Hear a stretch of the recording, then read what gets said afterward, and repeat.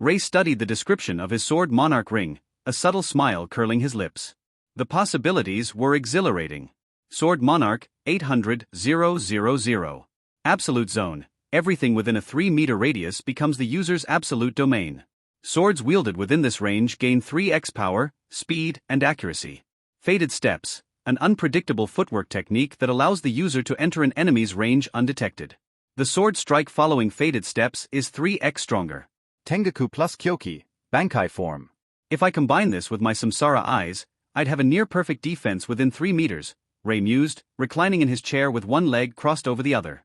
His head rested lightly on his arm as he observed Bai Wu sleeping peacefully. Since cultivating qi, sleep had become unnecessary, though still beneficial for recovery. He watched her serene expression and chuckled softly. What is she even dreaming about? He wondered as he adjusted her blanket, which she had kicked away in her sleep. Ray's thoughts turned inward. I'm currently a rank 30 spirit grandmaster, yet my combat ability rivals a rank 80 spirit saint. The only drawback is my qi reserves. My techniques are too energy intensive. But once I increase my reserves, even that won't hold me back. His musings were interrupted by a soft giggle. Hey, Bai Wu murmured, hugging the bracelet he had gifted her earlier. Ray's smile softened further.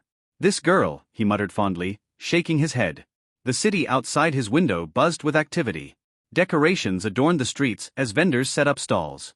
Despite the early hour, preparations for a festival were in full swing. Ray sighed, his gaze distant. Aiko used another life-saving barrier. Only 4 remain. Seems like she's chosen the path of trying to follow me, he muttered under his breath. His gaze lingered on the bustling city. 7 more rings to craft, he reminded himself. Each one would bind his abilities to mana, broadening his options in combat. The first rays of sunlight illuminated the streets below. The aroma of freshly cooked breakfasts wafted through the air. I haven't cooked in a while. Maybe it's time to start again, Ray mused, examining his hands. Amen. Bai Wu stirred. She sat up groggily, her hair disheveled, and rubbed her eyes. Ray chuckled as he grabbed a comb. Good morning, Bai Wu, he greeted her, brushing her hair with gentle precision. Morning, she replied, still half asleep. She bobbed her head as he worked, eliciting another quiet laugh from him. When she finally woke up fully, Bai Wu attempted to surprise him with a kiss. Ray intercepted her with a hand to her forehead, raising an eyebrow. Trying to sneak a kiss? He teased. Bai Wu frowned, stomping away in frustration. Lay's too guarded, she muttered, making Ray laugh. There's a festival today, Ray said, catching up to her. Want to check it out? Bai Wu's eyes sparkled. Festival? Food, she exclaimed, her excitement palpable. You little glutton, Ray teased. Moments later, he approached the inn staff. May I borrow your kitchen? I'll pay for the privilege. The staff granted permission, and Ray set to work. Bai Wu watched eagerly as Ray prepared breakfast, humming a tune as she anticipated his cooking. Ray's movements in the kitchen were mesmerizing. He juggled 6 pans simultaneously, the rhythm of his work resembling a symphony. The aroma of his creation filled the inn, drawing curious gazes. When he finally presented a 6-layered pancake stack drizzled with a perfectly balanced syrup, Bai Wu's eyes widened in delight. Try it, Ray said, setting the plate before her. Bai Wu took a bite and let out a blissful moan, causing Ray's heart to skip a beat. Ah, she sighed, savoring the flavor. Ray's approving smile quickly turned to a twitch when she began devouring the pancakes with unrestrained enthusiasm. The innkeeper, impressed, approached Ray. Would you be willing to cook for our guests? We'll pay handsomely. Ray negotiated the price to 2 gold per dish and prepared 358 plates. Of those, Bai Wu consumed 15 herself, much to Ray's amusement and mock chagrin. Won't you get fat? He teased. Bai Wu's food turns into qi, she pouted.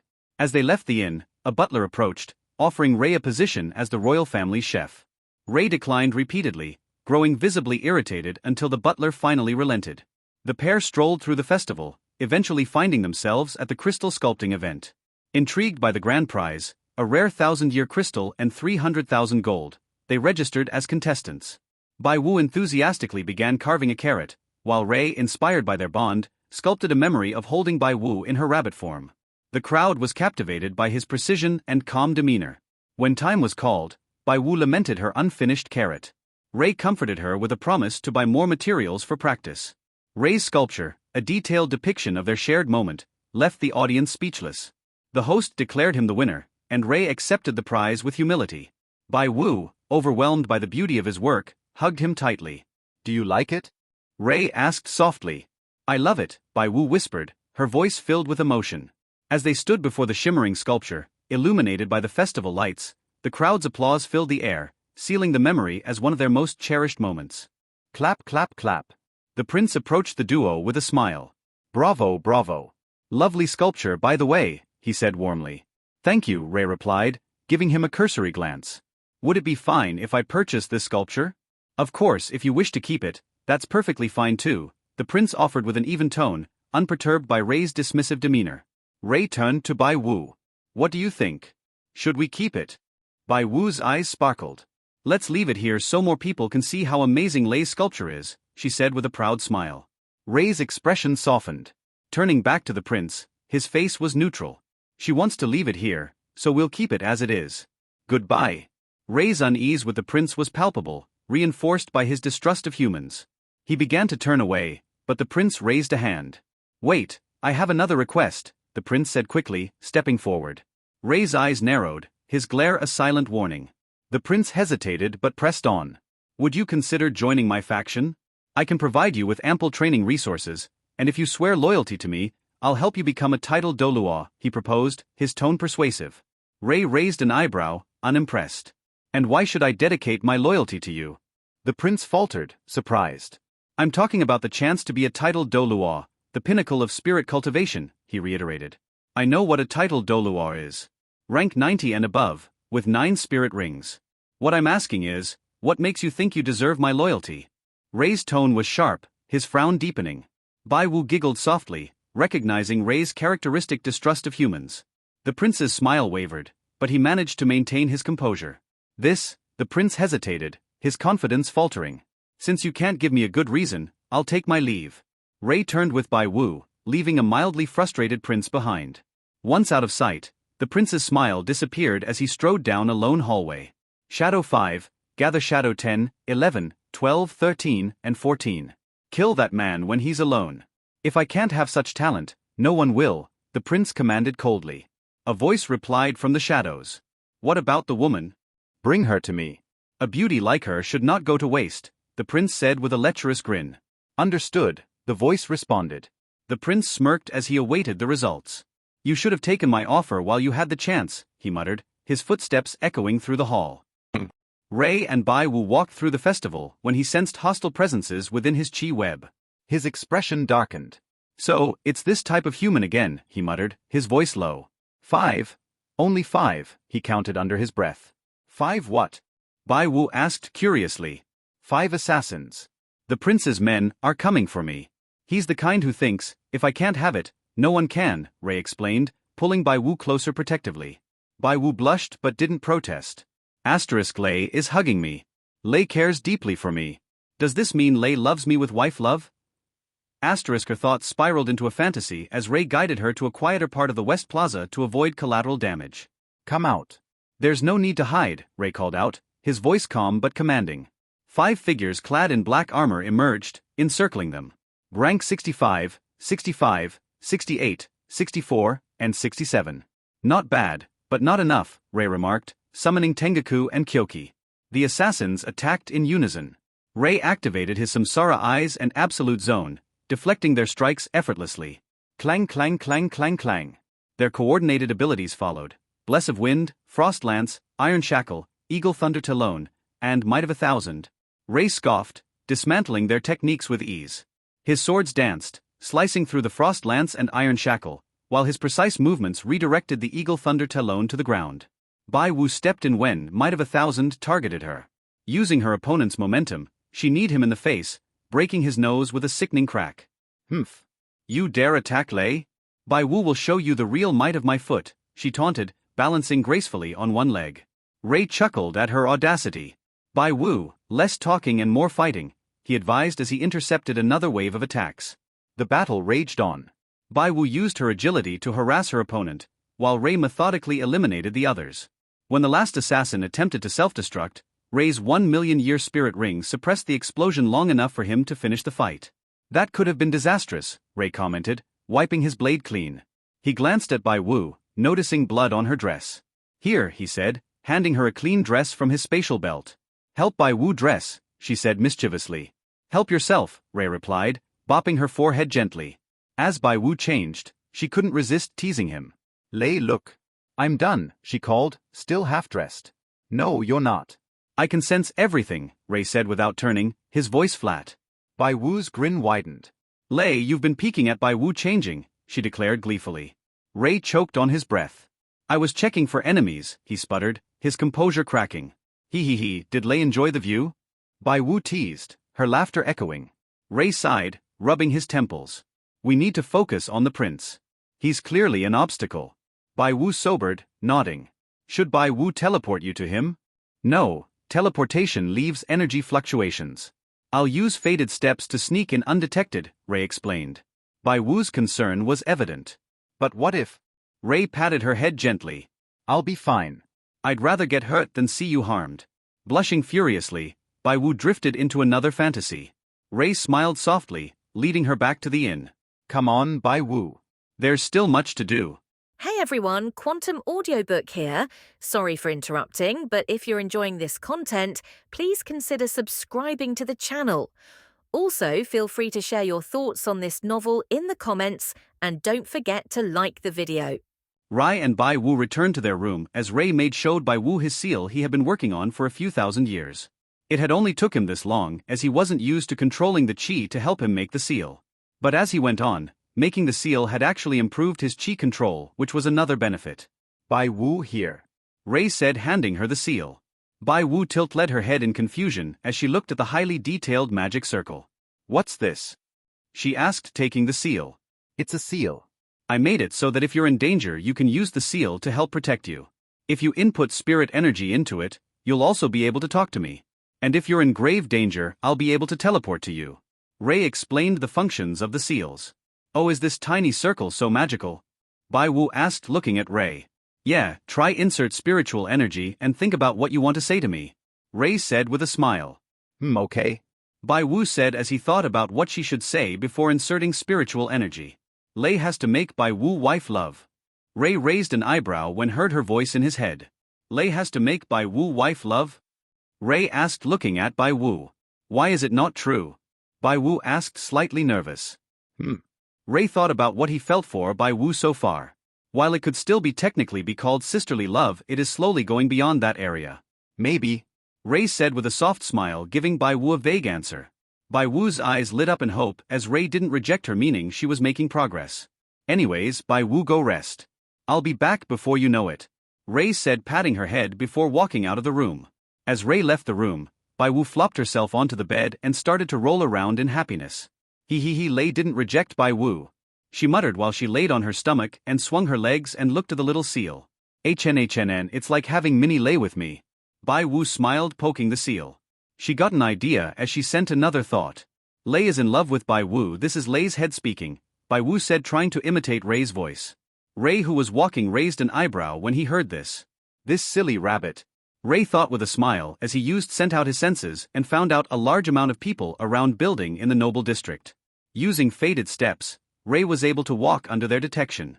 So this whole area is made up of 4 main zones. First zone is Spirit Ancestors, rank 41 to 50, and Spirit Kings, rank 51 to 60. Second zone is Spirit Emperors, rank 61 to 70. Third zone contains around 8 Spirit Sages/Saints, rank 71 to 80. The last zone has 1 Spirit Dolua, rank 80 to 90.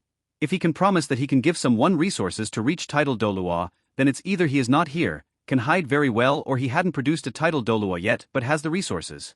He just needs someone with enough talent. Ray thought as he entered the premises like a ghost.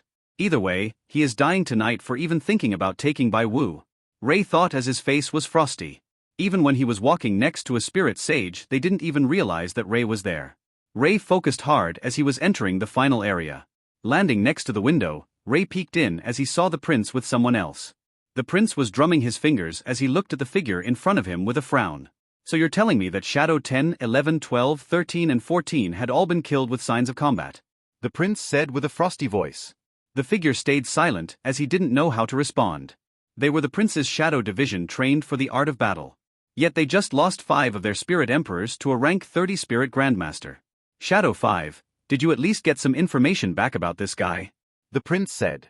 Yes, he seemed to have a domain-type skill which allows him to increase the speed of his swords. The area by estimate is more or less 3 meters. Shadow 5 said as he showed the prince a screen recording the situation from far away so they can't see clearly. The prince widened his eyes when he saw Rei's 1,000,000-year ring. Shadow 5 is that a mutated 100,000-year ring. He said, voice tinged with fear. He had mistaken the ring for 100,000 year as humans didn't know about the existence of 1,000,000-year rings yet. Seeing the red, the prince immediately thought it was a 100,000-year ring. Sadly, if he knew it was a 1,000,000-year ring he would have probably died from shock. Shadow 5 explained to me how the fuck can a rank 30 spirit grandmaster have a 100,000-year spirit ring?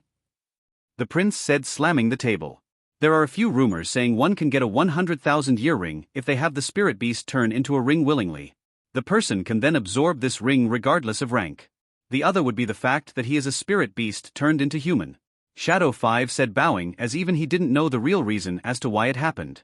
The prince sat down heavily as he seemed to age by 10 years from the stress. I fucked up, I might have invited a calamity to my royal family. The prince said in tired. That you have. Rei spoke out as from what he could see with his samsara eyes. The spirit Doluo was a particularly strong one white, 2 yellow, 4 purples and 1 black. This spirit Doluo would be among the lowest tier of spirit Doluos. The prince and Shadow 5 jumped in shock as they saw Rei appear in the room. Rei had summoned out his 1,000,000-year ring as he sent the suppression out in full force. The level of suppression started to climb as the prince and Shadow 5 tried to resist. Shadow 5 sent out his rings trying to contend with the pressure enough so that he can move. How long can you last for? Rei said as he wanted to install deep fear into the prince before he died. Rank 60, 70, 80, 85, 89, 90. Rei's spirit ring suppression reached the realm of tidal Doluos as Shadow 5 collapsed onto his knees heavily. The prince and the spirit Doluo laid on the floor slowly being crushed by the spirit suppression. Esteemed Doluo. Please let this foolish one off. A voice rang out as Rei looked out of the window. An old man could be seen floating as Rei could feel his power. Rank 92 tidal Doluo. 1 white, 1 yellow, 3 purples, 4 blacks.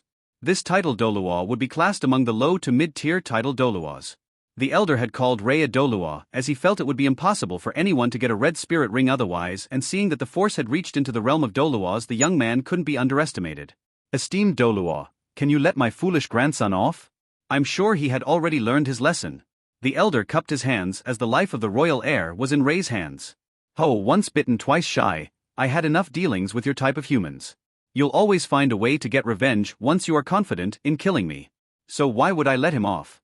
Rei said as he increased the suppression even more. Stop. The elder cried out as he activated his essence spirit manifestation. His energy erupted outwards as a titan gorilla could be seen. Before the elder could even do anything, the prince and Shadow 5 were crushed into meat patties as Rei jumped out of the room and onto the roof. Looking in front of him, Rei could see the titanic gorilla with its glowing red eyes staring at Rei with hatred. You dare kill the royal heir? Die! It shouted out while Rei used his fated steps to evade and jump onto the gorilla's shoulder. I was worried that there would have been a skilled Doluo, but it seems like I was overestimating you guys. Rei said as he was able to see the weakness of the giant gorilla with his samsara eyes. Little shit. The tidal Doluo shouted out as hit towards Rei, who only escaped from his location, causing the Doluo to hit himself. Rei only smirked in disdain. While he may not be able to fight a skilled tidal Doluo, a hysterical and low-tier tidal Doluo would be no problem. This tidal Doluo didn't even know how to use his other skills and only the brute force of his titan gorilla. It's either he is too mad to even fight properly, or human martial arts aren't too developed. Rei thought as the fight went on, the tidal Doluo was like a literal gorilla rather than a human using the spirit. The fight had caused a mass amount of destruction as people could be seen trying to run away. Weak point. Rei thought as flashed towards the head of the gorilla. Punching out with all of his strength, Rei punched the temple as the gorilla cried out in pain and the essence spirit manifestation faltered. Bai Wu. Rei said as he saw that Bai Wu was nearby. The fight had slowly progressed from the noble district to the inn where Rei and Bai Wu was staying. Lei. I'll teleport you out of there. Bai Wu sent out her thoughts as she was about to jump towards him. Stop. I got this. Rei shouted as a misfired attack from the tidal Doluo would cause a great amount of damage to Bai Wu, and he didn't want that. I'll end the fight fast. Rei thought as he brought out his 1,000,000-year ring. Heavenly demonic beast mode. Rei said as he activated his ring, He chose beast mode as right now he didn't have the reserves to use any techniques in assault mode, so it would just be a waste. A gigantic dragon with 4 wings and 10 tails appeared as Ray launched himself towards the giant gorilla. Ray caught the titled Dolua off guard with the sudden appearance of the heavenly demonic beast and pierced the arms of the gorilla so that it couldn't defend itself. Before the gorilla could even roar, Ray sent his remaining 8 tails and shredded up the essence spirit manifestation of the titled Dolua as he also dispersed his beast mode. Ray landed next to the titled Dolua as he summoned out Kyoki and killed him while he was at his weakest after his manifestation was destroyed. Bai Wu teleported next to Ray as she held him up. She knew Ray was weakened right now, especially after using his heavenly demonic beast mode with his current reserves. Thanks, Bai Wu, Ray said as he panted. Bai Wu will get us out of here, she said, teleporting them continuously back to the Stardow forest. She didn't want to stay for too long since she wasn't confident that she could fight off everyone while protecting Ray. Ray looked at the worried face of Bai Wu, who was teleporting them continuously back to safety as his smile slowly became a loving one. Ray closed his eyes as he entrusted his safety to Bai Wu. Landing back by the lake in Star Duo Forest, Bai Wu set Ray down gently as she also panted from heavy energy exhaustion. Bai Wu sat down next to Ray as she saw that Ray was sleeping for the first time since she met him. Fighting off the exhaustion, Bai Wu leaned closer for a better look. Bai Wu smiled faintly as she saw Ray's peaceful face during sleep. Lei never slept before, but he looks so handsome when he sleeps, Bai Wu thought, leaning closer. She blushed when she had a thought appear in her mind. Lei's guard is down. Bai Wu blushed even more as she saw his lips unguarded. Looking around to make sure no one was around, Bai Wu looked back at Ray and kissed him on the lips. Bai Wu held the kiss for a few seconds before separating. She touched her own lips with her finger. Soft? She muttered as she was considering on a second kiss. Bai Wu might wake up Lei. Next time then, she thought as she laid beside Ray and rested her head on Ray's chest. Making sure that she is asleep, Ray opened his eyes slowly. He looked down as he saw Bai Wu's happy face as she slept. Why did I allow her to kiss me? Ray thought as he felt like something sprout in his heart seeing the loving face of Bai Wu. Maybe I do love her, he thought as he closed his eyes and went to sleep. Ray woke up as he felt the lack of weight on his chest. Sitting up, Ray yawned slightly as it was the first time he slept in a million years. Ray got up as he went to look for Bai Wu. It didn't take long for Ray to find her as she returned from the forest carrying some fruits. Ah, Lei, you're awake. Bai Wu waved as she jogged over. As she got close to Ray, she blushed remembering what she did and paused. Amen. Ray was confused as to why she suddenly paused in her steps. Bai Wu, Ray asked as he walked closer to her, wanting to see what's wrong. Nothing. Nothing is wrong, just thinking, she said, averting eye contact. She cupped her cheeks as she felt them burn up. Stop blushing cheeks. Bai Wu will get found out, she shouted mentally. Ray only raised an eyebrow as he looked at Bai Wu cupping her cheeks. Ray only chuckled as he walked behind her. Leaning forward, Ray smiled. Bai Wu, he said close to her. Ah! Bai Wu jumped in shock hearing Ray's voice so close to her ear. But as she jumped, her head collided with Ray's head, causing her to fall forward. Why is Lei's head so hard? Bai Wu said as she clutched her head with her hands. Because I train my body up. We should work on your combat techniques. It'll help you out in the long run, Ray said with a smile, seeing Bai Wu's expressions. So Lei is teach Bai Wu how to fight? She asked, standing up, still rubbing her head. Yeah, I'll teach you so that you can protect yourself. Ray nodded. But can't Lei protect Bai Wu? She asked. I can, but we need to think about when I can't protect you, Ray said. Does Lei mean when Bai Wu had to escape with Lei? So, Lei wants Bai Wu to protect Lei. Bai Wu thought as her eyes glowed with determination. Lei so shy. If you want Bai Wu to protect Lei, just say so. Bai Wu smiled. Half and half. I want you to get stronger so you can protect yourself, Ray said, emphasizing the yourself. Sure. So what does Bai Wu need to do? She asked. We're going to have a spar. You attack me with everything you got and I'll see what your capabilities are, Ray said. But Bai Wu doesn't want to hurt Lei, she said, frowning slightly. You think your kicks can hurt me? Ray raised an eyebrow. Oh yeah. Lei has very tough defense, Bai Wu said as she remembered how Ray has a ridiculously high defense. Okay, Bai Wu is attacking now, she said as she teleported towards Ray. Appearing besides Ray, she kicked out with her right leg. Power is roughly super rare, Ray muttered as he grabbed her ankle and pulled her towards him. He was about to flick her in the forehead when she teleported behind him again. Reaction is roughly high to king. Ray muttered once more as he ducked under her kick. Seeing that Ray ducked under her attack, Bai Wu brought up her other leg as she created a scissor motion with her legs attacking from two directions. Battle instincts roughly super rare. Ray said as he blocked the two kicks. Bai Wu bent her back with incredible flexibility as she put strength into her legs trying to lift Ray up and smash him against the ground. Ray wasn't about to let her have her way as he flicked the back of legs forcing them off him. Using the momentum of being thrown off, Bai Wu teleported behind Ray as she tried to kick him behind his head. Ray swung his legs upwards as he countered. Battle instincts are around high to king instead. Ray muttered as he made a mental note. Let's test defensive measures. Ray said as he put force into his legs pushing her back. Ray dashed forward as he flicked her forehead causing her to stumble. Definitely needs work. Ray said as he flicked her forehead a few more times as Bai Wu tried to teleport away but was hit each time. Lei, stop it. Don't flick Bai Wu's head, she said holding her slightly red forehead with tears in her eyes. Fine, I'll punch instead, Ray said with a smile holding up his fist. Bai Wu replied with a dumb look on her face. Ray was about to move when he scared Bai Wu out of her trance. Wait. Ha ha ha, Bai Wu was kidding. Flicking the forehead is okay, no problem at all. Bai Wu nodded her head quickly. Ray raised an eyebrow in humor. Really? I was sure I heard you say something about don't flick your head anymore. Nope, Bai Wu didn't say that. Lei must have misheard, ha ha ha ha ha. Bai Wu laughed nervously. Ray chuckled seeing her act like this. Fine, I'll just use spirit energy to repel you then, Ray said causing Bai Wu's eyes to light up. Thank you, Bai Wu said gratefully. Alright, that's enough. Come on, we have a spa to finish, Ray said as he resumed the spar. He and Bai Wu sparred for a few hours as Ray got a general view on Bai Wu's powers. Bai Wu, we'll need to work on your power, defense and reactions the most. However, we can also focus more on speed than defense so that you can evade attackers easily, Ray said as he watched Bai Wu laid on the floor panting and drenched in sweat. I'll test your willpower later, but first get some rest and wash up to relax, Ray said as he sat down on a rock. Okay, Bai Wu said as she pulled her tired body away. Do you want to join? Bai Wu asked with a grin. Seems like you have enough energy to spar some more.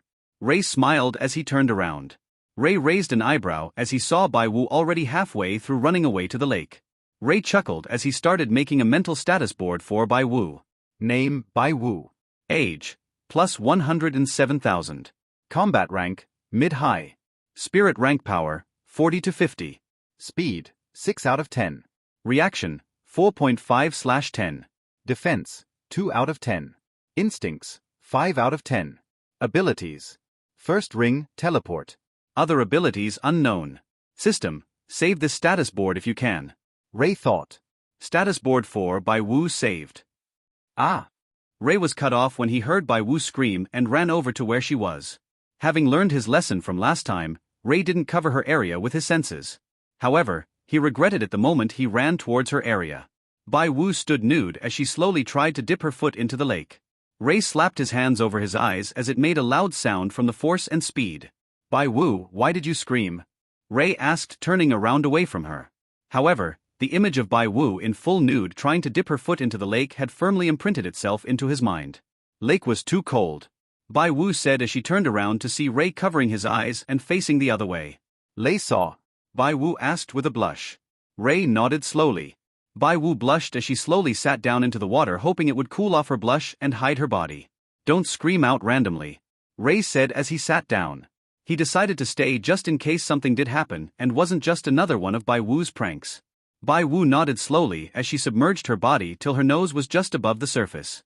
Her entire body felt hot as the cold water didn't help cool her down at all. How much did Lei see? She asked looking at Ray's figure. More than what I wanted, Ray said as the image couldn't help but resurface in his mind. Ray shook his head as he tried to get rid of the image. You just thought of it again, didn't you? Bai Wu said seeing Ray shake his head. Again, why the hell is she so sharp when it comes to things like this? Ray thought. Finish washing up and go have some rest, Ray said as Bai Wu nodded and started to wash up. She couldn't help but blush even more as Ray was nearby. Ray on the other hand was the same. Just by listening to the sound the lake made, Ray could picture every movement. Paired that with the image he couldn't get rid of, there were no different to seeing it with his own eyes and imagining it. Fuck. Ray cursed in his mind as he felt a certain body part react. No need, no want, no worry. No need, no want, no worry. No need, no want, no worry. Ray started to chant a mantra in his mind as he tried to clear himself of his dirty thoughts. It started to work as he could feel his little brother calm down once more. What are you doing, Lei? Bai Wu asked as she finished bathing and got dressed. Her body was still wet as the clothes stuck onto the curves of her body. Ray's senses were tuned to the max as he could feel the water elements trace the entirety of Bai Wu's body. Especially since she was standing so close to him. Nothing, I'll be right back, Ray said as he stood up and walked away quickly. Lei is flustered. Bai Wu muttered though she was confused. Charm never worked before since Lei's willpower too strong. Charm also need target to find Bai Wu attractive. Does Lei find Bai Wu attractive? Is that why Lei became flustered?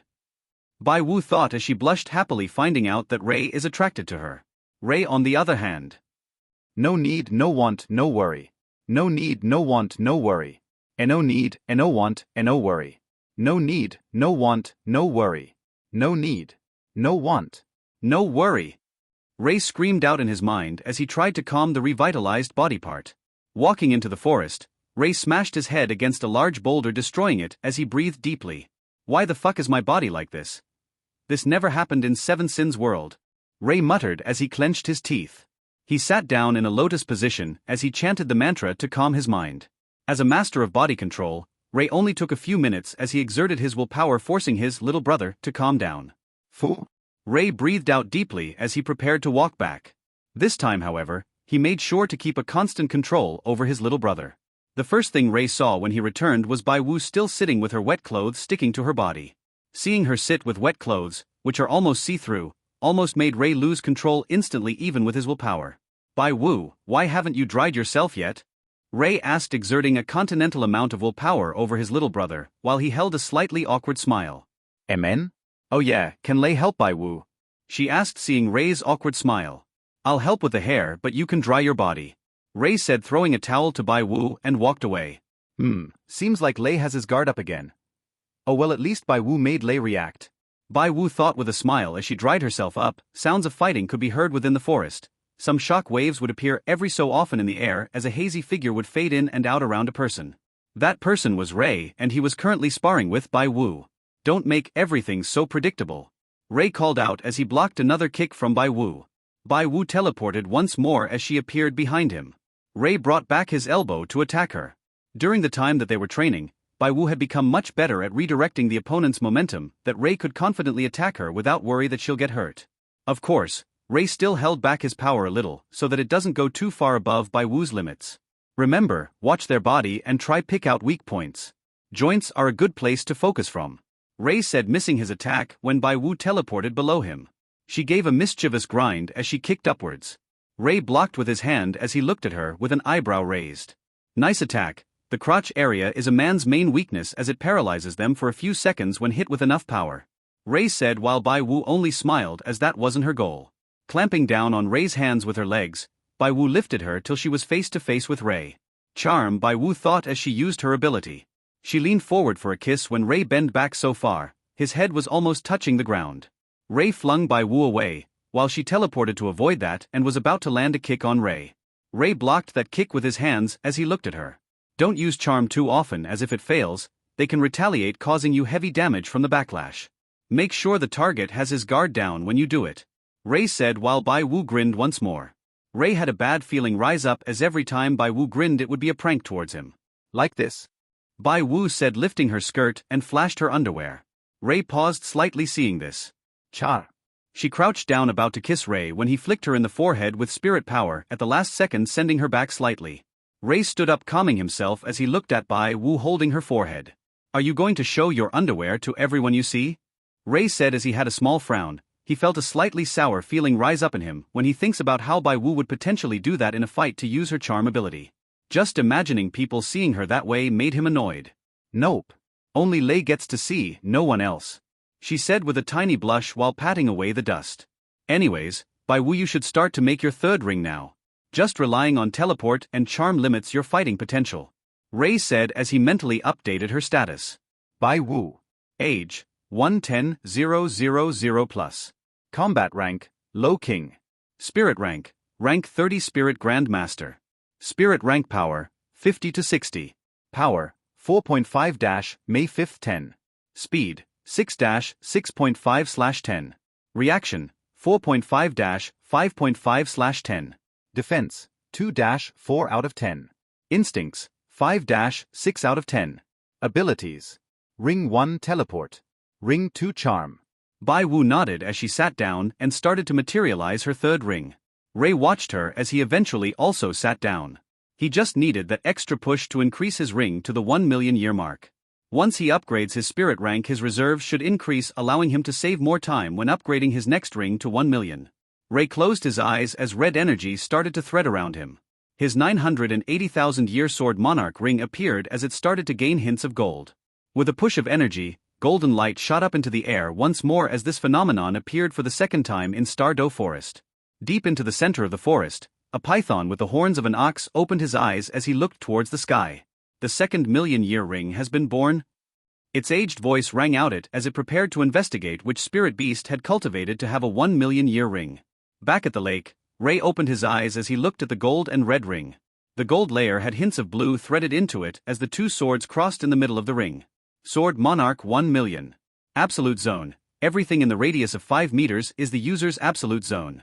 User is able to wield his sword at 5x power, speed, and accuracy. Faded Steps. An unpredictable step of footwork that allows for the user to enter the enemy's range in an instant without detection. Sword Strike directly after Faded Steps is 5x as strong. Sword Heart. User is the sword is the user. What user wants to cut will be cut. All attacks with swords are 5x as strong. Kyoki plus Tengaku. Bankai. Shojun Ascend. Fu. Ray breathed out as he finished upgrading his ring. The next ring should be hockey abilities. Ray muttered as he stood up.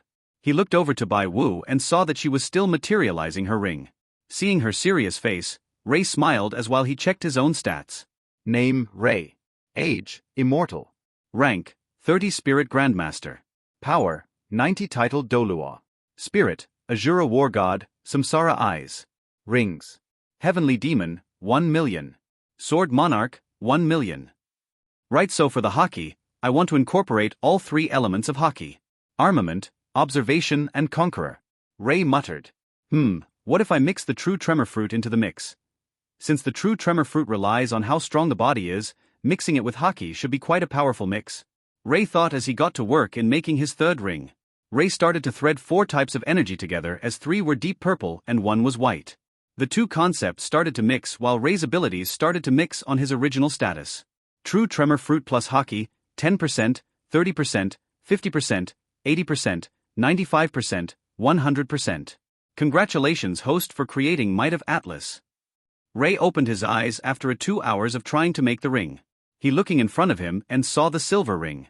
The ring showed the image of a large figure who radiated strength beyond limits. Might of Atlas 10. Tremor. Host has the ability to control tremors.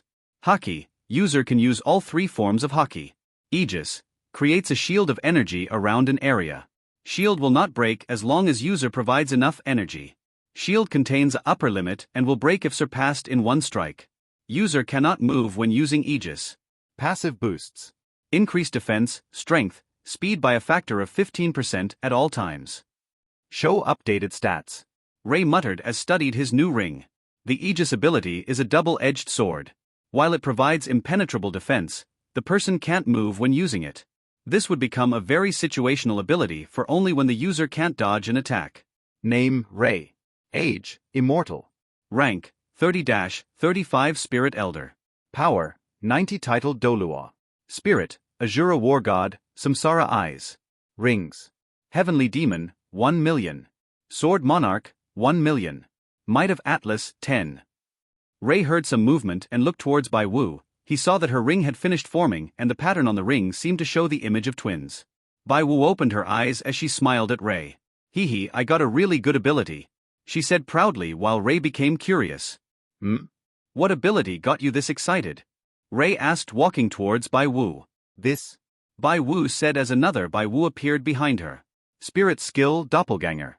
I can make a doppelganger on myself and it has roughly 30% of my power. The percentage will increase as I increase my spirit rank. Bai Wu said at the same time with her doppelganger. Ray was surprised as the two gave off the same feeling.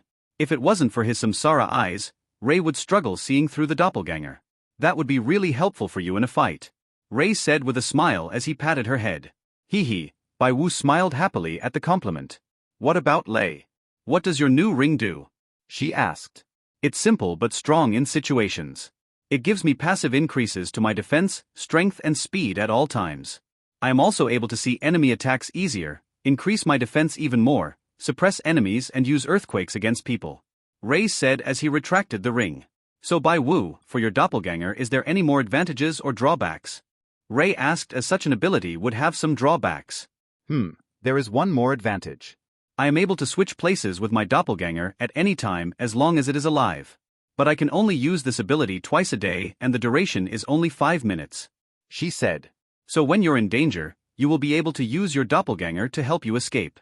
It's a good ability, Ray said, nodding at Bai Wu's new skill.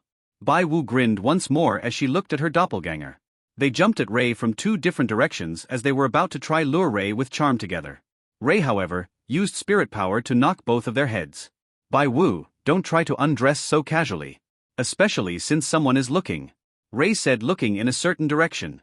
There were some awkward coughs at the fact that Ray found him and appeared. With the body shape of a serpent, he was around the size of half the lake. Azure scales decorated his whole body, while he had ox horns on his head. Speak, who are you and how dare you try to spy on us? Ray said as he frowned at the beast. Esteemed senior, this little one did not intend to spy on you. This little one merely wanted to see the senior who had cultivated to have 1,000,000-year rings. The serpent said as he bowed his head. I asked you who you are first, Ray said. This little one is known as the beast monarch or green ox python of the heavens. The beast monarch replied as he didn't dare to be rude in front of the senior beast that was able to become a 1,000,000-year spirit beast. So you're the beast monarch. Well, since you have seen what you wanted, you can go back to your nest. This lake is my territory, Ray said, summoning out his 1,000,000-year heavenly demon ring. The beast monarch was shaking as it was the first time seeing a 1,000,000-year ring, and innate suppression he felt shocked him. I wanted to ask Senior if Senior is able to take the title of Beat Monarch. This little one feels like time is about to run out, so I can only ask Senior to take the title and help stand against humans. The beast monarch said his main goal. As the protector of the forest, he wanted to keep all of the beasts safe. Having a 1,000,000-year beast protecting the forest would be the best case scenario. I don't care about your title.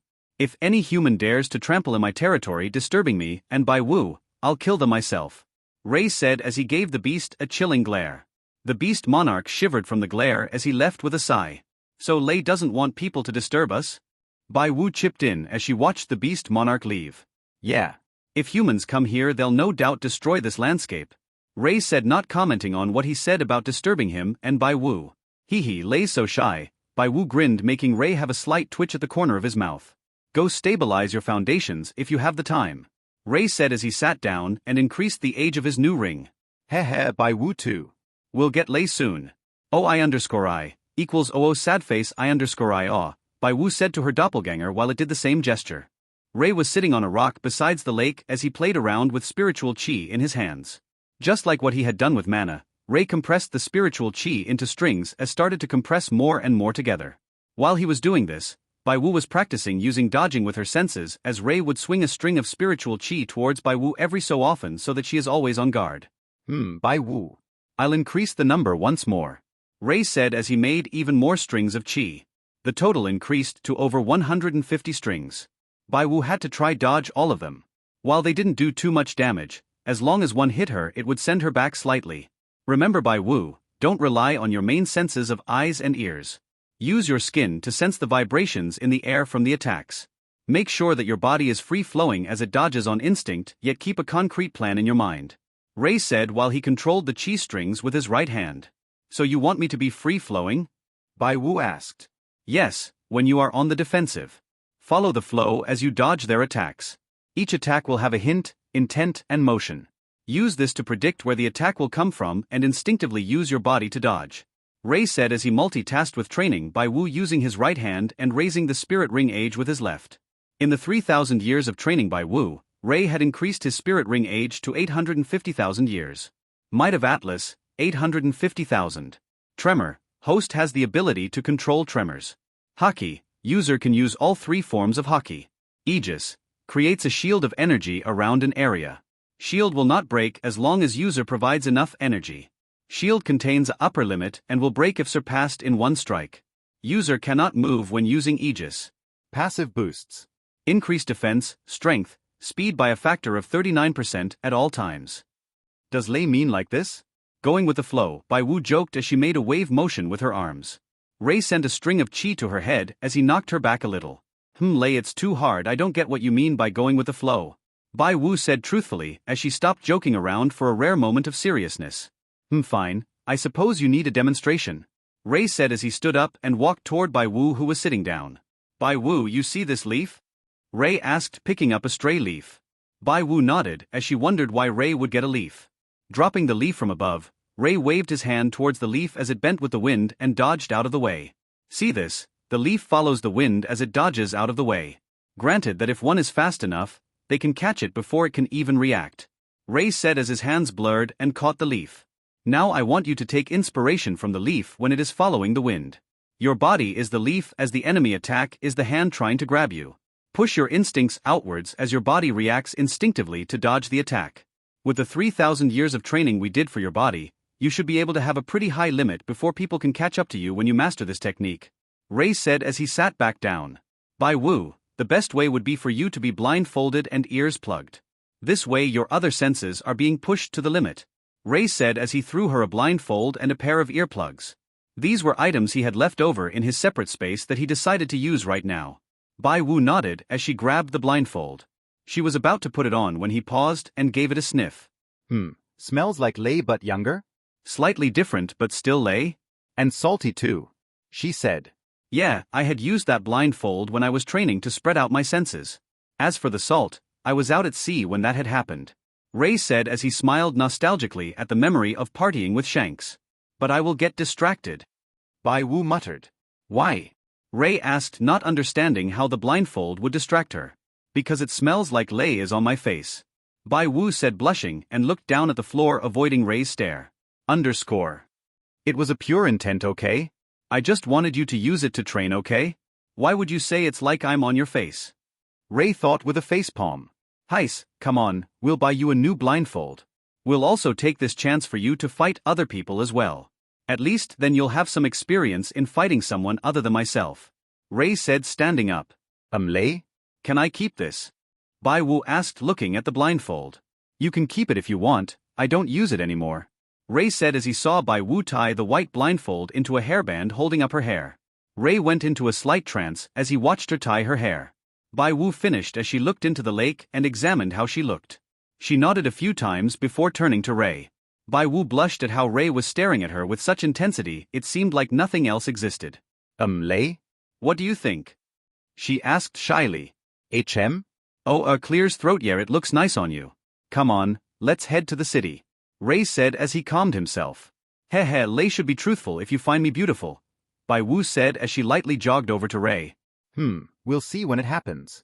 Ray said with a shrug as they made their way to Suatua City again after the incident with the prince and titled Dolua 3,000 years ago. However, the moment they entered the city, they could see the crystal statue Ray made for Bai Wu. Ray could see that the 1,000-year dream statue had become a tourist spot as many tourists were crowded around it marveling at its beauty.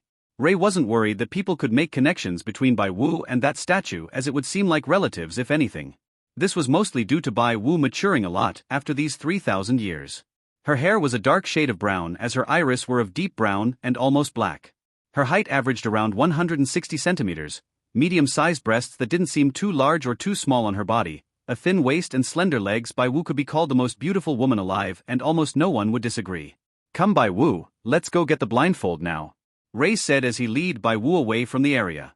He felt like he was about to cut the people's heads off when they stared at Bai Wu with lecherous thoughts. Though it's not like he didn't. He made collars of cheese so that when he was far enough it'll constrict and decapitate all who had stared at Bai Wu with lecherous thoughts. Bai Wu, who had been with Ray for a long time, also gained the ability to sense energy and noticed what Ray did. Ho ho, is Lei jealous that people are looking at me? Don't worry, only Lei can see what's underneath. Bai Wu grinned as she slightly pulled her dress forward so that only Ray can see underneath. Che, lecherous rabbit. Ray said, knocking her head gently. While his actions may seem gentle, his mind was raging as he controlled himself to not get turned on by Wu's pranks. Hee, I'll only be a lecherous rabbit to Lei. Bai Wu said, not backing down. Lei said that in battle one must try to take the initiative when they can. So I'll do just that. Bai Wu mentally grinned as she tried the more aggressive approach to try reach Rei's heart. Try not show off in public too much. Rei said, sending out a few more chi collars ready their victim once they're far enough. So you want me to show off when we're alone? Bai Wu said, still on the offensive. #_. Rei felt a tick mark appear on his forehead hearing her suggestive remark. Stop it, we're here at the store now. Rei said as he showed her the store that sold fabrics. Fine, I'll stop for now. Bai Wu said as she grinned. This more aggressive method was proven more effective to get Rei's reaction in certain situations. Rei only shook his head as he walked into the store with Bai Wu. Buying a long strip of white fabric, Rei helped tie it around Bai Wu's eyes. Now I want you to stay this way and use your other senses to detect the surrounding and move around. Rei said as Bai Wu nodded. Rei made sure to flare his energy slightly as it acted as a beacon to help Bai Wu adapt. Due to the fact that she was a spirit beast, Bai Wu found it much easier for her to use her other senses and didn't take long for her to be able to see even without her eyes. Your talent in hockey is quite surprising. Rei muttered. Hockey? Bai Wu asked, hearing the unfamiliar name.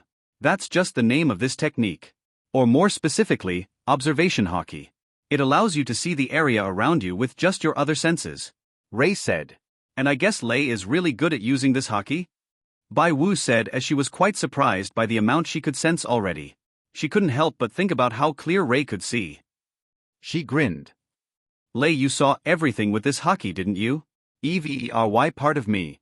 She whispered to Rei while leaning close to him. Rei clenched his teeth as his internal battle slowly tipped into the losing side. A vein was painfully obvious on Rei's forehead as he forced the urge down again. Alright, stop messing around, we'll find some opponents to help you increase your hockey. Rei said as he looked at the Colosseum look-alike not too far from him.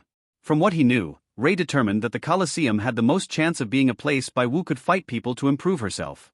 Kuhu, Lei is holding back so much. But is it so hard just to kiss me? Bai Wu thought. While she may have some ideas on how to get reactions from Rei, it was merely surface level and she was still quite naive on what actually comes after. All she knew was when two people love each other they would kiss. The male would find attraction towards the female. The end. While she did know that some spirit beasts would mate, she wasn't sure if that was the same for humans. However, there are some spirit beasts that laid eggs instead. Does Lei lay eggs? Is that why he's holding back? So maybe he's embarrassed about it. But then again, males don't lay eggs. Bai Wu continued to think while Rei felt a sudden increase of irritation. Did someone think something bad about me? He thought before shaking his head and walked towards the reception of the Colosseum. Rei and Bai Wu signed up for the duo matches as Rei will be able to help if anything goes wrong. Rei and Bai Wu got their numbers while the assistant was slightly confused. Why is he bringing a blind woman? He thought. The opponents will be matched based on your spirit ranks. May you show me your rings and tell me your ranks, please? The assistant said as Bai Wu nodded. Bai Wu, rank 38 Spirit Elder. Bai Wu said, showing off her rings. 2 yellow, 1 purple. Rei, rank 40 Spirit Elder. Rei said as he sent out pressure equivalent to a rank 40. Sir, spirit ring please. The assistant said as he wanted to see Rei's spirit rings to confirm. Okay, just don't shit yourself. Rei said as he sent out his 850,000 year Might of Atlas ring. The ring glowed with silver and red while the titan in the middle held up the heavens. The assistant was shell-shocked as he knew what a 100,000 plus year ring meant. The hell do you mean by rank 40 Spirit Elder? Aren't you clearly a title Doluo? The assistant thought. However, the device that they used to detect spirit power clearly showed he had 3 rings. While this was a prototype, it had determined everyone's spirit ring correctly. Ah yes, but due to your ring, you too shall be put into the Spirit Ancestor 41 to 50 group, is that okay? The assistant said, bowing slightly, not daring to look Rei into the eye. That'll work too. Bai Wu, you can get some practice with people above your rank. Rei said, looking back at Bai Wu. Bai Wu smiled as she hugged Rei's arm. And if I can't handle it, Rei would help me, right? She asked. Rei smiled gently as he patted her head. I have full trust in you. And if anything does go out of hand, I'll be here. Rei said as he took her to the arena. The assistant could only stare with a dumb look. Title Doluo, bro, this is a fighting arena, okay? It's not a dating spot. The assistant thought as he only shook his head and prepared to report this to the head of the spirit arena. Making his way to the head office, the assistant knocked on the door. Asterisk knock knock knock. Come in. A voice said as the assistant walked into the room. In the room, the assistant could see the head of the spirit arena looking down on the arena. More specifically at Ray and Bai Wu. Boss, there is a participant that has a 100,000-year ring. The device shows that he is only a rank 40 spirit elder. What shall we do with him? The assistant said. What to do? The leader said as he looked at Ray and saw him stare back at him. Nothing yet, let him do what he wants. Also, send 2 of the best spirit ancestors we have. The leader spoke as he broke the eye contact with Ray. Understood. The assistant said, exiting the room and closed the door behind him. 100,000-year ring. I wonder how he managed to get one as a rank 40 spirit elder. The leader thought with a slight hint of greed appear in his eyes. Meanwhile, Lei? Is there anything wrong?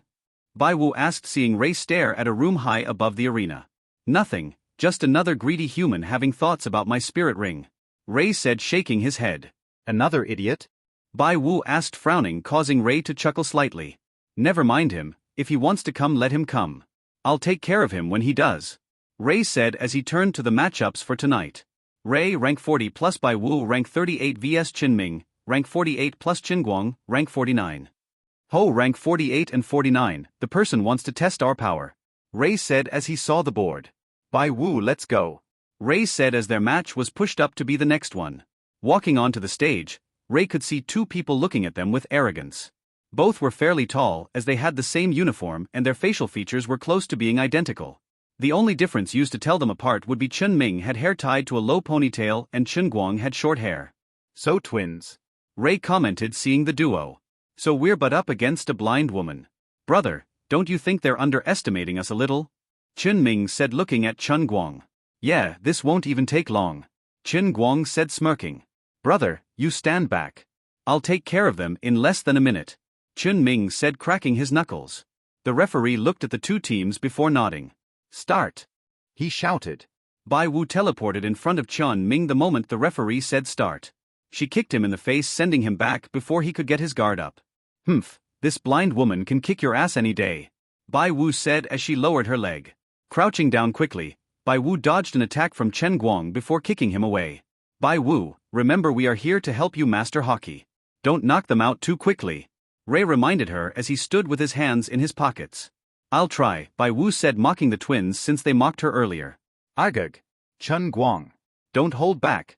Qinming shouted as he activated his real guard. His grew a pair of silver wings as he flew upwards. You don't have to tell me. Qinguang shouted as his body bulked up. His hair turned white as he gained tiger-like marks across his body. His nails grew longer as they looked like claws. He dashed towards Bai Wu while Qinming shot out feathers from above. These feathers glowed slightly as they cut towards Bai Wu. She frowned as she felt a large increase of information within her hockey range. Avoiding Qinguang's attack, Bai Wu started to dodge the feathers. Each time one came close to cutting her, Bai Wu would dodge, pushing her body to the limits. With so many feathers in her hockey range, Bai Wu felt an increase of mental exhaustion when she tries to get a full picture. Cuts started to appear around her dress as they started to cut closer and closer to her body as time went on. Ray was clenching his fists slightly as he convinced himself that this would help her in the long run.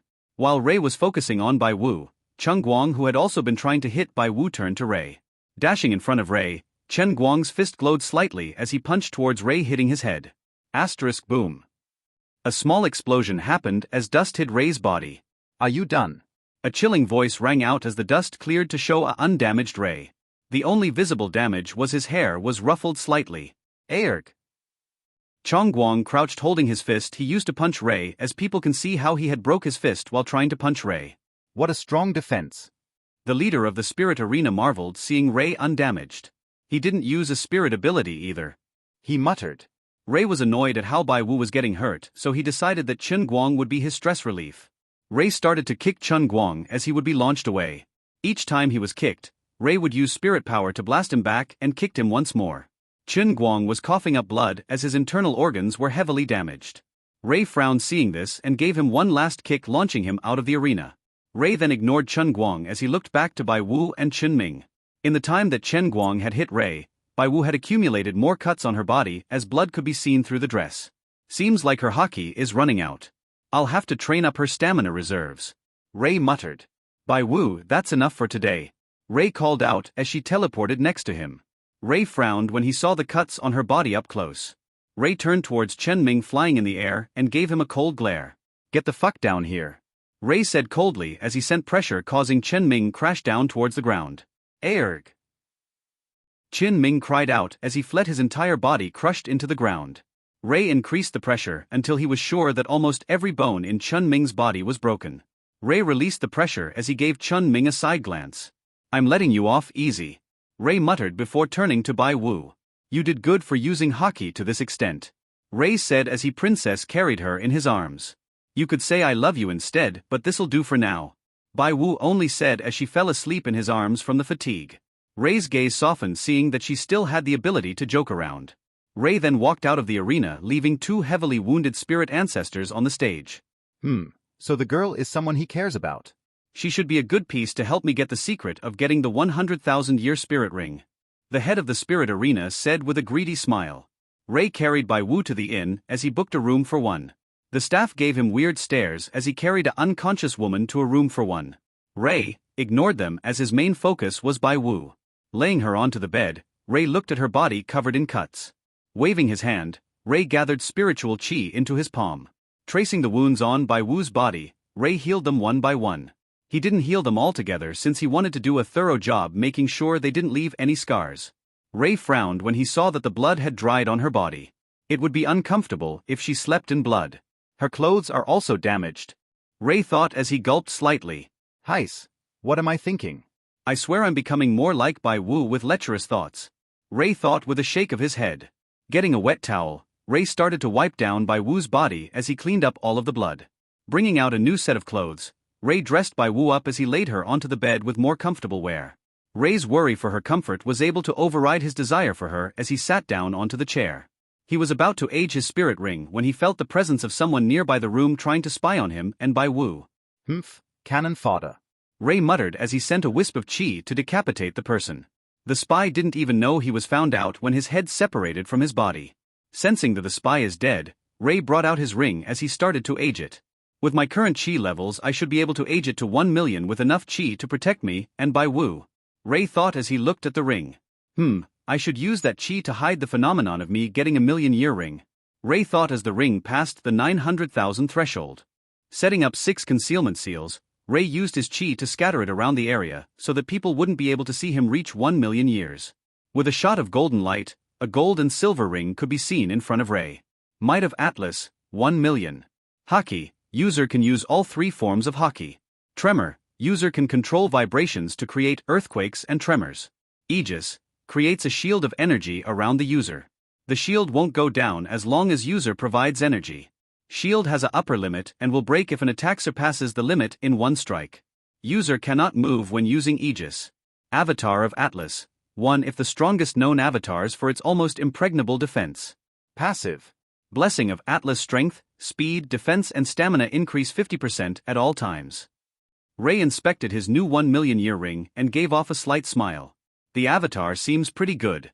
With my current defense, the avatar will no doubt be unbreakable by anyone in this world from what I can tell. Ray muttered as he prepared his next ring. Ray gave a grin as he realized with his all-energy eater and Atlas ring, there will be no one able to do damage onto him in this world. Seems like this world was a good one to increase my foundations in chi. Ray muttered, making his 4th ring. A myriad of energies started to appear as it strung together to form his ring. The energy twisted and turned as it started to merge. It only took a few minutes for the new ring to form. Sin of Gluttony, 10,000. Gluttony, user is able to eat all forms of energy to replenish oneself. Storage, user is able to store excess energy into a separate reservoir. Discharge, user can release all energy stored in the reservoir in one attack. The ring held an assortment of colors as it had the image of world-eating serpent. With this I've increased my rank to 43 spirit ancestor with my new ring. From what I know, I should wait till I have all of my rings before combining them into my essence spirit. Ray muttered as the knowledge he gained from the system told him about a metamorphosis with his essence spirit if he integrates all of his 1,000,000-year rings with the spirit at once. Ray spent the night mostly regaining his used energy. Yon morning lay, Bai Wu said as she sat up on the bed. Morning, Ray said smiling at her while sitting in his chair besides the window. Lay? Why am in different clothing? He he he. Bai Wu grinned as she looked down on her body before back at Ray. Greater than over equal to less than over equal to. He he he, you took advantage of me, take responsibility, Bai Wu said as she leaned forward for a kiss. Sigma, greater than over equal to epsilon less than over equal to chu. Seeing her like this, Ray hesitated for a moment thinking whether or not should he kiss her back. Making up his mind, Ray covered Bai Wu's mouth with his hands. Bai Wu was about to disappointed when she felt Ray kiss her forehead. Next time, Ray said with a gentle smile. Oh. Bai Wu blanked out for a moment as she didn't expect Ray to kiss her back for the first time. Did Lei just kiss me back? Bai Wu thought as tears started to well up in her eyes. Bai Wu, Ray asked, nervous seeing her cry. You, I'm just so happy. Bai Wu said, wiping away her tears. Ray's gaze softened as he heard the reason. If you cry every time I kiss you, our lake and star duo forest will be flooded. Ray said, patting her head. Bai Wu nodded as she was still wiping away her tears. So that means you will kiss me more? She asked. Perhaps. Ray said simply with a smile. Let's go, I want to understand more about this city since we're going to be staying here for a while. Ray said as Bai Wu jumped off the bed and hugged Ray's arm with a blissful smile. Ray patted her head as he walked out to the streets. Ray took his time with Bai Wu as they familiarized themselves with the streets and shop locations. Bai Wu was smiling so happily as Ray had finally returned her feelings, even if it was only a little. Ray had a small smile as he looked at Bai Wu cuddling his arm. The scene was so peaceful that people would stop to take a second look. Wow, look at those two. Are they the heirs to a clan? Oh my god, they look so beautiful. People muttered while Ray and Bai Wu ignored them. They walked through the streets of Suatua City as Ray started to memorize the different shops. From entertainment, clothes and food to blacksmiths, fighting schools and army barracks. While Ray and Bai Wu was exploring the city, the head of the spirit arena held a gloomy expression. So you're saying a rank 73 spirit sage/saint died before he could even get information? He asked, looking at the rank 78 spirit sage in front of him. The spirit sage was shaking as the leader in front of him pressured him with the power of a peak rank 90 spirit dolua. Yes, we found him headless outside of the room. The spirit sage said, not daring to look up. He must have a hidden expert near him. It's impossible for a spirit elder 31 to 40 to kill a spirit sage 71 to 80 before he can react. The leader said as he sat down on the chair with a frown. Put a spirit bone as a prize for a solo tournament. Try bait those two to take the tournament, and when they're separated, get that girl. We'll use her to get the information we need. The leader said as took out a case and opened it. Inside, the spirit sage could see a head spirit bone. This is the 2,000-year skull spirit bone. It was left by a crimson scale serpent. The most likely ability that this spirit bone gives would be flame control that the crimson scale serpent is known for. The leader said. Are we really going to give this away? The spirit sage asked, not understanding why the leader would put it as a prize. Of course not. This is bait. Once we have the girl, we can make up some reason to disqualify that guy. And as for the winner who gets this, just kill them when they're out of sight. The leader said with a smile. And don't fuck this one up too. He continued as he dismissed the spirit sage. Now Ray. Give me that chance to take your secret. The leader said, looking out of the window. Ray and Bai Wu, on the other hand, was about to enter the spirit arena when they saw a poster. Solo match tournament. Free entry. Winner gets the 2,000-year skull spirit bone dropped by a crimson scale serpent. The hell is a spirit bone? Ray said, reading the poster. Lei, the spirit bone is a bone that a spirit beat leaves behind when they have an intense surge of regret before they die, dies willingly or grateful for their death. But most of the time humans would take the child of the spirit beast and kill it in front of their eyes before killing them. It's a cruel way since it increases the chances of getting the bone. I saw this happen a few times when I was still a rabbit. Bai Wu whispered to Ray as she felt anger and sadness for the existence of spirit bones. Seems like the spirit bone is highly sought after if they go as far as to kill the child before the parent just for a higher chance to get the bone. Ray said when something clicked in his mind. Could it be that the leader is trying to bait us into applying for the tournament? He knows the spirit bone is highly sought after by spirit masters, so he wants to try bait us. Because it seems like it was just set up since so many people are surprised by it. Ray said, looking around. Say Lei, this means that there are a lot of strong spirit masters to practice on, right? Bai Wu said as she understood that this was a great opportunity for her. Yeah, this is a good opportunity for you. But it is also dangerous. So don't take the blindfold and make sure to be careful at all times. I'll be there to help you at all times. Ray said, giving her a smile. Bai Wu grinned as she hopped up and gave Ray a kiss on the cheeks. She quickly jogged away to sign up, giggling while she did. Ray chuckled seeing her jog away after kissing him on the cheeks. System, since I'm cultivating a mix of spirit beast and human, am I able to create a spirit bone myself? Ray asked mentally. Yes, a spirit bone is essentially a body part which the beast decides to integrate a part of his/her ability for easier use. For example, a scorpion might have a spirit bone on its tail and stinger. The system would suggest host to cultivate an external tail spirit bone from the heavenly demon. This tail would be able to help host achieve an attack area similar to a domain without using as much chi. Ray read the system message as his interest was piqued. Oh, so I can cultivate the 10 tails into an external tail spirit bone. Interesting. Ray thought as he suddenly realized something. Is the bone going to be 1 million-year-old bone since the ring it's based on is 1 million years old? Ray thought. Host is correct. Once host completely forms the spirit bone, the bone itself will be 1 million years in age. However, as host makes the bone, it would take time to fully construct a full 10-tailed heavenly demon external spirit bone. Thus when host first makes the bone, host will only have access to 1 tail. 1 tail is more than enough for now. I can probably also use these tails to help me control more chi. Ray thought as he watched Bai Wu sign up. It didn't take long as she jogged back to Ray quickly. She was about to hug Ray when he flicked her on the forehead. You think I would forget about the kiss on the cheek? Ray said with a smile. Nabla. Ihihei, I thought you forgot. Bai Wu said, giving a nervous laugh. Humph, if I forgot that easily, I might as well jump off a cliff. Come on, the tournament should be starting soon. From what I overheard, the first round might be a battle royal. Ray said as he gestured Bai Wu to lead the way. Sure, if I win then you better reward me, okay? Bai Wu said as she stood up walking towards the arena. Sure, don't forget to use hockey with your fighting. It can save you from a lot of situations. Ray smiled as he followed her. The leader who was watching them as he frowned. Only one took the bait. Send more of our people to distract him while we take the girl. The leader said as the figure behind him nodded and walked out of the room. The secret to 100,000 year rings are within my grasp. The leader said looking at the arena with a greedy grin. Power is right within my reach. As Ray and Bai Wu entered the arena, they were stopped by the staff as Ray wasn't registered as a participant. Bai Wu, I'll watch you from the stands. Ray said as he patted her shoulder. But, Bai Wu said with a frown. Fine, how about this? I'll be on the roof so when you're in danger I'll be able to drop in and help. Ray whispered. Fine, watch me kick their asses. Subset of, Omega intersection, Bai Wu said causing Ray to smile. Go on, you can do it. Ray encouraged as Bai Wu followed the staff over to the waiting area. Ray walked away making sure that no one can see him. Once he was sure, Ray leaped up to the roof as he looked down into the arena. Sitting down, Ray started to make his external spirit bone. System, how do I start to make my spirit bone? Ray asked. Host, it is similar to making a spirit ring. But this time, host will need to use spirit chi and the spirit ring to merge at a certain part of your body. So for the external tailbone of the heavenly demon, host will need to gather chi and the 1 million year ring at the tailbone area. Seems easy enough.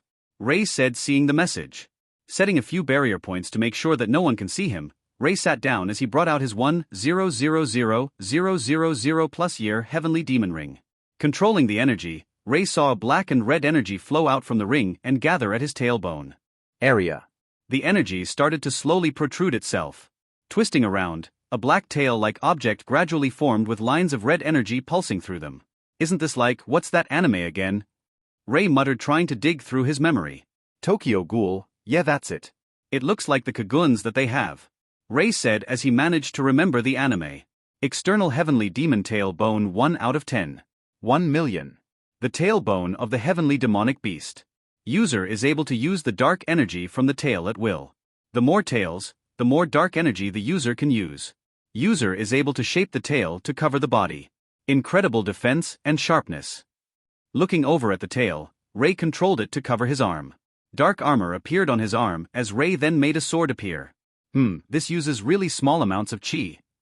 Ray muttered, retracting the tail.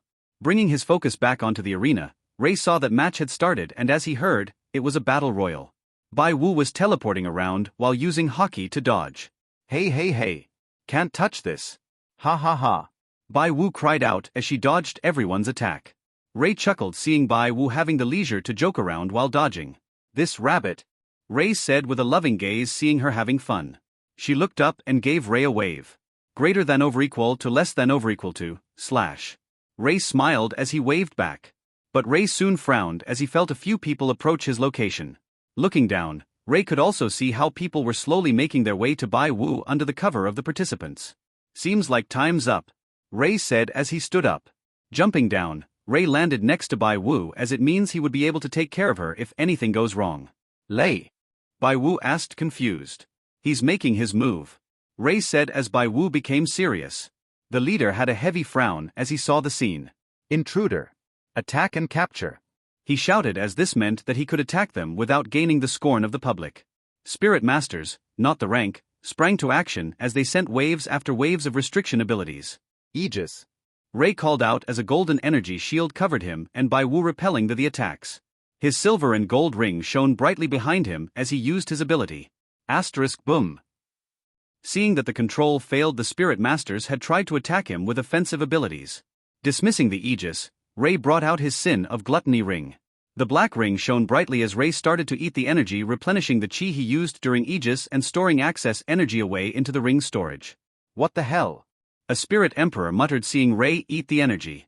The crowd only watched dumbfounded as they just witnessed a person fend off the attacks of tens to hundreds of Spirit Masters. Bai Wu, hold tight, Ray said as Bai Wu nodded. Avatar of Atlas, Ray said simply as golden energy appeared threading into the image of a giant. Ray and Bai Wu stood at the head of the giant as they looked downwards at the arena. Ray stared at them with disdain as Atlas brought up his hand. Boom. With a crushing blow, a large part of the arena was destroyed, leaving stains of blood. The spectators panicked and dashed to the exit while Ray ignored them. Heis, my fun was ruined and I don't get my reward either, Bai Wu lamented as she hugged Ray from behind and had her chin of his shoulders. Ray only smiled as he patted her head.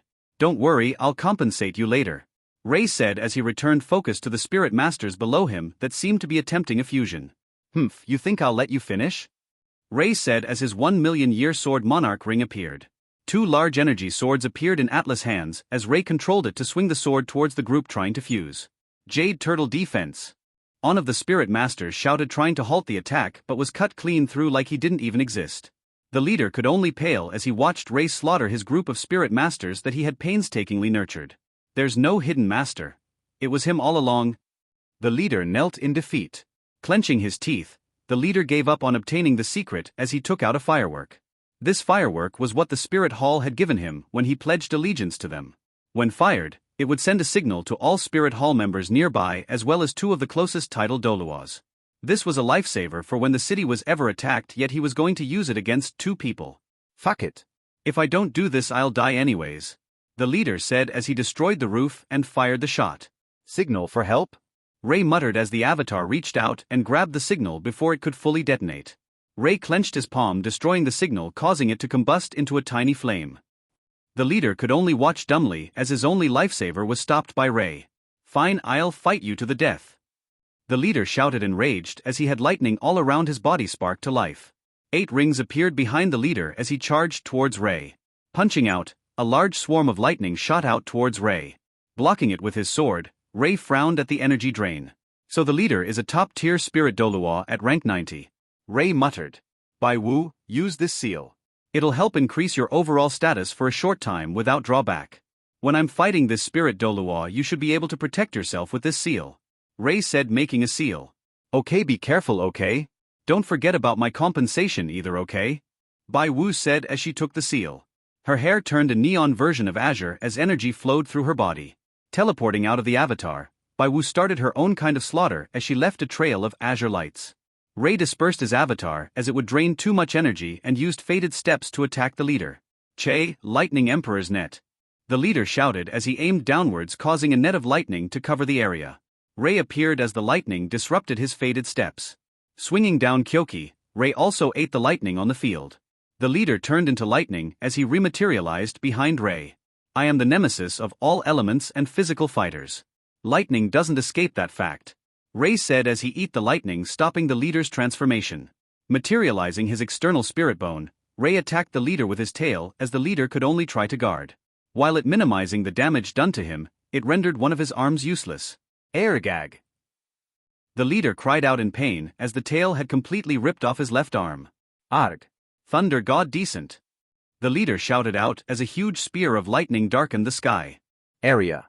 The energy started to slowly protrude itself. Twisting around, a black tail-like object gradually formed with lines of red energy pulsing through them.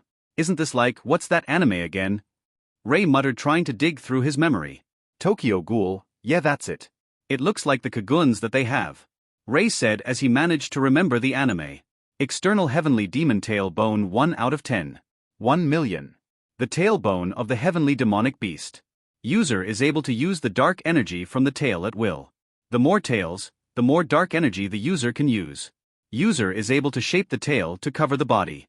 Incredible defense and sharpness. Looking over at the tail, Ray controlled it to cover his arm. Dark armor appeared on his arm as Ray then made a sword appear.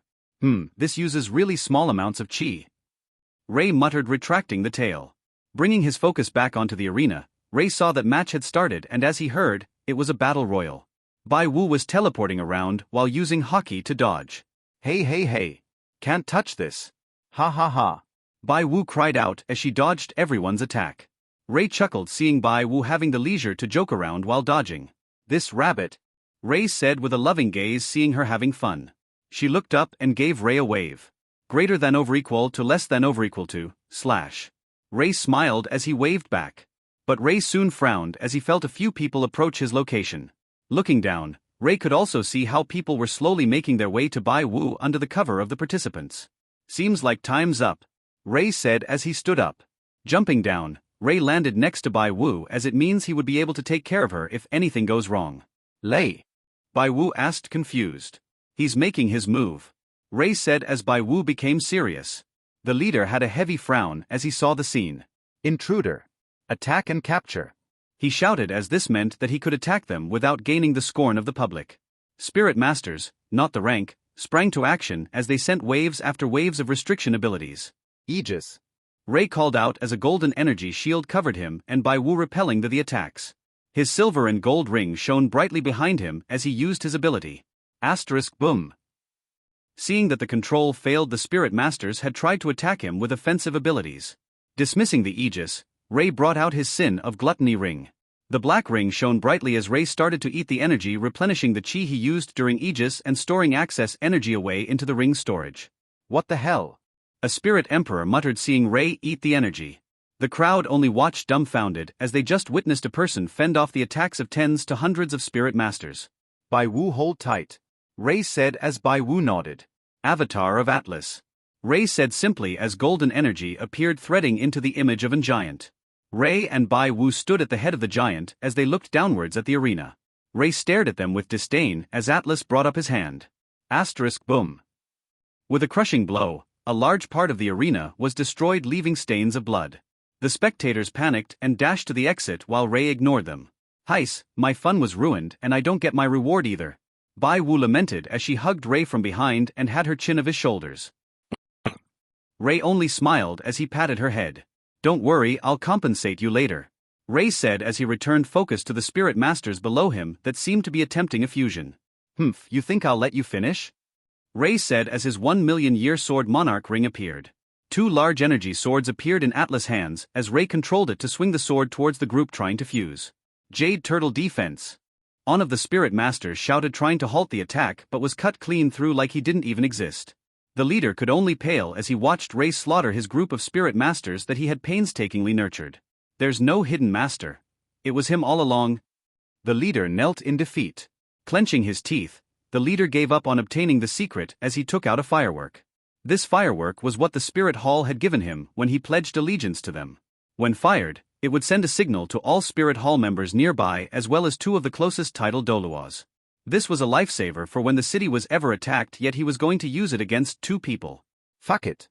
If I don't do this, I'll die anyways, the leader said as he destroyed the roof and fired the shot. Signal for help? Ray muttered as the avatar reached out and grabbed the signal before it could fully detonate. Ray clenched his palm, destroying the signal, causing it to combust into a tiny flame. The leader could only watch dumbly as his only lifesaver was stopped by Ray. Fine, I'll fight you to the death, the leader shouted, enraged as he had lightning all around his body spark to life. 8 rings appeared behind the leader as he charged towards Ray. Punching out, a large swarm of lightning shot out towards Ray. Blocking it with his sword, Ray frowned at the energy drain. So the leader is a top-tier spirit Dolua at rank 90. Ray muttered. Bai Wu, use this seal. It'll help increase your overall status for a short time without drawback. When I'm fighting this spirit Dolua, you should be able to protect yourself with this seal. Ray said, making a seal. Okay, be careful, okay? Don't forget about my compensation either, okay? Bai Wu said as she took the seal. Her hair turned a neon version of azure as energy flowed through her body. Teleporting out of the avatar, Bai Wu started her own kind of slaughter as she left a trail of azure lights. Ray dispersed his avatar as it would drain too much energy and used fated steps to attack the leader. Che, lightning emperor's net. The leader shouted as he aimed downwards, causing a net of lightning to cover the area. Ray appeared as the lightning disrupted his fated steps. Swinging down Kyoki, Ray also ate the lightning on the field. The leader turned into lightning as he rematerialized behind Ray. I am the nemesis of all elements and physical fighters. Lightning doesn't escape that fact. Ray said as he ate the lightning, stopping the leader's transformation. Materializing his external spirit bone, Ray attacked the leader with his tail as the leader could only try to guard. While it minimizing the damage done to him, it rendered one of his arms useless. Airgag. The leader cried out in pain as the tail had completely ripped off his left arm. Arg. Thunder god decent. The leader shouted out as a huge spear of lightning darkened the sky. Oh, you call this puny lightning a god's attack? If that's the case, then I can say I've killed a few of these gods then. Ray said as the tail broke down and covered his arm. Creating a sword, Ray cut upwards as it split the lightning in half, missing him completely. Impossible, my 8th spirit ring ability. The leader muttered as he forgot the pain. Only fear remained.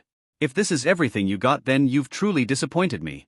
As someone who even thought you had a chance to take my rings, your ability is truly limited. Ray said.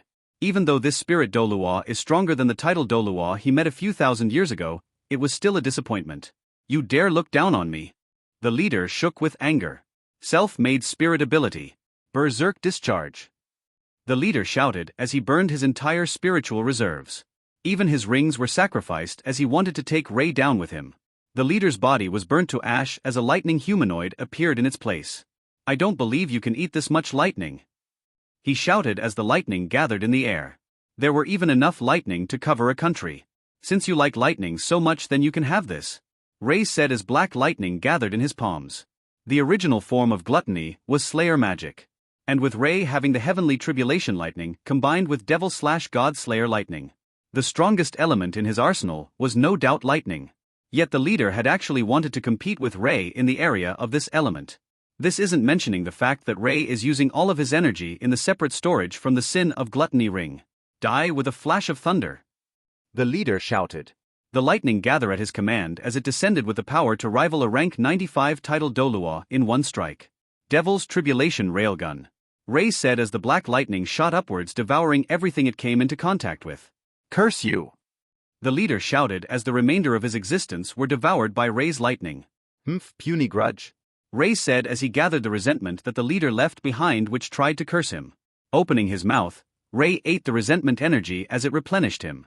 If the leader knew that even in death he couldn't harm Ray, then he would die again from the anger. Since you two watched for so long, you can try fight me as well. Ray said as two figures appeared at his prompt. Well, let's just say you got my interest. Dismissing an attack at the level of rank 95 is truly a feat most can't do. The first person said as he looked at Ray with a smile. Rank 95 and rank 94, huh? Ray said, examining the duo with his samsara eyes. Ho? You can tell. The second person said, seeing that Ray saw through their ranks. Ray only shrugged as he smiled. Though I have to ask, how did you know something was wrong? Ray asked as he was sure he destroyed the signal for help. When a signal for help is stopped halfway after launch, most would check it out. The rank 95 title Dolua said as he shrugged. So you want to fight or leave? Ray asked. While he doesn't mind fighting, Bai Wu could potentially get caught up. During his fight with the leader, Ray had to remotely activate a life-saving barrier for her as the lightning almost struck her. Let's have a friendly spar. The rank 94 said as he activated his real guard, Clear Sky Hammer. The rank 94 shouted as a huge hammer appeared into his hands. 7 kill sword. The rank 95 shouted as the sword appeared in his hands. So a hammer and sword, huh? Ray said as he summoned his dual blades. The million-year ring shone behind him as the two Doluas frowned. Why are you not using your essence spirit? The Clear Sky Dolua asked, seeing the ring. Ray only shrugged with a smile. Don't need to. Ray said as he used fated steps to disappear from his location. Not good. The sword Dolua said as he stabbed his sword down. Blades erupted in all directions as it missed him and the clear sky Dolua. The sword Dolua looked around but frowned when he didn't see anyone appear. Because I'm already in your range. Ray said as the sword Dolua looked down with widened eyes. Ray was about to strike him when he saw a hammer approach him. Kicking off the hammer, Ray landed gently. Thanks. The sword Dolua said as he had a small frown. You two should be more serious, otherwise I'll kill you without even 30% of my abilities. Ray said with a neutral face. The two Doluas looked at each other as they nodded. 7 kill sword first kill. The sword Dolua shouted as rows of sword cheese shot towards Ray from all directions. Clear sky suppression. The clear sky Dolua shouted as a pale blue dome appeared around Ray. Looking down on his hand, Ray realized that it was getting harder to move. So gravity to restrain a person and then an area attack from all directions, it's good but not good enough. Ray said. Clenching his fist, his Atlas ring appeared as it glowed with heavenly strength. Atlas ring, might of heaven. Ray shouted as he punched downwards. The ground cracked as it directly destroyed the suppression field and dispersed the attacks. The earth shook as deep ravines covered the entire stadium and more. Ray jumped backwards as he caught Bai Wu and landed on a piece of land still intact. How was the two Doluos? Bai Wu asked, looking at the area in front of them. Better than the ones 3,000 years ago, but still not good enough. Let's just hope they have more up their sleeves. Ray said. Bai Wu, you should head up to the roof so that you won't get caught in the crossfire. Ray said, looking at Bai Wu with a small smile. Sure, just don't take too long. I still want my compensation, you know. Bai Wu said with a smile. Ray smiled as he gave her a small kiss on the cheeks. This is compensation for now. Ray said as Bai Wu teleported away with a blush. // Seems like we've really disappointed you if you have the heart to flirt with your lover. The sword Dolua said as he wiped a bit of blood off of his mouth. What can I say, she really takes my attention. Ray said with a shrug. Well, your attention should have been elsewhere.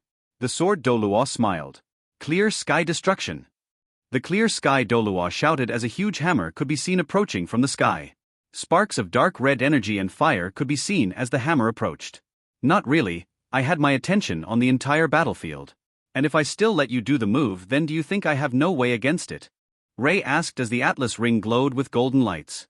The avatar of Atlas appeared once more as its size increased by many folds. Bringing up one hand, the giant stopped the hammer in its tracks as a shockwave spread outwards from the collision. Tisk 7 kill sword, last kill. The sword Dolua shouted as giant swords shot out from the ground towards Ray. Oh, the piercing power of these swords might be more than I expect. Ray muttered as his heavenly demon ring appeared. Another 100,000 plus year ring. The clear sky Dolua said in shock. While seeing one of the 100,000 year rings maybe be acceptable, he had just seen the youth in front of his wield 3 of these rings. What's worse is that each of these rings gave of suppression that were a lot more than normal 100,000 year rings. You are the first one to make me use my first ring, congratulations. Now I'll show you what a 1 million year ring can do. Ray said as dark energy erupted outwards. Dark crimson armor appeared on the Atlas giant as the two avatars mixed. 14 pitch black wings appeared as it spread outwards.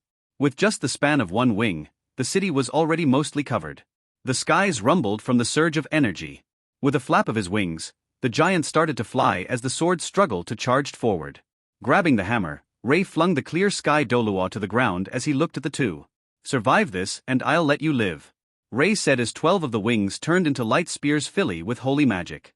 Ray then controlled the giant to clasp his hands together as a white glow covered all of the spears. Tang Hu. Support me. The sword Dolua shouted out to the clear sky Dolua. The clear sky Dolua, being longtime partners with the sword Dolua, understood what he wanted to do and nodded. 7 kill sword, true essence. The sword Dolua shouted as he started to form a sword that radiated with sharpness. Clear sky link. Death god arena. The clear sky Dolua shouted as the clear sky link allowed him to transfer the attributes of his clear sky hammer to the designated target, reinforcing it. Black and purple energy started to thread into the 7 kill sword as the appearance started to change. Fusion technique. Clear sky demon slayer. The two Dolua shouted as the sword shot towards Ray in a streak of dark purple and red. Not bad, heavenly demon tribulation spears. Ray said as the spears shot towards the clear sky demon slayer. Asterisk boom. A huge collision of energy erupted outwards as the clouds dispersed. Energy shot outwards from the initial collision and started to destroy the city as smoke raised. The two Doluos laid on the ground battered and wounded while they had severe burns across their body. Looking up, they could only sigh as they saw Ray in his avatar unharmed. Landing softly, Ray dispersed his avatar as he looked at the duo. I'll be honest. That last attack of yours surprised me. Its damage and piercing abilities surpassed anything I had seen. If it wasn't for the attack, my move would have destroyed your body instantly, Ray said, sitting down on a rock. Here to mock us? The sword Dolua laughed slightly. No, I said that if you survived my attack I'll let you live, Ray said, waving his hand, and healed them of their injuries. However, he made sure to not replenish their reservoirs in case they tried anything. Though I have to say, you two are the biggest challenge I experience in this world, Ray said as he could feel that his reserves are almost empty. You know, that doesn't sound very good from a rank 41 to 50 spirit ancestor. Especially since both me and Tang, who are titled Doluas, the sword Dolua said, as sat up. Well, I suppose it can be attributed to my rings. Ray shrugged. Also those rings didn't feel like 100,000-year rings. How old are they, if I may ask? The clear sky Dolua said as he cupped his hands with respect. I suppose you'll find out sooner or later. They're million-year rings, and that is all that I'll say. Naturally you can tell others, but whether or not they can take the secret from me depends on their ability. And let's just say this, spirit rings aren't my only option of destruction. Ray smiled in a cold manner, causing the two Doluas to shiver. Lei, you finished? Bai Wu shouted as she jumped down and landed on Ray's lap. Yeah, I'm finished, Ray said, patting her head. But Heis, I won't be able to fight strong people for a while, Bai Wu lamented as she leaned on Ray. The two titled Doluas thought for a second before looking at Ray. If the young lady wants to fight strong people, may I invite you to visit my clan? The two Doluas said at the same time. Lei? Bai Wu asked as she knew that Ray wanted her to fight more people for combat experience. Ray thought for a second before looking at the duo. Does your clan have any relations to Spirit Hall? Ray asked. While we are aligned with Spirit Hall, our clans matter more, the sword Dolua said as he could feel Ray's displeasure for Spirit Hall. Indeed, if we were to choose between Spirit Hall and our clans, we could choose clan, the clear sky Dolua said with a nod. Even if Spirit Hall appears with titled Doluas, I can use my mana to wipe them out anyways. Plus this is a good chance for Bai Wu, Ray thought. Why not? It'll be good for Bai Wu to get stronger. But if Spirit Hall appears one day demanding something from me or Bai Wu and I find the reason is from you guys. Ray trailed off as he used his energy to suppress the two, warning them of the consequence. Of course I won't leech off you for free either. While I'm at your clans with Bai Wu, I'll help you out once to defend against any threat. But if Bai Wu one day leaves, so will I, Ray said as the duo nodded in understanding. If it wasn't for the young lady in front of them, this powerful youth wouldn't even think about going to their clans. Having him provide protection once is like a life-saving talisman, and for the safety of their clans they wouldn't mind. After all, they both seen the deed of the Spirit Hall, and they have been wary of the Spirit Hall wanting to take their clans. The two titled Doluos bowed in thanks as they led Ray and Bai Wu towards their clans. In the carriage, Ray was looking at the two Doluas in front of him, while Bai Wu sat on his lap with a loving smile. So, I've got a question for you too, Ray said as the two Doluas perked up. Why would you invite me, who could kill you, to your clan? Right after I beat you at that, Ray said. This? The sword Dolua hesitated as he looked at the clear sky Dolua. The clear sky Dolua nodded as the sword Dolua sighed. This is a gamble. We're trusting your moral since Spirit Hall is getting more and more out of hand. I suspect that they have already killed several of my sword disciples, the sword Dolua said with a sigh. Oh, and what about your clan, Tang Hu? Ray asked the clear sky Dolua. Heis, my situation is the same as old sword over here. The Spirit Hall is becoming wary at our essence spirits. Both are in the top 3 of attack power, and they know our clans share a good relationship, the clear sky Dolua said with a sigh. So you're gambling on me? Ray asked, raising an eyebrow. Who in the right mind would gamble on your enemy? Ray asked once more. The two Doluas look at Ray with serious expressions. Who would let two titled Doluas go when they're at death's door? Plus, since we're going to be against Spirit Hall in the first place, whether we die now or later, we have a much larger chance of survival with you, the sword Dolua said. Lei, this Spirit Hall has really increased their appetites, haven't they? 3,000 years ago when we saw them they held power, yet now they still want more, Bai Wu said with a huff. Ray chuckled as he patted her head. That's just human nature. Greed. Ray said while the clear sky Doluo couldn't help but nod his head. Indeed, greed is part of human nature we can't get rid of. Greed for power, greed for love, greed for safety. The clear sky Doluo said. The sword Doluo however frowned slightly when he heard Bai Wu. Wait, 3,000 years ago when we saw them? The sword Doluo said as the clear sky Doluo also looked over when he heard the quote. While Ray had an indifferent face, Bai Wu was another matter. Degree. Her face froze up as she wanted to slap herself for accidentally spilling their secret. Wait, that's not right. While I have heard of beast turning human at 100,000 years. They have to reach God or they have the same lifespans of humans. You wouldn't have been here 3,000 years ago or you would be dead. The sword Doluo said with a shake of his head. Ah, true, sorry young lady. Old sword must have shocked you with that, didn't he? The clear sky apologized. Ah, yeah, that really shocked me when he said that. Bai Wu trailed off nervously. System, the sword Doluo makes a good point. While I may be immortal, Bai Wu isn't, so why is she having a much longer lifespan? Ray asked, shocked from the realization. It is because of how host merged two types of energies into your rings. This energy in turn is highly nourishing to beasts that are compatible to the energy, but poisonous to some. Bai Wu absorbed the energy which in turn had allowed her to continuously nourish her body. Her foundations have also been upgraded with this energy. The system displayed. So mana merged with chi is good for some yet poisonous to others. Ray, though looking at Bai Wu, realizing how lucky he was to be able to stay with her for this long. Is there a way for me to take her with me? Ray asked. Yes, but host isn't authorized to know just yet. Ray only sighed before looking back at Bai Wu. What's up? Bai Wu asked, looking at Ray. Nothing, just happy that you're with me. Ray said with a small smile. If you're that happy you should compensate me. Greater than over equal to less than over equal to. Bai Wu said, smile. When we're alone. Ray said as he kissed her forehead. It was only now that Bai Wu realized that the two Doluos were still here. She blushed heavily as she hid her face in Ray's chest. Ray only chuckled. It didn't take long for the carriage to arrive at the Clear Sky clan.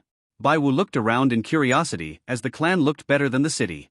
There were buildings laid out in a grandiose manner, disciples training and sparring.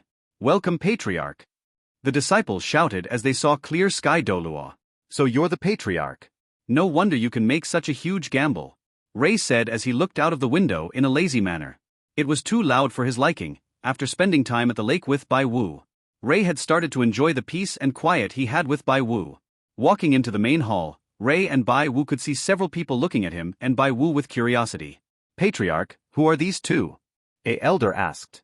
These two are important guests. The young lady will be sparring with our disciples every so often, and the young man will be here to supervise. The Clear Sky Doluo said with respect. Clap, clap, clap. The prince approached the duo with a smile. Bravo, bravo. Lovely sculpture, by the way, he said warmly. Thank you, Ray replied, giving him a cursory glance. Would it be fine if I purchased this sculpture? Of course, if you wish to keep it, that's perfectly fine too, the prince offered with an even tone, unperturbed by Ray's dismissive demeanor. Ray turned to Bai Wu. What do you think? Should we keep it? Bai Wu's eyes sparkled. Let's leave it here so more people can see how amazing Lay's sculpture is, she said with a proud smile. Ray's expression softened. Turning back to the prince, his face was neutral. She wants to leave it here, so we'll keep it as it is. Goodbye. Ray's unease with the prince was palpable, reinforced by his distrust of humans.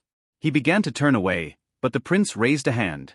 Wait, I have another request, the prince said quickly, stepping forward. Ray's eyes narrowed, his glare a silent warning. The prince hesitated but pressed on. Would you consider joining my faction? I can provide you with ample training resources, and if you swear loyalty to me, I'll help you become a titled Doluo, he proposed, his tone persuasive. Ray raised an eyebrow, unimpressed. And why should I dedicate my loyalty to you? The prince faltered, surprised. I'm talking about the chance to be a titled Doluo, the pinnacle of spirit cultivation, he reiterated. I know what a titled Doluo is. Rank 90 and above, with 9 spirit rings. What I'm asking is, what makes you think you deserve my loyalty? Ray's tone was sharp, his frown deepening. Bai Wu giggled softly, recognizing Ray's characteristic distrust of humans. The prince's smile wavered, but he managed to maintain his composure.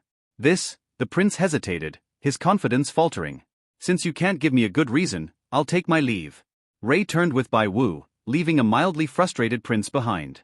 Once out of sight, the prince's smile disappeared as he strode down a lone hallway. Shadow 5, gather shadow 10, 11, 12, 13, and 14. Kill that man when he's alone. If I can't have such talent, no one will, the prince commanded coldly. A voice replied from the shadows. What about the woman? Bring her to me. A beauty like her should not go to waste, the prince said with a lecherous grin. Understood, the voice responded. The prince smirked as he awaited the results. You should have taken my offer while you had the chance, he muttered, his footsteps echoing through the hall. Ray and Bai Wu walked through the festival when he sensed hostile presences within his chi web. His expression darkened. So, it's this type of human again, he muttered, his voice low. 5. Only 5, he counted under his breath. 5 what?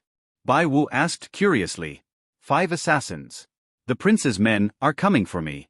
He's the kind who thinks, if I can't have it, no one can, Ray explained, pulling Bai Wu closer protectively. Bai Wu blushed but didn't protest. Lei is hugging me. Lei cares deeply for me. Does this mean Lei loves me with wife love?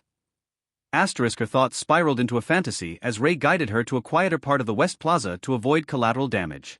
Come out. There's no need to hide, Ray called out, his voice calm but commanding. 5 figures clad in black armor emerged, encircling them. Rank 65, 65, 68, 64, and 67. Not bad, but not enough, Ray remarked, summoning Tengaku and Kyoki. The assassins attacked in unison. Ray activated his Samsara eyes and absolute zone, deflecting their strikes effortlessly. Clang clang clang clang clang. Their coordinated abilities followed. Bless of Wind, Frost Lance, Iron Shackle, Eagle Thunder Talon, and Might of 1,000. Ray scoffed, dismantling their techniques with ease. His swords danced, slicing through the Frost Lance and Iron Shackle, while his precise movements redirected the Eagle Thunder Talon to the ground. Bai Wu stepped in when Might of 1,000 targeted her. Using her opponent's momentum, she kneed him in the face, breaking his nose with a sickening crack. Humph. You dare attack Lei? Bai Wu will show you the real might of my foot, she taunted, balancing gracefully on one leg. Ray chuckled at her audacity. Bai Wu, less talking and more fighting, he advised as he intercepted another wave of attacks. The battle raged on. Bai Wu used her agility to harass her opponent, while Ray methodically eliminated the others. When the last assassin attempted to self-destruct, Ray's 1,000,000-year spirit ring suppressed the explosion long enough for him to finish the fight. That could have been disastrous, Ray commented, wiping his blade clean. He glanced at Bai Wu, noticing blood on her dress. Here, he said, handing her a clean dress from his spatial belt. Help Bai Wu dress, she said mischievously. Help yourself, Ray replied, bopping her forehead gently. As Bai Wu changed, she couldn't resist teasing him. Lei, look. I'm done, she called, still half-dressed. No, you're not. I can sense everything, Ray said without turning, his voice flat. Bai Wu's grin widened. Lei, you've been peeking at Bai Wu changing, she declared gleefully. Ray choked on his breath. I was checking for enemies, he sputtered, his composure cracking. He, did Lei enjoy the view? Bai Wu teased, her laughter echoing. Ray sighed, rubbing his temples. We need to focus on the prince. He's clearly an obstacle. Bai Wu sobered, nodding. Should Bai Wu teleport you to him? No, teleportation leaves energy fluctuations. I'll use faded steps to sneak in undetected, Ray explained. Bai Wu's concern was evident. But what if? Ray patted her head gently. I'll be fine. I'd rather get hurt than see you harmed. Blushing furiously, Bai Wu drifted into another fantasy. Ray smiled softly, leading her back to the inn. Come on, Bai Wu. There's still much to do. Fluctuating their speed while approaching in zigzag movement, Bai Wu and her doppelganger attacked with different speeds. The first hit being the fastest as the spirit ancestor blocked. Taking this chance, the moment the spirit ancestor blocked, Bai Wu had already switched places with her doppelganger and kicked him hard, launching him out of the arena and onto the ground, making a small crater. Hey. Can't dodge that now, can you? Bai Wu said cheekily as she hopped over to Ray and wrapped her arms around his neck. Thank you, Lei, she said, giving him a kiss on the cheeks. What? Not the lips? Ray asked with a smile as Bai Wu blushed. Ray chuckled. I'm joking, we can do it when we're alone. But the sun's going to set soon, let's go to our rooms. Ray said, patting her head as she nodded. Hold it. A voice called out, causing Ray to turn around. Tang Lin, rank 68 Spirit Emperor, wants to seek your guidance. A youth said as he summoned out his clear skyhammer and pointed at Ray. Ray frowned as he examined the youth. Not interested. Ray said as he was about to leave once more. Tang Lin frowned. Are you afraid? That you can't prove your soul force is really rank 97? Coward. Tang Lin tried to taunt Ray, but Bai Wu frowned instead. No, but it's because you're not worthy, Ray said. Tang Lin was infuriated as he dashed towards Ray, hoping to teach him a lesson. Ray only sighed as he swiped his hand. Asterisk boom. Tang Lin was sent away as he crashed into a wall, breaking it, and laid there unconscious. See, unworthy. Come on, Bai Wu, Ray said as the disciples parted to make way for Ray. So cool, Bai Wu said, hugging Ray. Ray only smiled as they walked away from the arena. Hey, is he gone? A disciple asked. Can't you fucking see? Yeah, he's left. Oh my god, why did Senior Lin attack him? Don't you know? Senior Lin hates it when people are better than him. While he does have the talent today, he was unlucky to pick with a monster. I mean, didn't Senior Lin think about what it meant when it said Ray had a soul force of a rank 97 title Dolua? Yeah, it's not normal to have such a large difference. Heis, a monster has appeared among monsters. While we may be stronger than the rest of the world because of our training regime, it makes it harder for any of us to become titled Doluos. But even with our advantage, this Ray and Bai Wu who came out of nowhere are the true monsters. Indeed, let's hope Senior Lin learns from this. The disciples started to chat among themselves as Tang Ming only looked at the distant figures of Ray and Bai Wu. Grandfather was right, his true rank can't be used to determine everything. If anything, it's the reverse, his spirit rank is only an addition while his main power comes from soul energy. Otherwise, why else would he have the rank of a title Dolua in soul yet only spirit ancestor in true rank? Tang Ming thought as he shook his head and left the arena. Soon Ray and Bai Wu found the clear sky Dolua again and he showed them to the room. This'll be where you are staying for now. I hope that even thing is up to standards. The clear sky Dolua said with respect. Yes, it is, Ray said simply as he didn't mind what room. Of course, a good room would be a plus. Then I hope you and Miss Wu have a nice night's rest, the clear sky Dolua said as he left the area. Sitting down on a chair near the window, Ray crossed his legs as he titled his head onto his arm. Hey Lei, I've noticed that you always like to look up at the sky. Why's that? Bai Wu asked. I suppose it's because I know there is a huge universe outside of here. Higher planes, 7 sins, some with no powers at all and some fill with planet-destroying powers, Ray said. Have you been to them? Bai Wu asked, clearly curious about it. Yes, but I'll tell you about that in the future. You should go materialize your 4th ring. Your foundations are good, so it's time to go to the next rank, Ray said as Bai Wu nodded and sat in a lotus position. Ray sent down barrier points as it made sure that no one can spy on them. Ray started to age his own ring while he looked out of the window. Heis, do I really want to go to the higher realms? To find Eve, I feel content with Bai Wu yet. I want to find out about Eve, one or the other. Can I be selfish and ask for both? I love Bai Wu, but I know I can't stay in this world forever. I want to take Bai Wu, but I don't know how to. I want to find out who Eve is, but what if it causes me to lose Bai Wu? Ray thought sadly as he looked at the sky. He was torn between his love and his desire to find out who Eve was. He didn't want to lose Bai Wu, but a part of him wanted him to find Eve. Who are you, Eve? Were you that important to make me hesitate between you and Bai Wu, who I love? Were you family? Lover? Or even just a friend? Why were you important to me? Did I love you? Is that why my love for Bai Wu is conflicted? Ray continued to ponder sadly as he didn't even realize that Bai Wu stopped cultivating and looked over to him. Bai Wu felt her heart ache seeing his sad expression as she had always saw Ray being happy or displeased. Never sad. What's Lei thinking about that's making him sad? Bai Wu thought as she eventually walked over and sat beside him. Bai Wu, is there anything wrong? Ray asked as he changed his expression to a smile. Lei, why are you sad? Bai Wu asked as she leaned on his shoulder. I'm not sad, Ray said as he patted her head gently. Do you not trust me enough to tell me? Bai Wu asked, feeling slightly hurt inside. Ray's heart ached as he could tell that she felt hurt from what he said. Heis. Bai Wu. Do you remember when I told you about the woman named Eve? Ray asked, deciding to tell her since he loved her. She deserved to know the truth. Yeah, you said she was important, but you didn't know why. Bai Wu said, looking up at Ray. Yes, but a part of me feels like I love her like I do with you.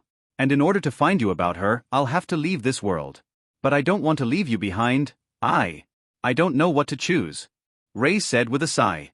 Bai Wu felt warm inside when she heard that he loved her, but also felt sadness because he was torn between her and Eve. Bai Wu could tell that this was slowly killing him on the inside, and Bai Wu didn't want that. I don't care what you choose, but just know I'll always love you. You can look for Eve, but please, just keep me somewhere in your heart. Bai Wu said as she was willing to let go of Ray as long as he was happy, even if it did hurt her in return. Bai Wu?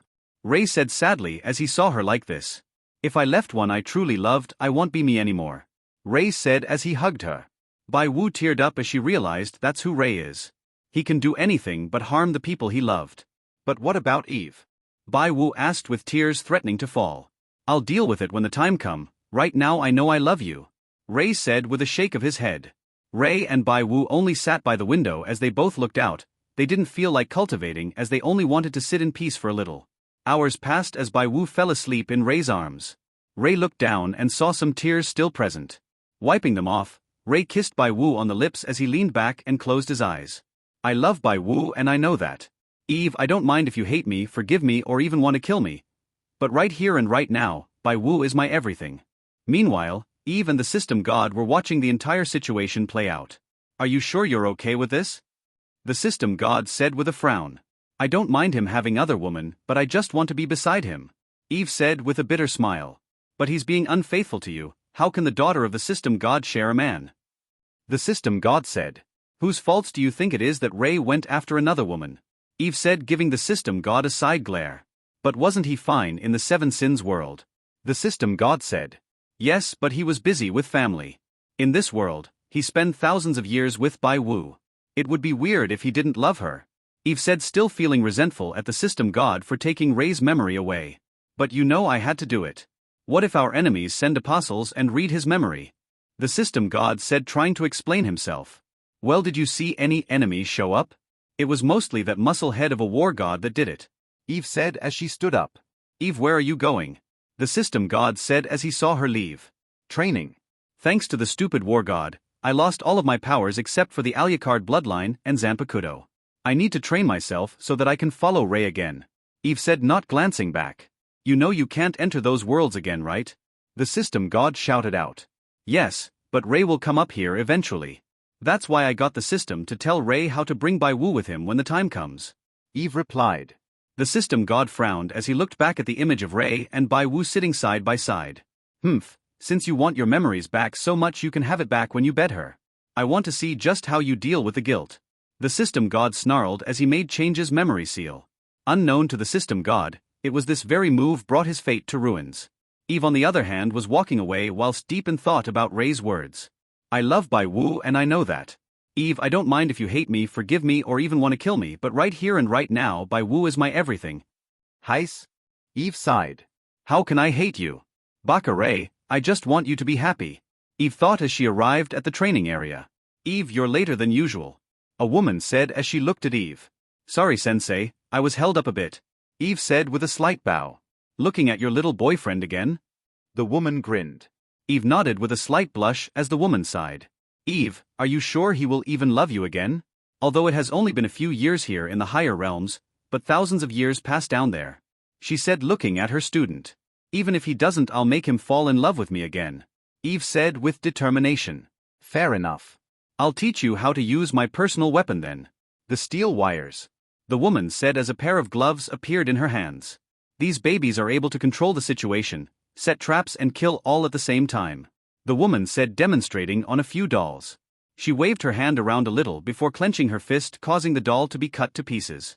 Each wire is made from highly concentrated energy and is very sharp, so you have to be careful when handling it. The woman said as she retracted all of the wires. They're so sharp that when done correctly, even the strongest energy barriers can't hold them back. She said. Sensei, would I be able to add element to the wires to increase its damage, or is that not possible? Eve asked.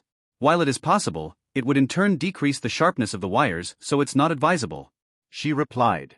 Eve nodded as she brought out her Zanpakuto. Mirai, can you copy the glove Sensei has? Eve asked mentally. Naturally. Mirai replied as the sword slowly changed into a pair of gloves. Honestly, every time I see your soul sword I'm jealous. I mean that's a portable weapon right there, and it can change shapes too. The woman said looking at Eve. Eve only shrugged as she started to practice using the wires. Two figures could be seen watching. Element God, seems like we aren't the only ones thinking about successors if that woman is teaching that last the wire gloves. The Berserk War God said. Indeed, for the War Saint Ophelia to teach about her personal weapon, then the lass is truly blessed. The Element God nodded. Well, let's just hope Ray Lad gets all 10 rings quickly so that he can head to other worlds. War is coming in the higher realms and it's waiting for no one. I would like to have my successor ready before war breaks out. The war god said. Also, what have you done with that world war god? It's not like you to send Ray to a weak world with no enemies to improve himself. The element god asked. Nothing, this is nothing more than to help Ray adapt to chi. The war god said as he left the area. The element god only shrugged as he couldn't help but think about the war. Heis, too many gods will die in this war. The element god sighed as he too left the area. In the deep void away from the higher realms there was a kingdom floating in the darkness. Behind the huge kingdom were more floating islands, each filled with structures. Grotesque monsters could be seen wandering around, each looking worse than the other. Within the largest castle, a council of monsters could be seen gathering with frowns on their face. How is the search for His Highness? A tall figure said. It would have been faster if those assholes didn't erase everything to do with His Highness's aura. Another figure spoke up as he slammed the table. Enough. It was us who failed His Highness back in the old war. What we should be doing now is trying our hardest to find His Highness once more so that we can help him recover his peak power. Another figure spoke up, causing the figure who slammed down on the table to stop and sit down again. So far we got nothing from our spies, but our greatest guess is that they're keeping His Highness near them in the higher realms. No fucking shit. Where else would they keep him? But they haven't held His Highness in a prison, so where is he?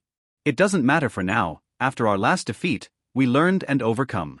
In this war, we shall take revenge for His Highness as we look for his whereabouts. If anything, we could try capture a god and get the information from them. Indeed, let's hope we can find His Highness soon. Dismissed. The council started to leave as only two figures could be seen still sitting. Tell me honestly about what you have gathered.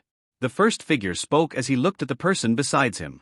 His Highness has gone through a total of 11 reincarnations now, and each one he has had his memories either sealed or wiped. At this point no one even knows who he is.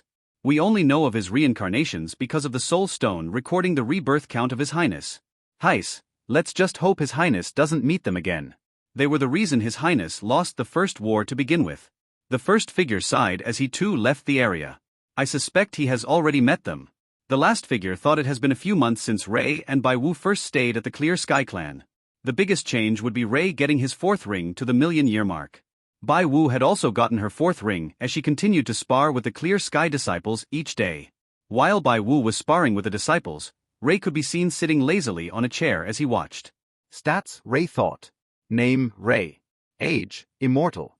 Rank, 50 Spirit Ancestor. Power, 98 Title Dolua. Spirit, Azura War God, Samsara Eyes. Rings. Heavenly Demon, 10000000 plus. Sword Monarch, 10000000 plus. Ring of Atlas, 10000000 plus. Sin of Gluttony, 1 million. Ray smiled as he looked at his stats. I should make my next ring from Unlimited Blade Works. Ray thought as he saw Bai Wu about to finish her spar. Bai Wu could be seen running together with her doppelganger as she made short teleports to confuse the enemy. Faint green energy surrounded her legs as Bai Wu grinned. Accelerating in speed, Bai Wu became a blur as she rushed towards her opponent.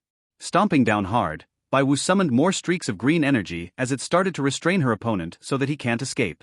Bai Wu then twisted her body as she gave her opponent a roundhouse kick, launching him out of the arena. Damn!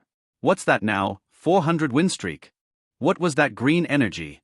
It wasn't there before. Could it be Bai Wu Jez, Big Sis Bai Wu new ring ability?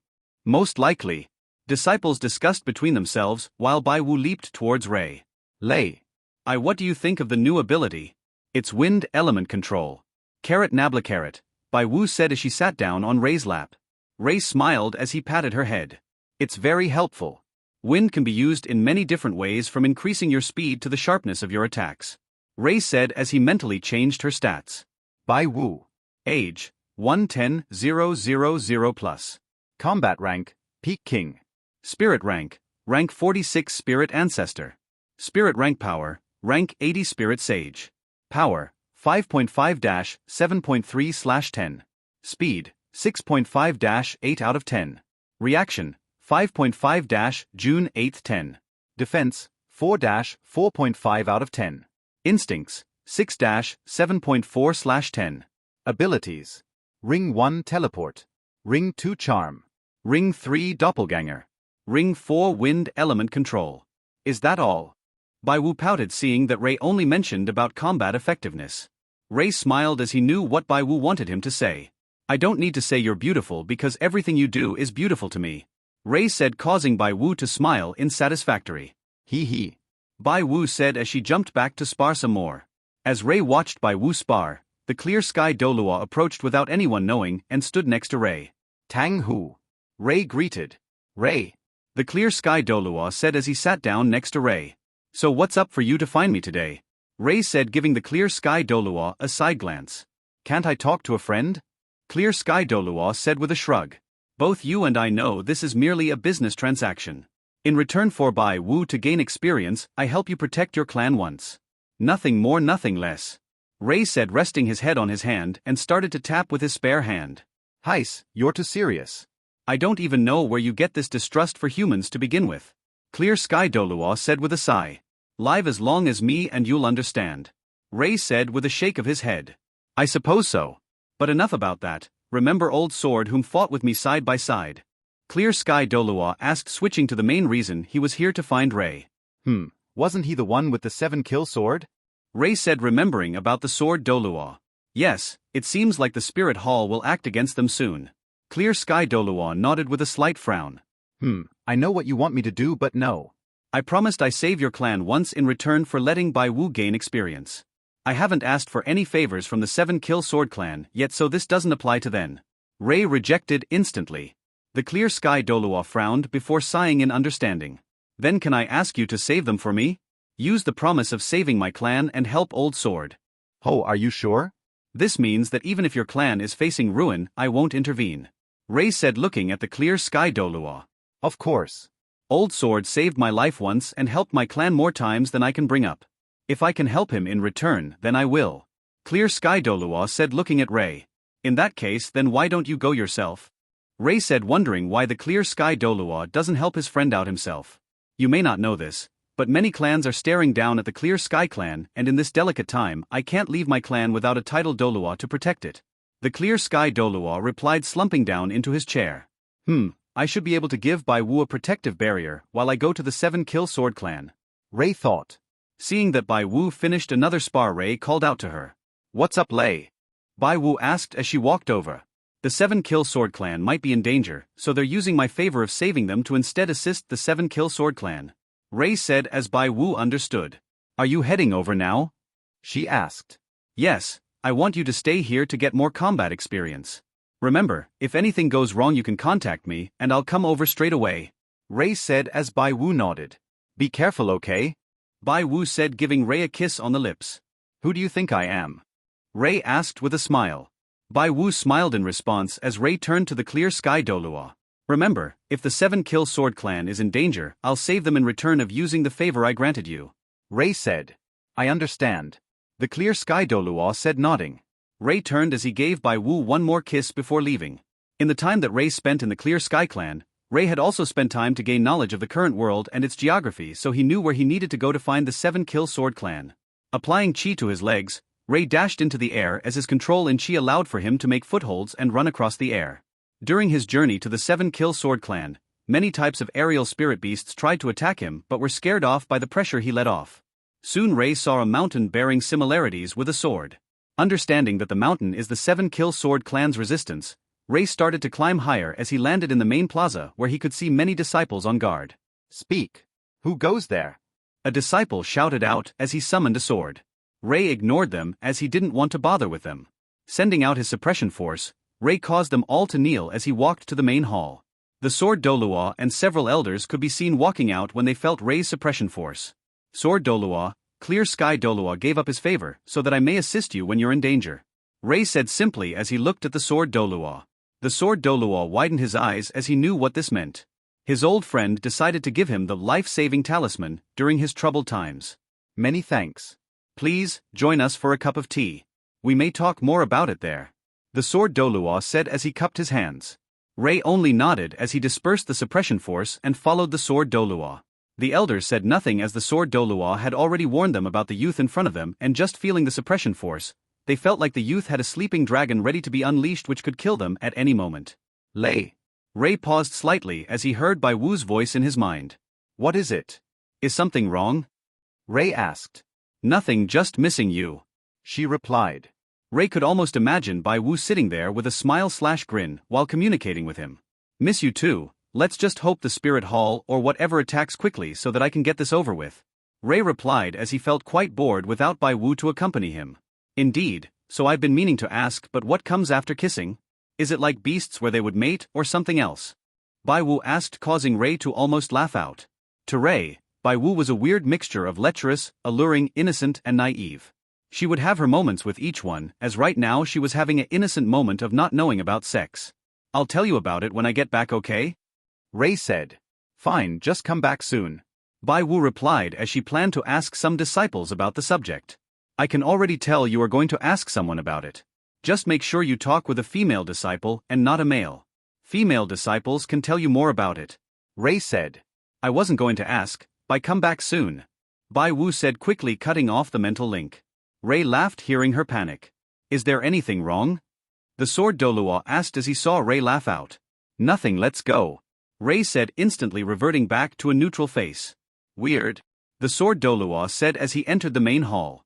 Ray sat down on a chair in the main hall as he gestured for the sword Doluo to explain the current situation.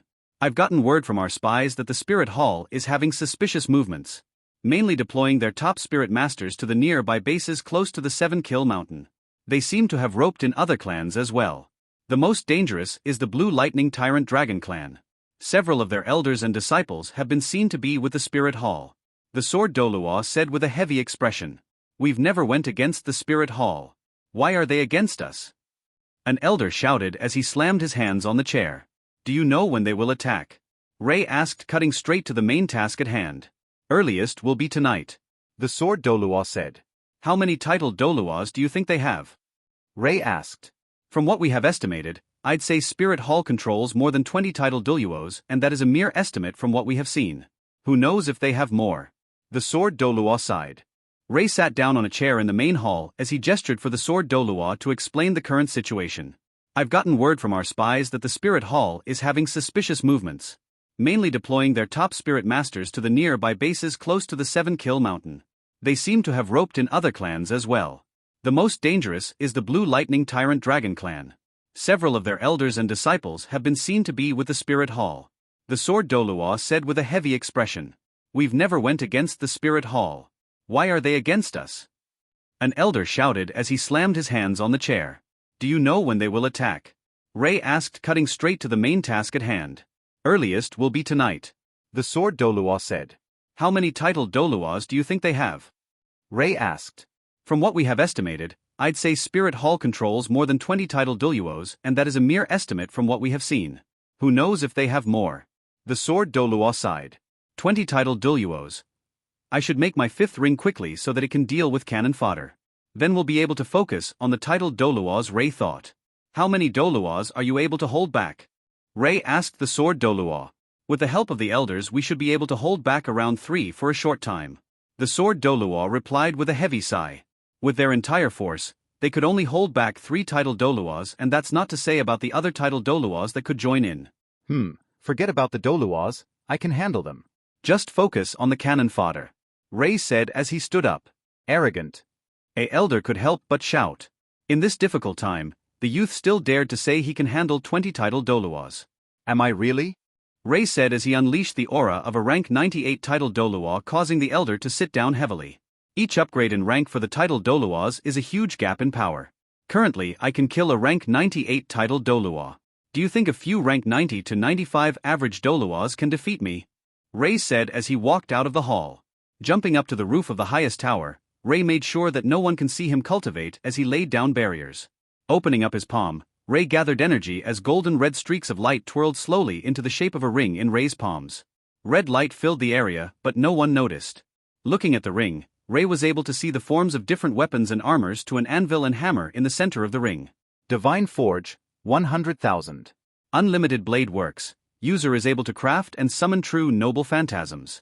Reality Marble. User is able to summon a reality marble of any kind as long as the user has the vision and energy required to make the reality marble. Forge. User is able to craft weapon and armors with attributes of noble phantasms.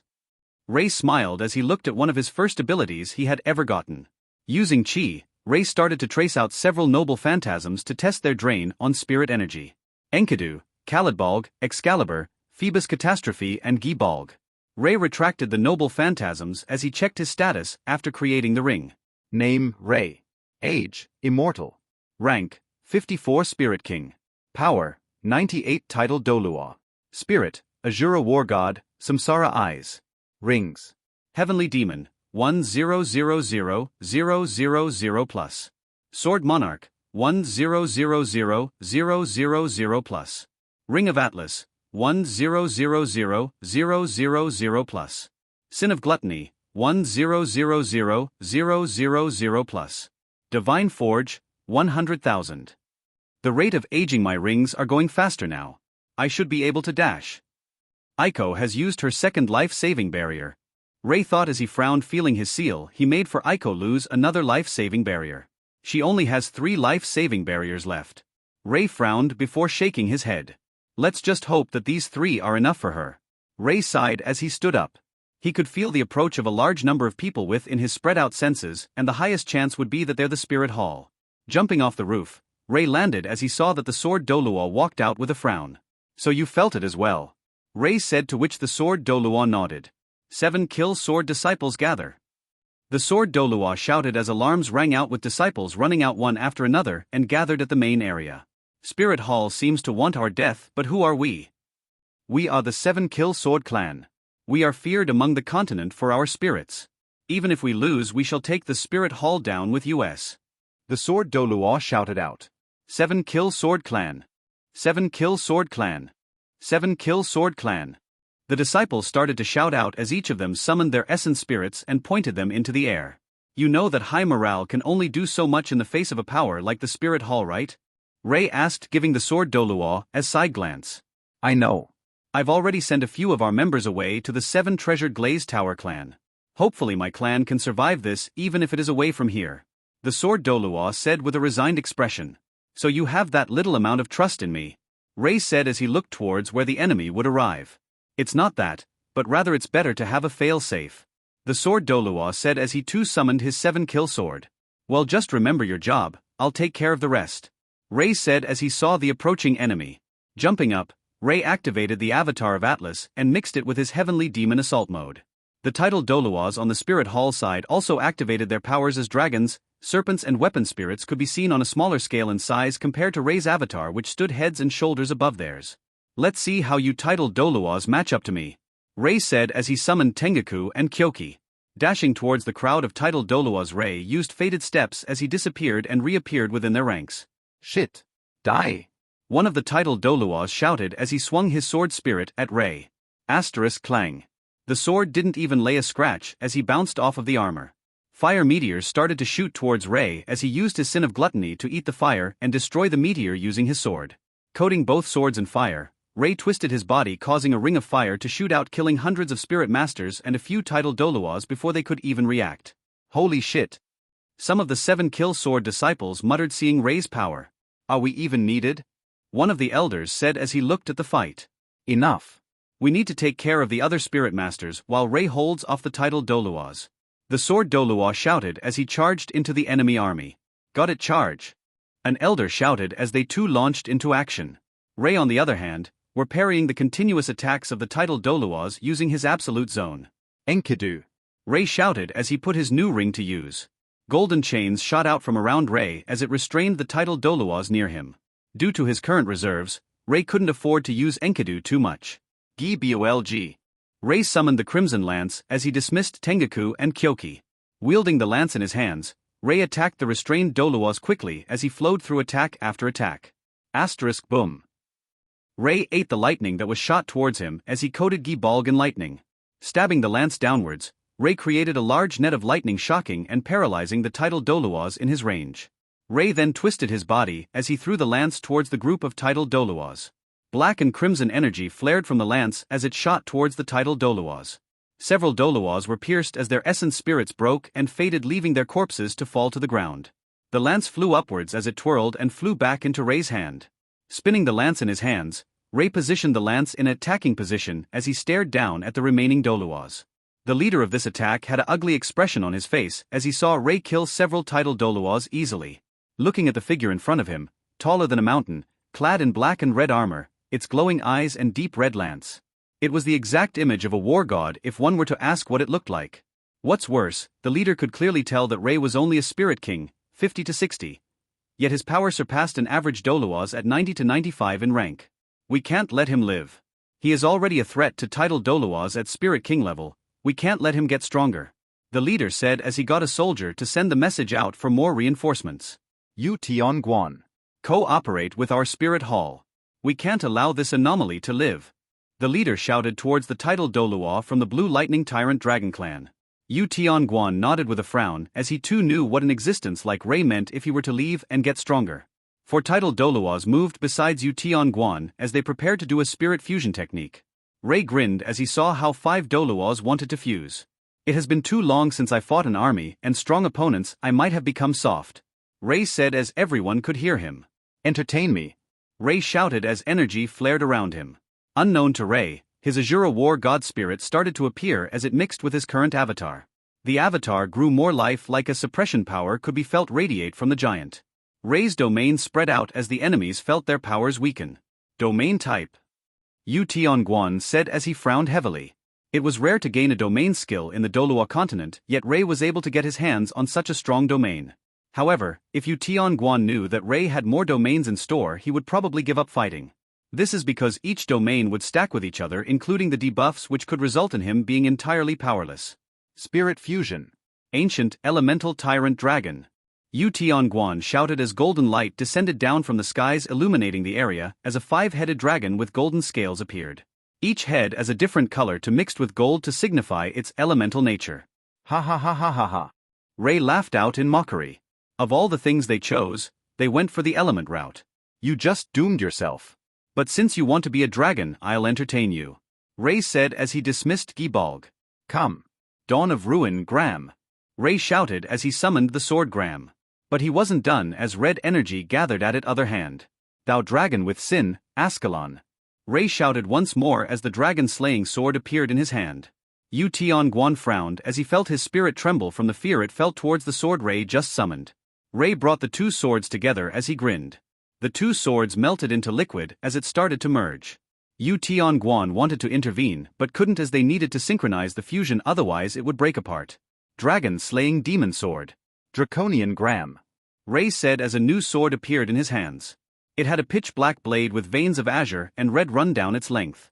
On its hilt had the carvings of dragons, and it was decorated with a deep scarlet jewel. Ray's avatar heaved the sword onto its shoulder as it held the shape and weight of a great sword. Ancient elemental tyrant dragon, meet Draconian Gram. Draconian Gram, meet your next victim. Ray said with a battle-ready grin. Ray stood facing the ancient dragon with a battle-ready grin as he positioned his sword on his shoulder. You done with the fusion yet? Because it would be boring to fight a handicapped enemy. Ray taunted as he grinned. Yu Tianguan frowned as the ancient dragon let out a earth-shattering roar and charged at Ray. That's more like it. Ray shouted back as he swung his sword to intercept the dragon. Twisting its body, the dragon sent its claws at Ray as it collided with the sword, forcing Ray to take half a step back.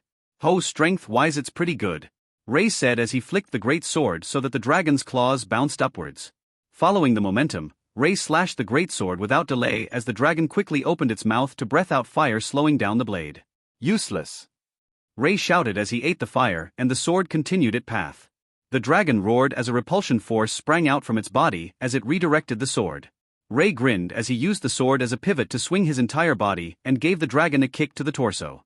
Asterisk boom. Shockwaves exploded out as the dragon dug its claws to the ground, ripping up earth as it tried to slow down its flight. Have your fire back. Ray shouted as he slammed his hand to the ground, causing a giant wave to fire to shoot up and towards the dragon. A few unlucky spirit masters that were in the vicinity were burnt alive into ashes as they couldn't even resist against the attack. The dragon spread out its wings as it tried to control the fire. While the dragon couldn't completely control the fire, it wasn't a problem for it to divert its path a little, so it missed its body. While the dragon was controlling the fire, Ray wasn't idle. Jumping up, Ray stared down at the dragon as he sent his sword for an overhead swing. The dragon expanded its wings as it used the repulsion ability to make the sword divert from its path. Swinging his leg towards the dragon for a downwards axe kick, Ray felt the repulsion barrier still being held up. So you learned, but it's not enough. Ray said as he landed and swung upwards with the greatsword. The swing had enough force to sever a mountain like paper as it cut through the repulsion barrier. The dragon frowned as he felt the barrier break. Quickly retreating backwards, it tried to dodge, but one of its heads still got cut in half. He don't think that you can run that easily, Ray said darkly with a grin as he made another draconian gram in his other hand.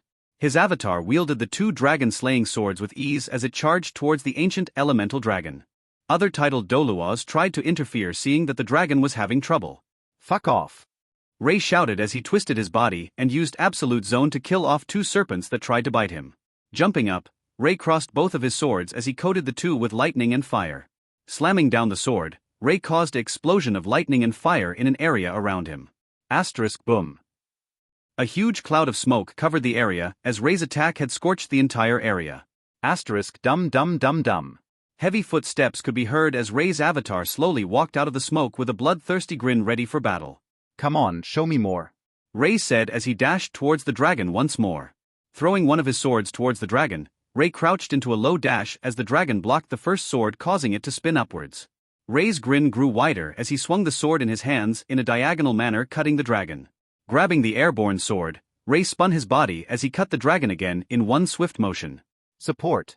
Yu Tianguan shouted out from his dragon body as he couldn't believe that Ray was so quick in his avatar. Spots of light shot towards the dragon as its wounds started to heal. Ha ha ha ha ha, so you want to keep on going? Fine by me, Ray shouted as his giant shouted its battle cry. A deep crimson aura burst out of the avatar as its suppression force grew heavier. Azura War God's aura. All stats increase by 2x, the longer the user fights the more it increases. Unknown to Ray, his fight allowed him to create a skill which makes him stronger the longer he fights. Shit, his aura just increased. Yu Tianguan thought in slight panic. Titan Armor Dolua. Fucking help me! Yu Tianguan shouted out as he used his repulsion ability as much as he could to try hold off Ray. The said Dolua quickly covered the ancient dragon in his essence spirit as a dense amount of armor could be seen appearing all over the dragon's body. This little paper plate can't do anything, Ray shouted as he instantly cut the arm of the dragon off, even though it had the Titan armor protecting it. The dragon quickly swung its tail at Ray, who bent backwards as he avoided the tail. Flipping one of his swords, Ray slammed his palm into the pommel, launching the sword towards the dragon. Arg! The dragon shouted out in pain as the sword deeply embedded itself into the dragon's torso. Gathering a large amount of chi and wind element onto his sword, Ray cut horizontally as he decapitated the heads of the dragon. The fusion broke as 5 heavily injured Doluas could be seen falling down. Stomping down with his foot, Ray instantly killed the wounded Doluas as he picked up his greatsword. Who else? Ray shouted as he looked around for more titled Doluas. The Doluas quivered with fear as they saw Ray's blood-crazy grin. No one? Fine, then you can all die together, Ray shouted as he stabbed his sword beside him and aimed both palms to the ground. Star of Tears, Ray shouted as a dense amount of magic circles appeared covering the entire area. Layers upon layers of magic circles gathered. Their colors different, some were red, some were green, and some were blue. The huge array drew everyone's attention as the sword Dolua frowned, feeling the power that was about to be unleashed. To all disciples, exit the area of effect immediately, the sword Dolua shouted out in panic, while he and the elders also quickly dispersed from the area. The enemies were no so fortunate as Ray had his suppression force focused on them, rendering them immobile. War God Sword, Ray continued as clouds gathered above his location. Lightning could be seen flashing off the magic circles while the sword Dolua grew even more fearful from the energy gathered. Teardrop Photon Ray, Ray shouted as a neon blue streak of energy shot down from the clouds hitting the magic circles. The energy expanded in size as it covered all of the enemies in the area. Boom. A earth-shattering explosion occurred as the energy disintegrated everything that it hit in a large area around Ray. The ground shook from the impact as it caused everyone to lose their balance from the earthquake caused by the attack. Video on the Noble Phantasm, Teardrop Photon Ray. https://www.youtube.com/watch?v=tzlaubi5@4. The sword Dolua widened his eyes in fear as he saw the damage the Noble Phantasm did. Ray's avatar stood watching the destruction as he had 2 greatswords besides him. Kuhahaha, it has truly been a long time since I last fought like this, Ray said as he smiled as the scene. Dispersing his avatar and swords, Ray landed on the ground as he made eye contact with the leader of this attack. Are you going to ask for reinforcements? If so, make them worthwhile, okay? Ray said, using chi to amplify his voice. The leader shivered in fear as he remembered what he had just seen. Retreat! He shouted as the spirit hall and the clans left in a panic with heavy casualties. Ray kept his fearless act on with a grin. But on the inside, he knew that his reserves wasn't going to be able to pull something like that again. The most he could afford was to fight 1 or 2 tidal Duluos and then he would be dry of chi. Ah, such a shame. If only I had more chi. Ray thought as he didn't want to use his mana. Walking back towards the sword Dolua, the disciples looked at Ray with a mixture of fear and slight anger as he had also killed several of the 7 kill sword disciples from the results of his battle. But Ray didn't care as his favor only included him saving the clan once. A few casualties was okay in Ray's books. Sword Dolua, I suppose this is enough to repay the favor. Ray said while his grin slowly became a smile again as his thirst for battle died down. Yes, I believe Spirit Hall wouldn't want to attack again for a long time after that display of yours. The sword Dolua said. Then I'll be making my way back. Ray said as he turned away from the sword Dolua and walked in the direction of the Clear Sky clan. The elders and the sword Dolua watched Ray's back as he left. This guy is a double-sided sword. He won't care about damages as long as the main objective is complete. An elder said with a frown. Indeed, but it was also because of him that the majority of us survived. If it was just us, I don't think we can defeat all of those Doluas. The sword Dolua sighed as they walked back to the clan resistance on top of the 7-kill sword mountain. Creator's thoughts. Ray was in a happy mood as he traveled towards the Clear Sky clan. Having slaughtered an army after such a long time felt ecstatic for Ray. It was akin to receiving water in the desert. Should I search for them myself? No, I don't want to leave Bai Wu alone for too long. Though I hope they would approach us every so often. Ray thought as he dashed through the air. Ray couldn't help but smile thinking about it. Thinking about all of this really makes me feel like I'm back to years ago when I first reincarnated. Ray thought. Lei, have you finished? Ray could hear Bai Wu's voice as it cut of his own musings. Yeah, I'm coming back now, Ray said as he sped up. It didn't take long for Ray to return as he saw Bai Wu waiting for him. Landing softly, Ray caught Bai Wu who launched herself onto him for a hug. Welcome back, she said as she gave him a kiss. And I'm back, how is the spars against the disciples? Ray asked. Well, I got used to their attacks now. They mostly follow the same rule and it's becoming predictable. Bai Wu said. Seems like you learnt what you could from this clan. Let's return home. Ray said as Bai Wu widened her eyes in excitement. I wonder what our lake looks like now. Has anyone found it, I wonder? She asked with a smile. I doubt anyone would find it since I laid a barrier around it. Ray said as they made their way to the main hall. Tang Hu. Ray said as he got the Clear Sky Dolua's attention. Ray. I presume you've finished on your side. The Clear Sky Dolua said. Indeed, with that I owe you nothing anymore. Ray said as he left the hall with Bai Wu. Hold on, I know you did this for the favor. But thank you for helping my friend. The Clear Sky Dolua said as Ray only nodded to the statement. Walking away from the clan, Bai Wu hummed joyfully as she walked next to Ray. What's got you this excited? Ray asked, curious. Just happy about going home after this long. Bai Wu grinned. Ray stared at Bai Wu. Bai Wu paused slightly at his stare. Bai Wu, Ray said. Yes. She replied nervously. You have that lecherous grin again. You're thinking about dirty thoughts, aren't you? Ray said. I am not. Bai Wu said, waving her hand around. Ray chuckled as he leaned near her ear. Though I'm not against some lecherous ideas, wait till we get home, okay? Ray said as he continued to walk. Fufufu, Bai Wu chuckled slightly with a grin as she followed after Ray. Bai Wu had a slight skip in her step as she followed Ray. Ray, however, had an uncomfortable feeling as if something bad was about to happen soon. Lay your eyes. Bai Wu said as she looked at Ray. What about my eyes? Ray asked. One of them is yellow? Bai Wu said as she looked at Ray's iris. Are you sure? My eye has always been red, it can't go yellow. Ray said as he shook his head. Waving his hand, Ray made a small puddle of water float up before freezing it. Looking into the makeshift mirror, Ray could see his right eye slowly change between yellow and red. His pupil, however, was conflicting between a normal dot to a dragon-like slit in the center before going back to normal as if it never happened. System. Do you know anything about this? Ray said in his mind as he frowned. His eye had returned to normal, but he knew he saw the change. Unable to analyze. Sending data to main system, report received, no abnormalities could be detected. Ray frowned at the system analysis. It might just be a mutation with my samsara I essence spirit, Ray said as he dismissed the mirror. Come on, Ray said, turning to Bai Wu with a smile.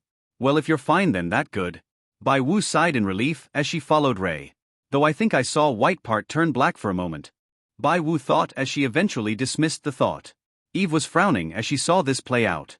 She was taking a break when she felt the system ring out as Ray's system sent out data. Reading the data, Eve couldn't see anything deviate from Ray's normal status. Everyone has what you would call a code in the system, and any extensions/skills/add-ons can be seen easily. However, this privilege was only available for Eve as she came from the main system. Even the system god wouldn't be able to see this since he wasn't truly a part of the system. Due to this having to do with Ray, Eve spent extra time looking at the Ray's code. Skill check, normal. Physical check, normal. Soul check, normal. Mentality check, normal. Genetic code check, normal. Status check, normal. Everything is normal, so what is that change with Baka Ray's eye? Eve muttered as she continued to check through the system. While it looked like she was cultivating outside, her mind was connected with the system, which means that her time was faster than anyone else's right now. She could be checking the system for a few years and only a few minutes to hours would have passed in the higher realms. System. Help me sort out the codes into categories. Mainly physical, mental, soul, energy and skills please. Eve called out as she felt an headache reading all of the codes.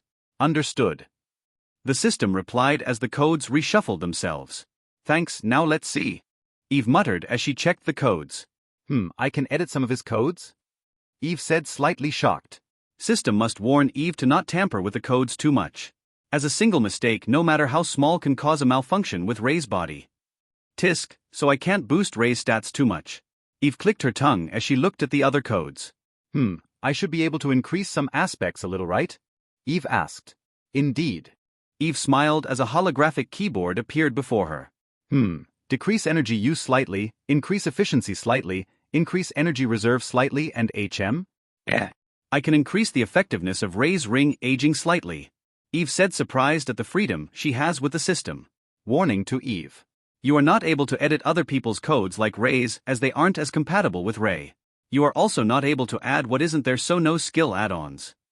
So I can't edit other people, can't add what's there or remove it. But I can change their effectiveness. Eve said. Correct.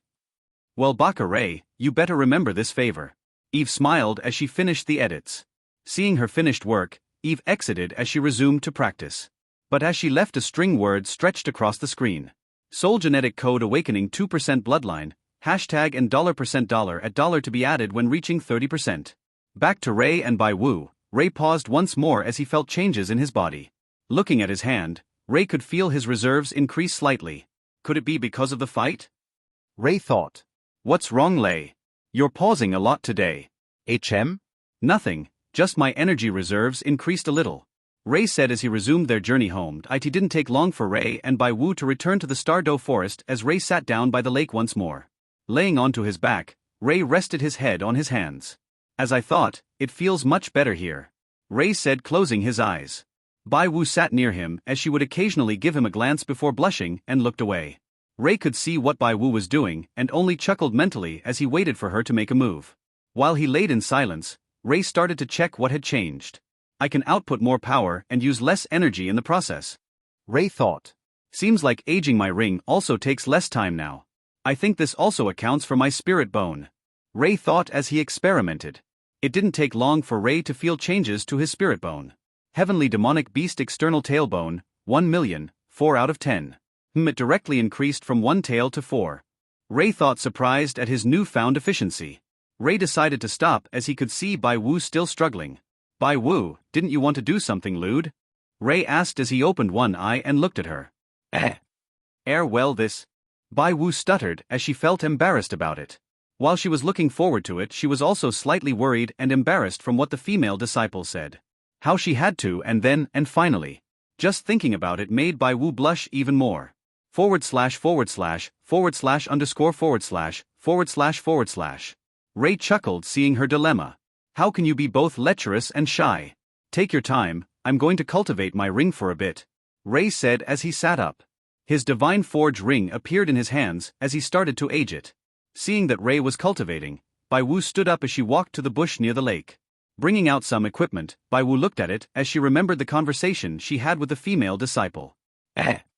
Bai Wu Jie, you don't know what's after kissing? The female disciple exclaimed in shock. Sure. Don't shout, Lei told me to not ask male disciples. Bai Wu said, hushing her. Well, of course, but Bai Wu Jie, how do you not know what comes after kissing? Has Rei not made a move on you yet? She said as she looked at Bai Wu. No, he hasn't done anything else other than kiss me, Bai Wu said as she shook her head. Bai Wu Jie, that's impossible. How was he able to retrain himself from making a move? I mean, look at you, that face, the hair, the skin, the figure, them legs, he. The female disciple said as she walked around Bai Wu before crouching down and felt up her legs. Hey! What are you doing? No touching. Only Lei can. Bai Wu said as she tried to pull her legs away. Oh yes, so you really don't know what comes after kissing? She said, correcting herself. For the last time, no. Bai Wu said. Very well, come to my room. I'll show you the path. The female disciple said as she quickly took Bai Wu to her room. Stepping into the room, Bai Wu could see nothing wrong until the female disciple shifted a brick to show a hidden compartment. Opening it, Bai Wu could see ropes, chokers, blindfolds, whips, clips, underwear and more laying in a box. What are these? Bai Wu asked, curious. Oh ho ho, these are what you need. Use these and Rei will crave for you. The disciple said with a grin. What do you mean? What can these things do? Bai Wu asked as she poked at the ropes and whips.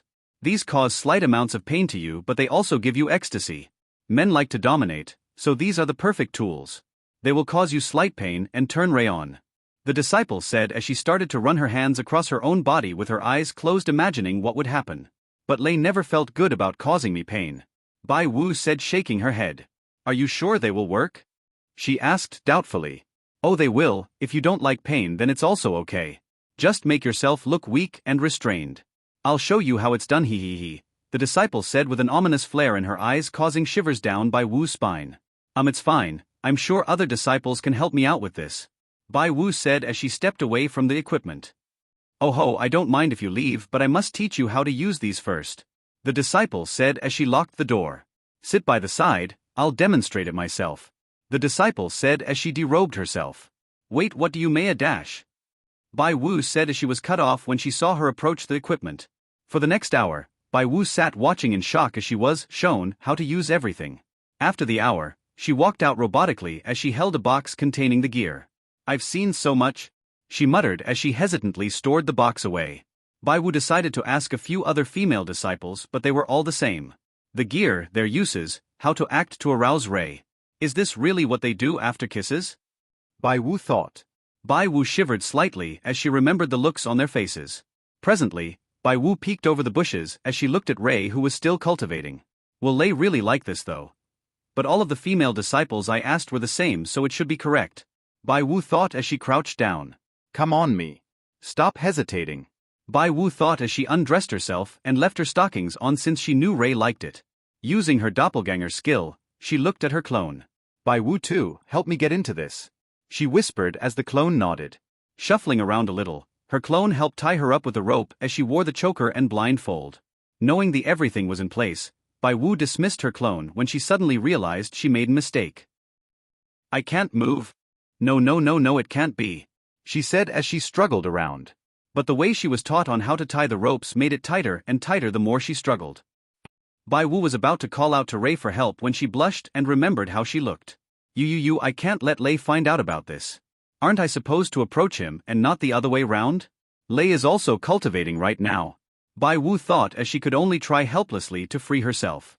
Rei felt some commotion where Bai Wu was and opened his eyes. What is she doing? Rei muttered as he stood up. Surprisingly though, Rei could feel that in the short time he cultivated, the divine forge ring had reached almost 700,000 years. Walking over to where Bai Wu was, Rei froze seeing her in her position. Wah! Lei! Don't look! Bai Wu panicked as she heard Rei approach and tried to struggle. The rope tightened as she felt like she could die. Right now, due to her struggles, Bai Wu had her legs spread wide open and her arms restrained with everything in full view for Rei. Rei walked over to Bai Wu and looked her in the eye. Need help? He asked. Yes please, she said as Rei crouched down and made a small chi knife. Rei was surprised to see the rope resistant to cutting.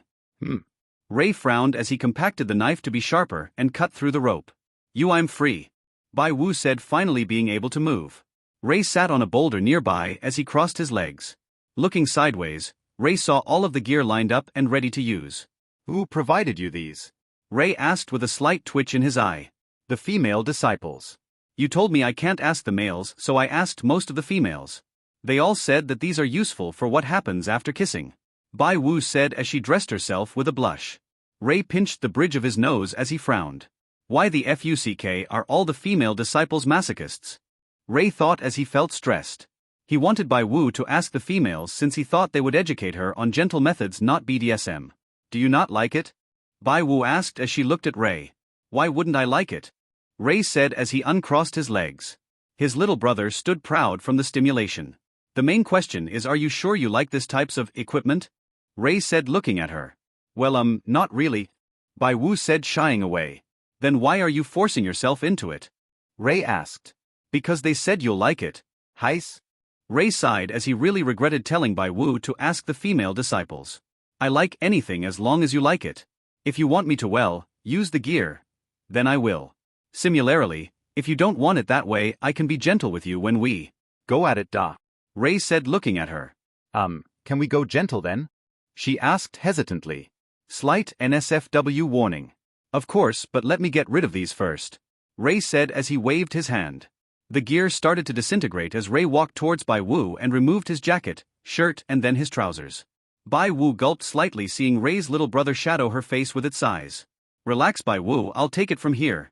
Ray said as he crouched down and gently laid Bai Wu down. Ray spread her legs as he brought his mouth to her pussy. Ah! Bai Wu gasped, feeling Ray lick her down there. Ray's tongue explored her pussy as she could only moan at the sensation. Ah! Bai Wu moaned, feeling Ray's tongue explore her insides. Ray eventually separated his mouth as he slowly felt her vagina with his fingers. Ray kissed Bai Wu as his spare hand massaged her breasts. Bai Wu moaned. Ray sat up as he saw that Bai Wu was drenched below. Bai Wu, I'm inserting it. Ray whispered to her ear as she nodded. Ray used his heightened senses as he made sure that he didn't hurt her too much. Making sure to stop when he felt her muscles contract at pain, Ray took his time as he slowly inserted his penis. Bai Wu grabbed Ray's hand as she tried to resist the pain. However, Ray made it so that she was as comfortable as she could be for her first time. Ray fell to her hymen as he whispered in her ear. Bai Wu, this might be a little painful, okay? And I can handle it. She whispered back as she kissed him on the lips. Ray paused for a second before giving it a gentle push, breaking her hymen as blood slowly flowed out. Ray gave a gentle thrust as his penis broke her hymen. Bai Wu gave a muffled cry while resisting the pain of her hymen being broken. Traces of blood flowed out of her vagina as it signaled her losing her virginity. Ray stopped for a moment while he waited for Bai Wu to get used to the pain. Ha-ha-ha, Bai Wu panted slightly. Are you okay? Ray asked. Yeah, keep going. Bai Wu said, trying to smile at Ray. Ray's expression softened as he gently thrusted inwards. The further he went, the more Bai Wu's back arched. Kissing her gently, Ray tried to distract her from the pain. Ah! Bai Wu moaned from the kiss as she entwined her tongue with Ray's. Once more with a gentle push, the entirety of Ray's penis was inside Bai Wu. Bai Wu's vagina tightened from the sensation as Ray felt the warmth wrap around his dick. Sitting upright for a moment, Ray saw the women he loved spread out on the ground. Her hair spread out beneath her, her red face from pleasure, her figure which could only be described as beautiful, her legs which wore stockings. Everything he saw only made him more turned on. Feeling that her vagina had relaxed, Ray leaned towards her ear. I'm going to move now, okay? Tell me if it hurts too much. Ray said as Bai Wu nodded. Grabbing her legs, Ray held them open as he started to move his hips. Bai Wu moaned from the sensation. Ray kept it slow for now so that she could get used to the motion. More? Bai Wu said softly as most of the pain had subsided. If you wish. Ray said as he leaned forward, causing Bai Wu's legs to go closer to her torso. But due to her actively using her legs to fight, her flexibility was incredible. Ray sped up his thrusts as Bai Wu's breasts moved to speed of the thrusts. Ah! Bai Wu moaned as she kissed Ray and wrapped her arms and legs around Ray. Locking her legs around Ray's hips. Bai Wu slowly forced Ray to go deeper. Tears started to form around the rim of her eyes as Ray paused, stopping her from pushing his cock in further. If it hurts, don't force yourself, Ray said as he looked at her. Bai Wu shook her head as she looked at him. It's fine, I can take it, Bai Wu said, exerting strength in her legs. Ray compromised as he thrusted as far in as he could, causing Bai Wu to clench her teeth slightly as her eyes rolled back a little. HH. Bai Wu cried out in pleasure as she felt Ray's full length in her vagina. Ray paused one more time for Bai Wu to get used to the full length of his penis before thrusting again. AHAHMN. Bai Wu moaned from each thrust as Ray increased his speed. Ray held both of Bai Wu's hands as he thrusted. Ah. Lay, Bai Wu cried out as her breasts bounced up and down. Ray picked Bai Wu up as he laid down with Bai Wu above him in the cowgirl position. Bai Wu understood what this position meant as she started to take the initiative herself. She sat up straight as she grinded on Ray's dick. Bai Wu pressed her hands on Ray's chest as she moaned from pleasure. Ray felt Bai Wu's movements speed up as he knew she was about to come. Using his amazing control over his body, Ray gave her a deep thrust as he ejaculated inside her. Ah! Bai Wu cried out from the orgasm as she felt Ray's sperm inside her womb. She laid her bare body on top of Ray's as she panted. You okay? Ray asked as he stroked her head and traced down her hair. Yeah, again. She asked with a grin as she could still feel Ray's cock standing proud inside of her. Ray raised an eyebrow. Didn't she want it gentle and acted shy? Now she is like a nympho. Ray chuckled as he kissed her. If you want, I will provide, Ray said as he suddenly stood up with his dick still in Bai Wu. What ahhh? Bai Wu panicked before Ray resumed his thrusting with him, holding Bai Wu up by the ass. Her breasts bounced as Ray could feel her nipples erect from her lust. Giving one a gentle bite, Ray could feel Bai Wu tense up in her vagina with pleasure. Ah, bad lay, ah, don't bite me, ah. Bai Wu tried to speak between thrusts with much difficulty.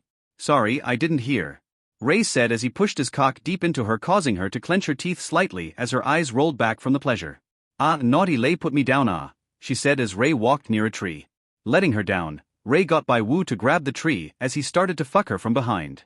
Bai Wu couldn't turn around as her legs felt devoid of strength. She couldn't muster up any power as Ray trusted behind her.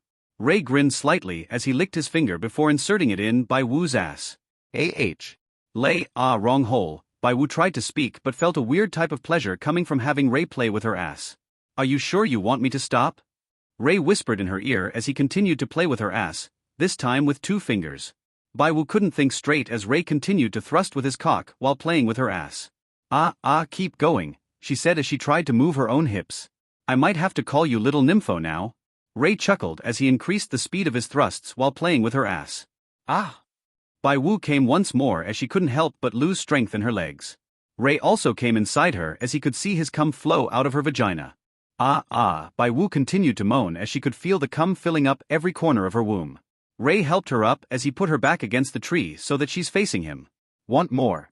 Ray asked as Bai Wu nodded before attacking his lips with her own. Ray lifted up one of her legs as he thrusted once more. In the end, Bai Wu went through 15 rounds before she finally had enough and ran out of stamina. Cum wouldn't stop flowing out of her as Ray covered her with her clothes as he got rid of the scattered cum which dipped from Bai Wu's pussy. Ray kissed her gently as he got up and dressed himself up again. He sat on a boulder as he smiled gently before that smile faded and was instead replaced with clenching teeth. Ray suddenly felt a skull-shattering pain as he clutched his head with one hand. At $@ and $% at %% $%. A familiar voice could be heard as Ray could hear the panic and frustration coming from the voice. Focusing hard, Ray finally heard it clearly.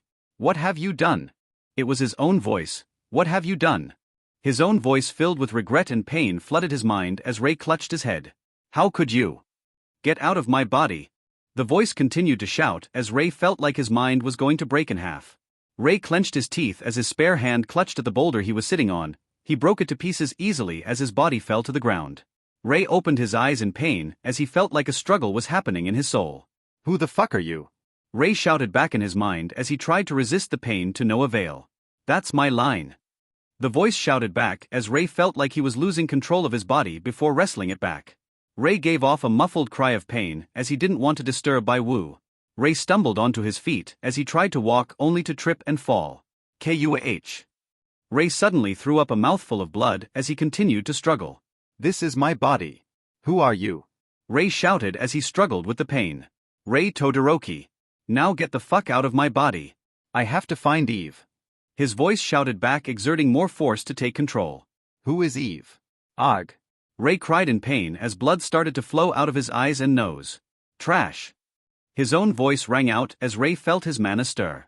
Fuck. Ray cursed as he wanted to get as far as he could. Lay.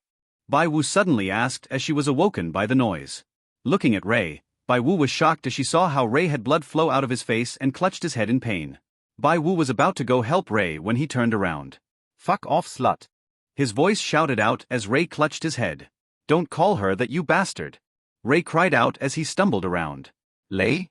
What's wrong? Bai Wu panicked seeing Ray like this. Bai Wu, sorry, I'll be back soon, okay? Wait for me. Ray said, trying to smile, but failed as his smile soon was replaced by frown as he resisted the pain. Turning around, Ray had his external tailbone turn into 4 wings as he took off as fast as he could to the inner area. Lay. Tell me what's wrong. Lay. Bai Wu's panicked voice rang out in Ray's mind as he could only ignore it as he continued to fly. But he couldn't fly straight for long as he twisted and turned abnormally in the air. ARGG. Ray screamed out as he fell out of the sky. Boom. A crater was formed from the impact as his external tailbone thrashed around, signaling his mental struggles. Arg, do you know what this means? His voice rang out in rage. I don't know and I don't care. Ray retaliated as he rolled on the ground in pain. As Ray was having his mental struggles, Eve had gotten an emergency notification from the system about Ray's soul and body slowly destroy itself. Wait, what? How did this happen? Eve shouted out in panic halfway through training as her teacher watched her in worry at her sudden outburst. Eve, what happened? Ophelia asked Eve as she retrieved her wire gloves. Ray got his memory back, but it's destroying him on the inside. How could he memory return this suddenly? Wasn't it supposed to be when he enters the higher realms? Eve said in a panic as she dismissed Mirai and quickly sat down in a lotus position to enter the system's mainframe. Ophelia frowned when she heard what her student had said, as realized that this was probably the system gods doing from what she understood. TSK, that bastard pulling this trick. Ophelia frowned as she left the area quickly to find the system god. Eve, who was in the mainframe, quickly had a look at Ray's codes as she saw his soul slowly break apart. No, this is the worst scenario. Eve shouted out in anger and fear. Ray's soul was slowly killing itself as it was trying to fight itself for control. And in return, his body was slowly being destroyed as well. While he is immortal, if his soul is dead, his immortality will do nothing. Eve quickly tried to stabilize everything as she used the codes to try repair Ray's body while it was destroying itself. Shit. It's destroying faster than I can heal it, damn it Rei. You better not die. Eve shouted out with tears in her eyes as she desperately tried to keep Ray alive. On the outside world, Ophelia was raging as she could feel the panic from Eve. TSK, system god, you bastard. Get the fuck out or I'll drag you out myself. Ophelia shouted in rage. What do you want, Ophelia? Shouldn't you be with Eve? The system god said simply as he looked at Ophelia. Ophelia pointed her finger at him as she shouted. What the fuck did you do with Ray? His soul is being destroyed from the inside. Ophelia personally wouldn't care, but it was the lover of her student and she couldn't bear to see Eve like this. Ho ku ha ha ha ha. So that little shit actually dared to sleep with that slut. Heh, it's no wonder his soul would turn on itself. His past memory and devotion to Eve certainly surpassed my expectations, but now it hates itself for betraying Eve. Serves him right. The system god grinned as he felt like he did the right thing. How dare he cheat on Eve? Killing him like this was letting him off easy. If he could, the system god wouldn't mind torturing Ray for what he had done. You! Ophelia was speechless as rage overwhelmed her. Boom. Ophelia gave the system god an earth-shattering punch as he was sent flying. How dare you? Do you realize what you have done? Do you not remember how much Eve loves Ray? Ophelia shouted out as she looked at the system god climbing out of the rubble. Che, I know how much Eve loves Ray. But he doesn't deserve her. The system god said with a frown. That's not for you to decide. Ophelia said with anger as she took out her wire glove and was about to attack the system god out of rage. The war god and element god showed up as they restrained Ophelia. Ophelia, calm down. Don't do something you'll regret. The element god said as he restrained Ophelia with wind pressure. Fuck off. I'll kill that bastard. Ophelia shouted out as a golden aura burst out of her, pushing the element god away. Ophelia, stop. Think about how that lass Eve would think if she finds out about this. The war god shouted back as he also released his aura, causing the surroundings to break with the collision. Do you know what that fool had done? She shouted back. Of course I do. Ray's my successor. Do you think I'm not mad? The war god shouted back. Ophelia frowned as she eventually retracted her aura. However, her face was still twisted with anger as she glared at the system god. The three gods looked at the system god who stood looking at the trio. Old friend, you've truly disappointed me today. The element god said as he looked at the system god. So you're standing up for that little shit. The system god said with a frown. Old friend, even as a doting father you should not have gone this far. And don't think we don't know that Eve isn't truly your daughter. You merely assumed that role of her father and she accepted it. So why are you going this far to protect her? The war god said, causing the system god to frown. I treat her like my own daughter. Is it really that unnatural for a father to protect his daughter? The system god said with a frown. This is no longer protecting her, old friend. You're imprisoning her this way. While I am disappointing, I am still your friend, so I won't do anything about your decision. Just know that I won't stand for anything else you would do with that Ray lad. He's my successor after all. The war god said as he shook his head and turned around to leave. Old friend, I hope you don't make any more mistakes. We need to put our focus in the war to come instead of interfering with the young. The element god said as he cupped his hands and turned to leave. Pull any more of this shit and I'll be back. Ophelia said as she too turned to leave. The system god frowned as he watched his three friends turn to leave. He stood there until they went out of sight. Sitting down inside a room, the system god slammed his hand into the armrest as he had rage fill his eyes. Ray, just you wait. The system god thought. Meanwhile, Eve was in the mainframe with tears and sweat covering her face. She was moving her hands as fast as she could to help repair Ray. She couldn't go help him at the scene either, as she isn't able to send a projection to Ray, nor is she able to send him a message. Come on. Please. Eve cried out as she watched Ray's slow and painful path to death. Eve. Can you hear me? Eve suddenly heard her teacher's voice as she quickly realized that her teacher could help her. Exiting the mainframe, Eve opened her eyes as tears flowed out of her eyes. Master. Please help Ray, I beg you please. Eve grabbed Ophelia's clothes as she begged with tears in her eyes. Ophelia felt her heart ache with pain as she saw her student like this. Eve, stand up first, we'll think of ways to help him. Ophelia said as she helped Eve up. How can we help him? His soul is tearing itself apart. Eve asked with panic. This whole thing started with his separate feelings for you and his new love. We either erase his memory completely or we can try make him come to terms with his own choices. Ophelia said as she could only do this to try ensure Ray's survival. But how do we do it? He hates himself. I can't help him either since I'm stuck here. Eve said, looking at her master. Who do you think I am? I am the war saint Ophelia. I can send a projection to the world, but it'll only last up to around 30 seconds to a minute. Ophelia said, giving Eve hope. But isn't the projection important to a god? Eve said in worry for her master. Eve, do you think I can't spare this much for my favorite student? Ophelia said with a motherly smile. Master, thank you. Eve cried out in happiness. All right, time is on the essence, so you shouldn't waste time. Remember, you only around 30 seconds to a minute, so make it count. Ophelia said as Eve nodded. Eve's body was covered in a golden glow as Ophelia clasped her hands together. Eve closed her eyes as Ophelia sent out the projection. Make it in time. Ophelia said as he had sweat cover her forehead since projections wasn't her strongest area of expertise. Just sending one took way more effort for her compared to other gods. Back in the Dolua Dalu world, Ray was struggling in the inner area of the Star Do forest as hundreds of years had passed. He had already lost around 40% of his control as he sat in a lotus position with blood and injuries appearing all over his body. Currently he was in his mindscape facing off against himself as they fought for control. Sparks flew everywhere as Ray and his past self exchanged blows. Do you know what Eve will think when she knows this? She was there from the beginning when we first reincarnated. She helped us when we were down. She followed us no matter what we did. Yet you betrayed her. His past self shouted out as ice and fire covered Tengaku and Kyoki. So you want me to betray Bai Wu then, huh? You fucking hypocrite. Ray shouted as he activated his ring of Atlas as a golden energy shield wrapped around him. Eve was everything to me. His past self shouted as he jumped up and traced out Gibalg and threw it towards Ray. Bai Wu is everything to me as well. Ray shouted as he twisted his body as he also threw Gibalg. The two demon spears clashed as it exploded, destroying more of Ray's mindscape and soul in the process. If we continue, then we'll let down both women we love. Ray shouted as he could feel the destruction of his soul speed up. So what? I don't deserve her anymore. I'll use my life as compensation. His past self shouted out as more blades appeared behind him shooting towards Ray. Crazy bastard. Ray shouted back as he had his heavenly demonic beast avatar mixed with his other avatars protect him. Ha ha ha, I know I'm crazy. Who do you think kept me sane? Now I have betrayed her. What use is it to keep sane?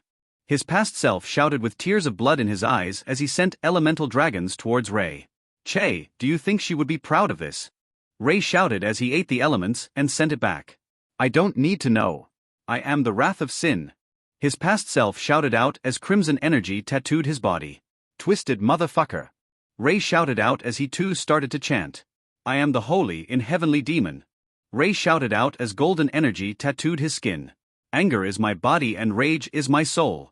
Hope is my body and life is my soul. Ray and his past self chanted as they sent waves of attacks to each other. I have slaughtered all who stand against me.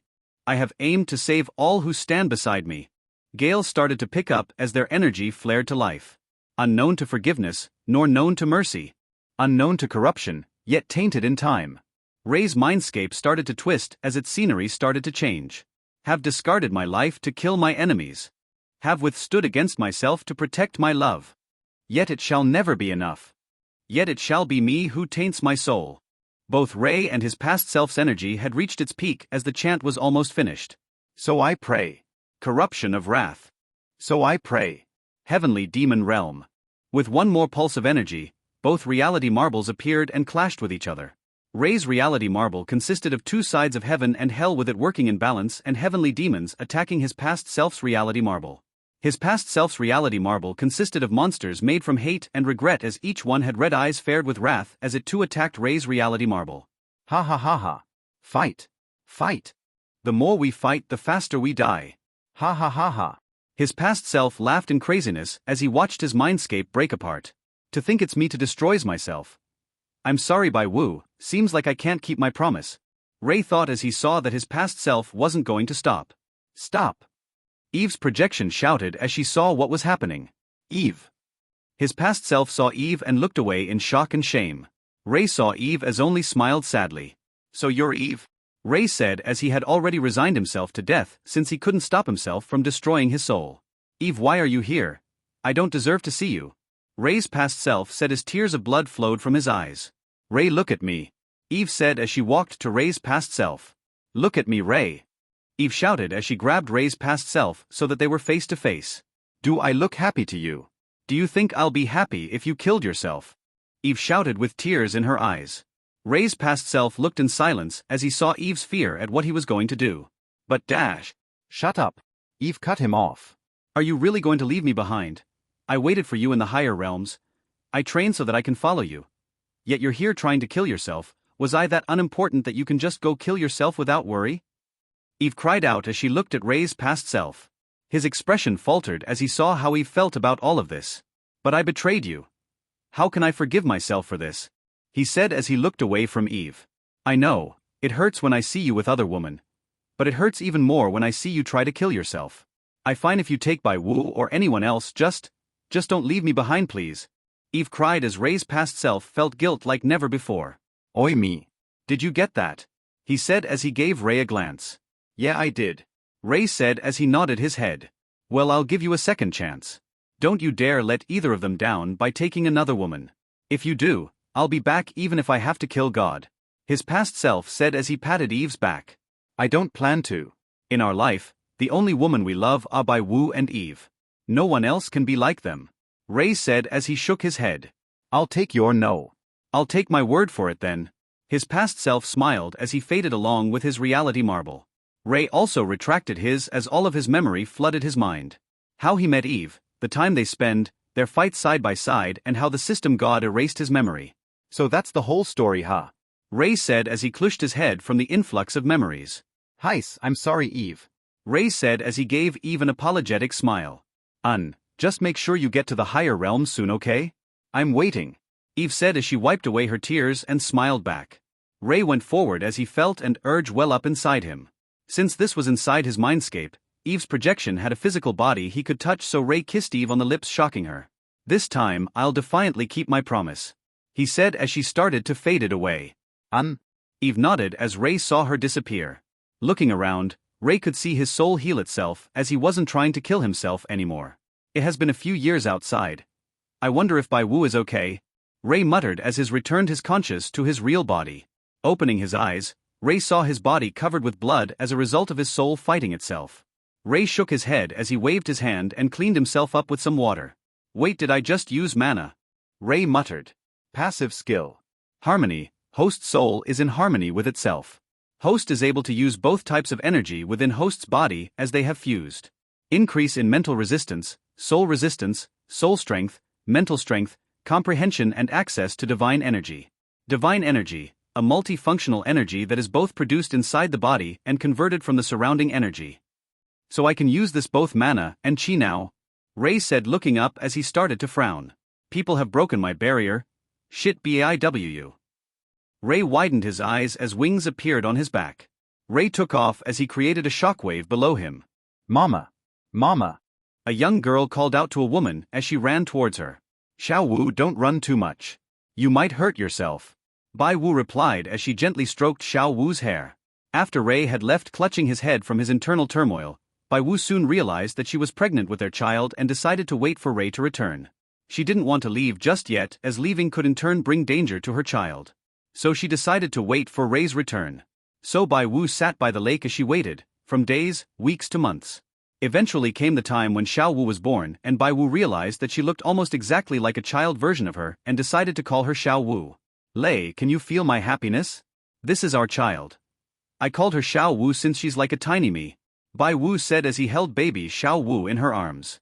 Xiao Wu was born looking like a human, but cultivated rings like a spirit beast. She was also immortal, but Bai Wu thought that she just had a longer lifespan.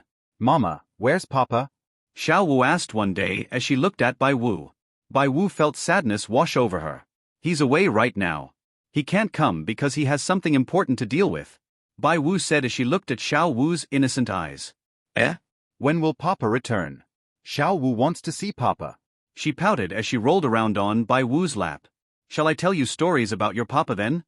Bai Wu said as Xiao Wu nodded her head in excitement. Let me tell you about the time when your Papa took me to a human city. That time Mama was still young, your Papa bought me a comb and lots of pretty clothes as he had always looked after Mama. He said that the comb makes your hair look pretty, so he bought me one, Bai Wu said as she took out a comb from her storage belt. Can I have it? Xiao Wu asked with sparkling eyes. Of course, let Mama show you how to use it, Bai Wu said as she sat Xiao Wu down in front of her and started to comb her hair. So back then, Mama loved Papa, but Mama had to try very hard to get your Papa's attention. But Mama knew that your Papa cared for me, Bai Wu continued as she combed Xiao Wu's hair. Because when Mama felt sad, your Papa waved his hand and changed the world. He made the lake freeze and made it snow. The white snow covered everywhere as it was one of the most beautiful things Mama had ever seen, Bai Wu said with a fond and nostalgic smile. It was also there that Mama promised to make your Papa fall in love with me. Bai Wu laughed slightly. Hey, Papa could change the weather. Papa must be very powerful. Xiao Wu smiled widely as she bobbed her head around. Bai Wu chuckled as Xiao Wu's comment. Your Papa was the strongest in the world. At rank 30 Spirit Grandmaster, your Papa was able to defeat a rank 90 title Doluo, Bai Wu said as Xiao Wu grew more excited. Really? Didn't Mama say title Doluos are equal to 100,000-year spirit beasts? Xiao Wu said looking at Bai Wu. Indeed, your Papa could defeat title Doluos at rank 30. No one else can do it, Bai Wu said as she gently turned Xiao Wu's head forward again. And then? And then? Xiao Wu asked as she wanted to hear more. So before your Papa defeated the title Doluo, he had actually took Mama to a festival. It was a crystal festival where we had to make the best sculpture using crystals. In that event Mama tried to win by making a carrot. Bai Wu laughed a little as she remembered what she did. Is it because Mama is a rabbit? So Mama made a carrot? Xiao Wu asked. Your Papa however made a sculpture of himself holding Mama when she was just a tiny spirit beast. It was the second best sculpture that Mama had ever seen, Bai Wu said as she retrieved the sculpture. Since the event, they had kept the sculpture in the belt and she decided to take it out today to show her daughter what Ray had created. Wow, so pretty. Hey Mama, what's the most beautiful sculpture that you saw? Xiao Wu asked as he examined the little sculpture and saw what Ray looked like. Mama, Papa is so handsome, Xiao Wu said as she looked at Ray's face. Your Papa was the most handsome man in Mama's eyes. And the most beautiful sculpture Mama had saw was also made by Papa. It was called the 1,000-Year Dream. Your Papa had carved the crystal to look like Mama when I participated in the festival. In the end, Mama and Papa decided to leave it in the city so that everyone could see what your Papa had made. Bai Wu smiled as she remembered the sculpture Ray had made in Suatua City. Mama, can we go have a look at it? Xiao Wu asked as her interest was piqued. Bai Wu thought about it. Pretty please. Xiao Wu asked with puppy eyes. Bai Wu smiled as she relented to her daughter. Okay, let Mama finish combing your hair and then I'll take you to the city, okay? Bai Wu smiled as she combed Bai Wu's hair. Mama, can Ming and Deming come? Xiao Wu asked. She had met the two as they apparently said they were looking for her papa after they had left the inner area. I'm afraid those two can't come. Humans would harm them if they saw them. Bai Wu shook her head as the two spirit beasts didn't recultivate into humans. Deming was a green ox python of the heavens like the beast monarch that Ray had met before. Ming on the other hand was a titan giant ape. Ming. Deming. We can't take you, sorry. Xiao Wu shouted out as Ming sat up in the forest while Deming appeared in the sky. It's fine, Xiao Wu, just stay safe out there. Deming said as he smiled at her. Deming, Ming. Watch the lake for me while I'm gone, okay? Bai Wu said as she looked at the two. As you wish, Queen. Deming said as he bowed his head. Heis, I told you many times not to call me Queen. Bai Wu said as she sighed. After my father had passed away, his last words were to pass the title to your husband, which makes you the queen. Deming said. Fine, whatever. Bai Wu said as she waved her hand lazily. There, Xiao Wu, what do you think? Bai Wu said as she finished combing Xiao Wu's hair and tied it into a braid. Xiao Wu likes it. Come on, Mama, let's go. Xiao Wu said as she bounced around. Ha, you're just like Mama when I was younger. Every time your papa took me to the city, I would be so excited like you. Bai Wu said while she held Xiao Wu's hand and stood up. Deming, Ming, bye-bye. Xiao Wu waved her hand as Ming waved back. As they approached the barrier, Bai Wu held on to Xiao Wu as she started to teleport them to the city. They reached the city as Xiao Wu looked around at all of the people with curiosity. Wow, Mama, there are so many people.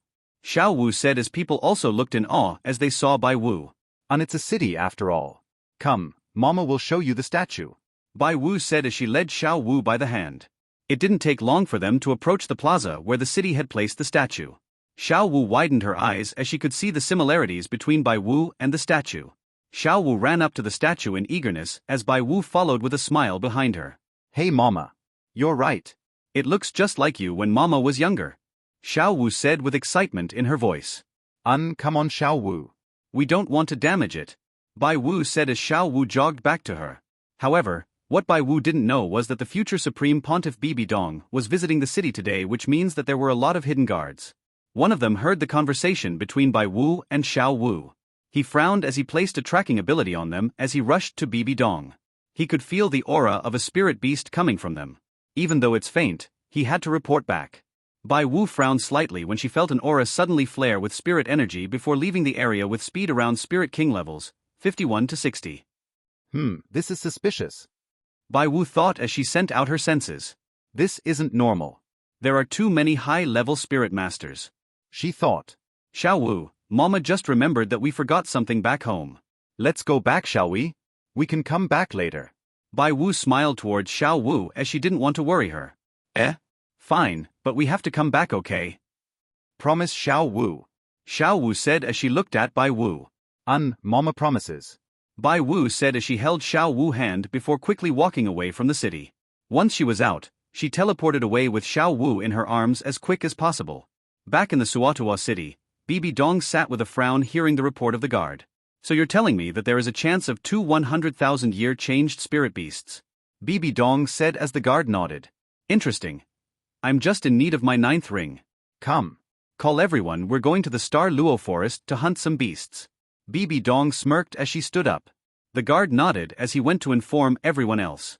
Bai Wu and Xiao Wu had just returned to the Star Duo forest when Bai Wu saw a tracking mark and realized that they were found out. Shit. This is bad if they find Xiao Wu.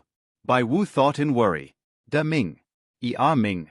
Bai Wu shouted out as the duo appeared. Take Xiao Wu and quickly get out of here. Strong humans are coming, I'll go buy some time. Bai Wu said as she knew by the time she found out, they would have already pinned down their location. While she, Deming and Ming can protect themselves. She didn't want to take chance with Xiao Wu being here. Get as far as you can. The further the better. Bai Wu said as Deming realized what had happened. No, we cannot leave you behind. If you see me as the queen, then I command you. Bai Wu said, serious as De Ming relented and nodded towards Ming, who took Xiao Wu. Mama, what's happening? Why is everyone frowning? Xiao Wu asked. Xiao Wu, you need to get away quick. Bad people are coming. Remember to listen to De Ming and Ming. Mama will go find you once she takes care of the bad guys. Bai Wu said as she gave Xiao Wu a kiss on the forehead as she sent them away. Wait. Mama. No, Ming let me down. We can't leave Mama. Xiao Wu shouted as Bai Wu could only smile sadly. She could feel a few titled Doluos with her entire party as they approached at a fast pace towards her location. Lei, watch me. I'm not the weak person I was before. Bai Wu muttered as she exploded with the aura of a rank 93 titled Doluo. Ping. A shattering sound could be heard as the barrier ray set thousands of years ago broke from the attacks. Bai Wu looked behind her as she saw Bibi Dong and several titled appear looking at her not long after the barrier broke. Each looked at her with hostility as they released their rings ready for combat. Oh, to think a beast like you became a Doluo. Bibi Dong said as she felt Bai Wu's aura. Humph. Bai Wu scoffed and said nothing as she materialized her rings. 8 black and 1 red ring could be seen as it glowed menacingly behind her. Leave my home, human. Bai Wu said as she looked at the people in front of her with a serious expression. Ha ha ha, just you alone? What a joke. Go. Remember, don't kill her. I need her ring. Bibi Dong said as 5 titled Doluos nodded as they materialized their rings. Each of them had the same setup of 2 yellow, 2 purple and 5 black rings. Bai Wu frowned as her doppelganger appeared. Her doppelganger had evolved with her ring as it held 100% of her power. She materialized her essence spirit as shoes and stockings cover her legs before she dashed forward with her doppelganger and teleported in front of 2 titled Doluos. Bang. Bang. 2 resounding hits were heard as Bai Wu and her doppelganger kicked the 2 titled Doluos, causing them to be launched back. The 3 other titled Doluos frowned as they tried to attack Bai Wu. One had a spear, one had a whip, and the last one was like an eagle. Bai Wu only frowned slightly as she kicked the ground, causing a tornado to appear around her, forcing 2 of the Doluos back, while the eagle Doluo charged into the tornado with ease. Tisk. Bai Wu clicked her tongue as stomped down once more, causing the gravity to increase as the eagle Doluo fell downwards. Switching places with her doppelganger, Bai Wu stamped on the eagle Doluo's spine as she increased the speed of which he fell. Boom. A crater was formed as Bai Wu broke the eagle Doluo's spine, killing him. Anyone else? Bai Wu said as some of the guards subconsciously took a step back in fear. The whip Doluo suddenly sent his whip forward as it tied Bai Wu up and sent her into the air. Pierce. The spear Doluo shouted as his spear shot towards Bai Wu. She frowned as she switched places with her doppelganger once more. She compressed wind element on her legs as she kicked horizontally, causing a sharp blade of wind to speed towards the Doluos. Reinforce. One of the earlier Doluos Bai Wu kicked away shouted as a shield protected her targets. Bai Wu frowned as she knew fighting against this many Doluos might be a stretch, but she had 2 as Xiao Wu hadn't gone far enough yet. Demoness Avatar. Bai Wu said as dark armor covered her body with gaps at the shoulder and stomach to allow her to still be flexible. She still wore her stockings and shoes, but they held the color scheme of black instead. This was one of her new spirit rings that he had materialized as it increased every stat, especially her attack and defense. Bai Wu crouched down as she dashed towards the Doluo who protected the other 2. Acceleration. Bai Wu thought as her speed increased even more. Suddenly appearing in front of a titled Doluo, Bai Wu was about to attack him when she had to quickly turn around and roundhouse kick the spear that tried to stab her. Jumping away, Bai Wu looked at the Doluos gathering together with a frown. Each of them no longer let their guard down as they had their real guards activated. This'll be a lot harder now. Bai Wu thought as her doppelganger had already been killed and couldn't be used again for a while. Little beast, you've truly made this harder than it should be.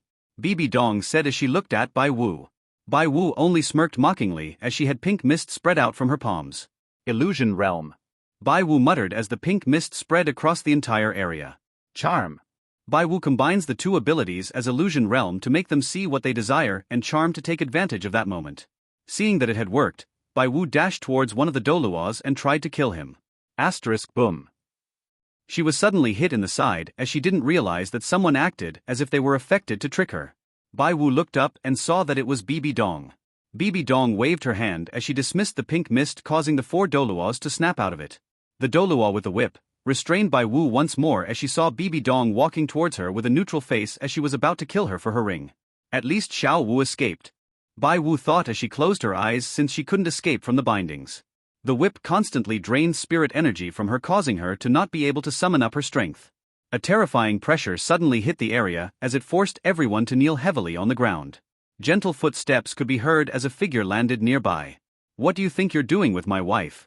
A familiar voice could be heard as Bai Wu suddenly felt emotional as tears welled up in her eyes. Lei, she said as she looked at the familiar figure. "Sorry I took so long, Bai Wu," Ray said as she smiled gently at her. He looked back at the people kneeling before frowning as he suddenly traced out Gibalg and pointed his finger at the Doluo with the whip. Before anyone even realized, the Doluo's body was pierced as he was killed before they even realized it. Ray glared at them for a moment as he sent out 4 1,000,000-year rings as the pressure started to increase. Some of the weaker spirit masters died instantly as they couldn't stand against the pressure. Ray bent over as he picked up Bai Wu into a princess carry. 4 wings appeared on his back as he flew off with Bai Wu. "TSK, I'm still injured and I can't exert myself too much," Ray thought as his top priority was to get Bai Wu out of there. Lei, what took you so long? Bai Wu said as she looked at him. "Sorry, I just had to sort out my memories. I remember everything now," Ray replied as sweat could be seen forming on his head. "So that means you remember Eve?" Bai Wu said as she smiled, feeling both happy and nervous. Happy because Ray was able to remember Eve, and nervous since she wasn't sure if Ray was going to leave her behind. "Yes, I do." "But Bai Wu, are you willing to follow me?" Ray asked as he looked at her. "After all, you're my wife and I love you," Ray said with a smile. Bai Wu smiled as she hugged Ray. "Yes, but after you left I was pregnant with our daughter. I called her Xiao Wu and I don't want to leave her behind," Bai Wu said as Ray felt a new type of joy surface. "I'm a father?" Ray asked as Bai Wu nodded. Ray smiled gently. "We'll see what she chooses in a few years' time. If she wants to follow us, she may. But if she doesn't, then I'll support her with everything I have. I want her to have the freedom of choosing what she wants," Ray said as Bai Wu nodded. After Xiao Wu made her choice, I'll follow you," Bai Wu muttered as she rested her head on his chest. Ray hesitated for a moment before asking Bai Wu, "Shall we let her experience the world first? I know I wasn't there for her, but we can use this to help motivate her, so that in the future we can rest easy knowing Xiao Wu is strong and safe," Ray said as Bai Wu thought about it. "But she only saw a sculpture of you. Are you really going to let her wait before she sees you?" Bai Wu asked. "Yes, but not for long. I want to support her from the shadows while she gains experience. When the time is right, we'll meet her together," Ray said. "I don't like it, but you're right. This is good for her to gain experience. But if she is in danger, I'll save her no matter what," Bai Wu said. "Of course, since I'm going to protect my daughter from the shadows." Ray smiled back as they landed near a cave. Ray sat down heavily as he started to heal his injuries. "Wait, Lei, are you still injured?" Bai Wu said, shocked. "Well, let's just say the moment I finished the struggle, I felt the barrier break, so I didn't have time to heal myself," Ray said with a weak smile while healing himself. "Heis, reckless idiot," Bai Wu said as she sat next to him. Ray made a small mirror as he set it to reflect what was happening around Xiao Wu. "This should let us watch over what Xiao Wu does for now while I heal," Ray said as he closed his eyes to focus more. Bai Wu nodded as she looked at the mirror. Xiao Wu was crying into Ming's arms as she felt heartbroken about her mum. Seeing this, Bai Wu almost immediately wanted to rush out to find her again as she struggled before sighing and continued to watch. After a few months, Xiao Wu decided to leave for the outside world so that she can gain strength to protect herself under the suggestions of Ming and Ming. "So she's going out now," Ray said as he stood up. I'm still worried about her though," Bai Wu said, watching Xiao Wu's nervous face as she wandered out of the forest under Ming's help. "Me too, which is why we'll stay near her," Ray said as he walked out of the cave. After Ray and Bai Wu had teleported, Ray set down a seal on both their bodies so that people, not even titled Doluos, can see or sense them. Xiao Wu's going to Nuoding Academy. "I suppose this is okay for a start," Ray said as he walked around looking at the place. "Lu darling, we don't want Xiao Wu to draw too much attention just yet, do we?" Bai Wu said as she looked at Ray. Ray smiled as he hugged her.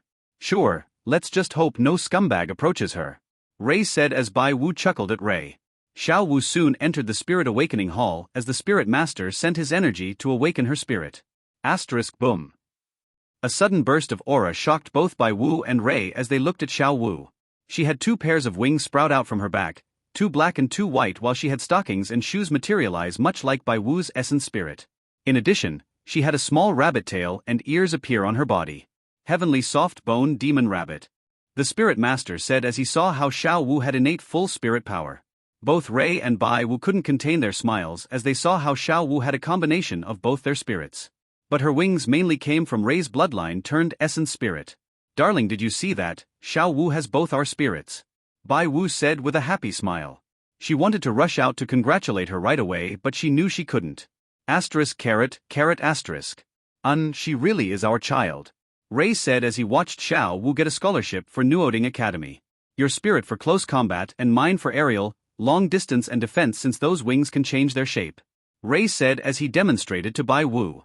Halfway through demonstrating, Ray suddenly paused as he saw how her room was mostly made up of males. A vein slowly popped up as he saw this. Darling, calm down. Remember how you said we have to observe Xiao Wu first? Bai Wu said quickly, holding Ray's hand. Degree LL/. Fine, if any of these kids lay a hand on my daughter. Ray said as he subconsciously cracked his knuckles. Xiao Wu, Mama can only do this much so far. Don't let anyone too close or your papa might break his own promise of watching in the shadows. Bai Wu thought as they sat down in a corner and watched Xiao Wu. Ray frowned when he suddenly saw a young boy with deep blue hair. Darling, what's wrong? Bai Wu asked, seeing Ray frown. That boy. He's reincarnated with memories. His soul is too mature. Ray said. How do you know he's reincarnated? Bai Wu asked, surprised. I haven't told you before, but I am the same. This is my second reincarnation after I had died before. Ray said as he kept an eye out for the boy. Did you meet Eve in your first reincarnation then? Bai Wu asked. Ray nodded as they watched a chubby kid challenge Xiao Wu. With a single move, Xiao Wu sent the kid flying. Serves him right for trying to attack my daughter. Ray said, seeing the fat kid fly. Bai Wu giggled, seeing Ray being a daughter-con. Soon Ray saw Xiao Wu and the blue-haired kid fight while he frowned. He knows how to fight and certainly how to kill. Ray said, observing his movements. They were too efficient. Bai Wu only nodded as she too felt some worry. Xiao Wu won by a margin as Ray knew the kid had gone easy on her. Bai Wu. Keep an eye out for Xiao Wu for a second. The kid's movement was similar to my faded steps and I can probably merge them together. Ray said as Bai Wu nodded. However, the moment Ray left to improve his footwork, Bai Wu saw how Xiao Wu wanted to share beds with the kid. My daughter, your father might want to kill your little friend when he gets back.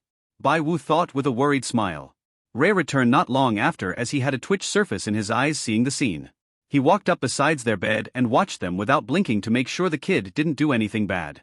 Hey darling, you should rest a little as well, you know. Bai Wu said, seeing Ray stare with such intensity. Ray breathed out heavily as he stood up and pulled the cover up since Xiao Wu kicked it off slightly. It's fine, you can rest for a bit while I'll look after her. Ray said as he looked over at Bai Wu with a smile. Then I'll trouble you then, darling. Bai Wu said as she sat down next to him and rested her head on his shoulder. Unrest well. Ray said while he kissed her forehead. Following this, Ray and Bai Wu observed Xiao Wu from the shadows. There were times where Ray wanted to almost skin Tang San alive when he started to touch up Xiao Wu's ears. And there were times when he was thankful since he helped keep her company. One of the times were when Xiao Wu had a nightmare about Bai Wu. Tang San was there to help her and comb her hair, which made Ray change his opinion slightly about him. Ray was also slightly surprised when he found out that Tang San had both blue river grass and clear sky hammer. Darling, isn't that the spirit from the clan we went to years ago? Bai Wu said, seeing the mark. Indeed, to think that the kid is from Tang Hu's clan back then. I wonder if our name is still on the stone of theirs. Ray said with curiosity. Perhaps we should visit the clan to check. Bai Wu suggested. Maybe. Ray replied as he continued to observe. Hey darling, if in the future Tang Sen wanted to marry Xiao Wu, what would you do? Bai Wu decided to ask. If the kid wanted to marry my daughter, then he better be ready to pass my test. Because otherwise I'll shred him for even thinking about taking my daughter. Ray said as he didn't want to entrust his daughter to someone who couldn't protect her. He darling is such a daughter-con. Bai Wu grinned. After spending such a long time away from Ray, she felt happier than ever to be able to watch their daughter together. Even if it is from the shadows. I'm not a daughter-con. Just don't want my daughter to get hurt. Ray said with a slight shake of his head. Sure, whatever. Bai Wu grinned. Getting a little mischievous, are we? I might have to punish you. Ray said as he raised an eyebrow and smiled at Bai Wu. She blushed as she fidgeted before suddenly pulling Ray by the collar and dragged him away from their daughter. Wait, aren't you a bit too eager? Ray thought, surprised at how fast Bai Wu dragged him away. Ray and Bai Wu also had their bonding time every so often when Xiao Wu wasn't in danger. But Bai Wu didn't want more children yet, as she wanted to put all her attention on Xiao Wu. Ray responded by making sure his sperm didn't impregnate her through stopping the sperm cells. This way Ray can still come inside her without worry. When Tang San had adopted Xiao Wu as his sister, Ray almost flew into a slight rage. "Ah. Do you think my daughter is someone you can adopt just like that, huh? Yours truly isn't dead yet and you dare take her away from me," Ray said as he was about to rush out when Bai Wu held his hips. Darling, calm, darling, calm. He just wants to support Xiao Wu, that's all," Bai Wu said whilst trying to calm Ray down. Sigma, degree. Tang San on the other hand suddenly shivered as he felt a slight once of killing intent and a bad omen for the future. Did I hallucinate? "I'm sure I just felt killing intent, but no one's here," Tang San thought as he eventually dismissed it. And just like that, 5 years had passed with Bai Wu continuously trying to hold back Ray from interfering with Xiao Wu when they had intended it to be the other way round of Ray holding back Bai Wu. Status. Ray thought as he did take the time to cultivate and make new rings whilst looking after Xiao Wu. Name, Ray. Age, immortal. Rank, 90 Spirit Doluo. Power, 100 plus God. Spirit, Azura War God, Samsara Eyes. Rings. Heavenly Demon, 10000000 plus. Sword Monarch, 10000000 plus. Ring of Atlas, 10000000 plus. Sin of Gluttony, 10000000 plus. Divine Forge, 10000000 plus. Ring of Themis, 10000000 plus. Vampiric Overlord, 10000000 plus. The End, 10000000 plus. After harmonizing his soul, Ray realized that when he cultivated, everything went much faster and he was able to increase the age of his rings easily. The new rings of Themis, Vampiric Overlord and the End were the abilities that he still hadn't converted yet, so he turned them into rings in the 5-year period. Ring of Themis. Themis, the Greek goddess of divine order and law. Increase comprehension, increase law, concept and divine essence effectiveness. Vampiric Overlord. The highest caliber of vampires with no fear of anything. Blood control, supreme regeneration, soul prison, blood army. Overlord Avatar. The End. User can copy other people's abilities and can be used up to 150% of their power. With this, Ray had no more abilities that he can convert as the last one was still censored. Darling, I think they're entering a love hotel," Bai Wu said as she looked at where Xiao Wu and Tang San were going. Boom. Ray suddenly clenched his fist at such a speed that he created a shockwave. "Did you just say they're going to enter a love hotel?" Ray said as he looked up. "Did that little shit Tang San lead her there?" Ray asked. Xiao Wu was the one who brought Tang San to the hotel," Bai Wu said with a slight awkward smile. Degree LL. "Wait, Xiao Wu did?" Ray said as he looked back and forth. This, I'm heading in." "They're technically 12, and I don't care if Xiao Wu took the initiative, it's too soon," Ray said as Bai Wu nodded in agreement. They made their way to the hotel as they saw Tang San having a fight with another youth. "I take my eyes off for 1 second and trouble has arrived. I think Tang San is a bad influence," Ray said as Bai Wu gave him a pinch to the hip, causing him to flinch slightly before turning around. "Back then didn't you also bring trouble everywhere you went?" Bai Wu said as Ray couldn't refute that. Who cares if you're strongest in the world?" Bai Wu thought with humor, seeing Ray relent to her. "Let me do this then," Ray said as he made a strand of energy which would disrupt the target's energy flow for a while as well as mess up their body control. Ray waited for the fight to finish before sending out the strand of energy to the youth who was Dai Mu Bai. The moment Mu Bai exited the hotel, the energy activated as he instantly tripped over. Mu Bai was surprised as when he tried to move his hand his leg moved instead. Bai Wu laughed slightly seeing what Ray had done to Mu Bai. "Darling, what did you do exactly?" she asked, seeing Mu Bai struggle to even stand up. "I made it so that his control over his body will be messed up for a few months," Ray said as he turned around. "Maybe it's a bit over the top," Bai Wu said looking at the struggling youth. "Who told him to fight for Xiao Wu's room?" Ray said.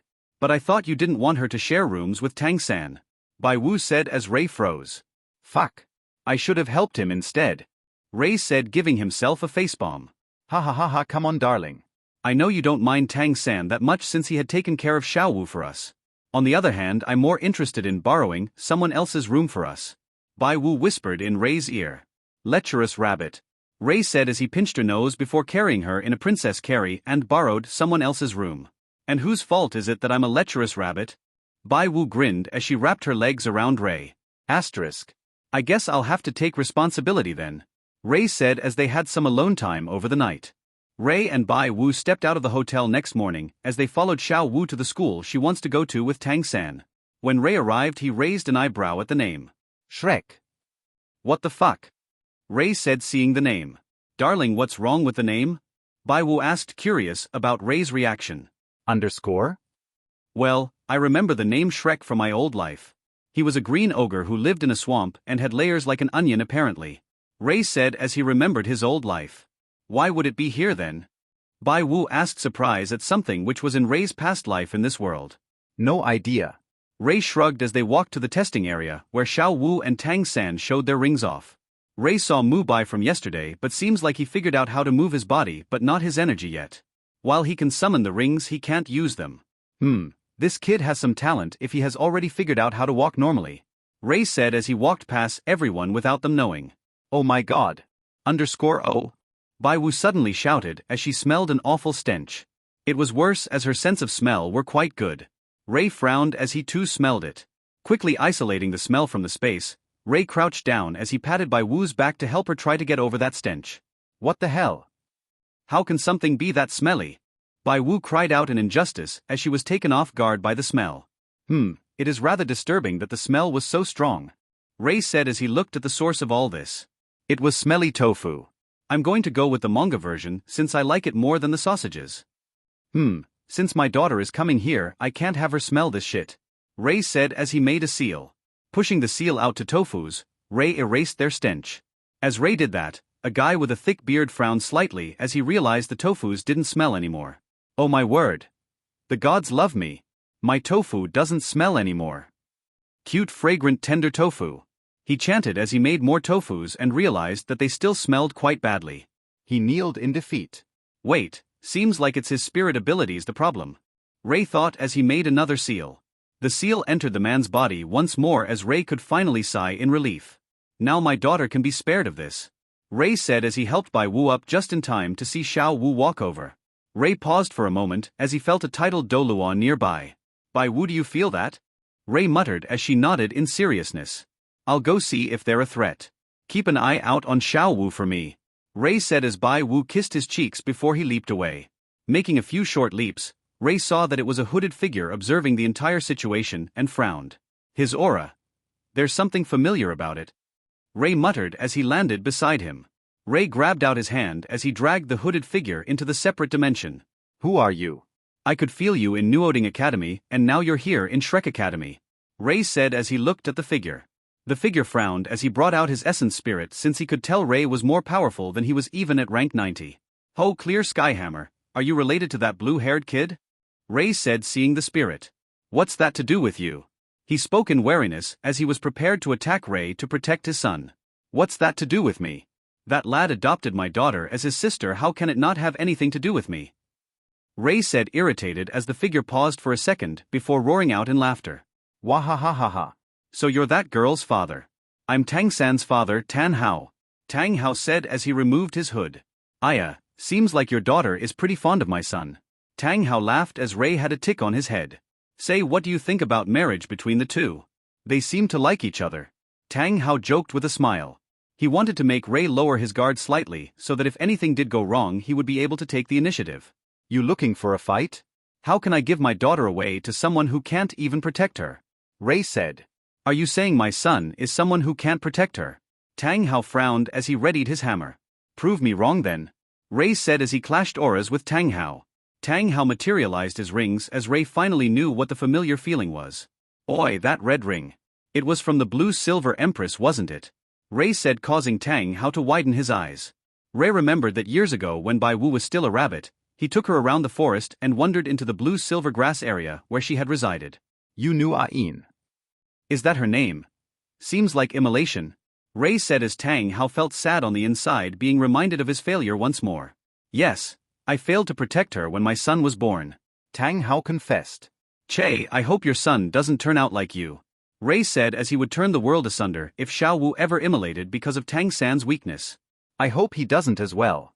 Tang Hao said, agreeing with what Ray said because he felt pathetic for not saving Ain. Ray frowned as he saw Tang Hao like this.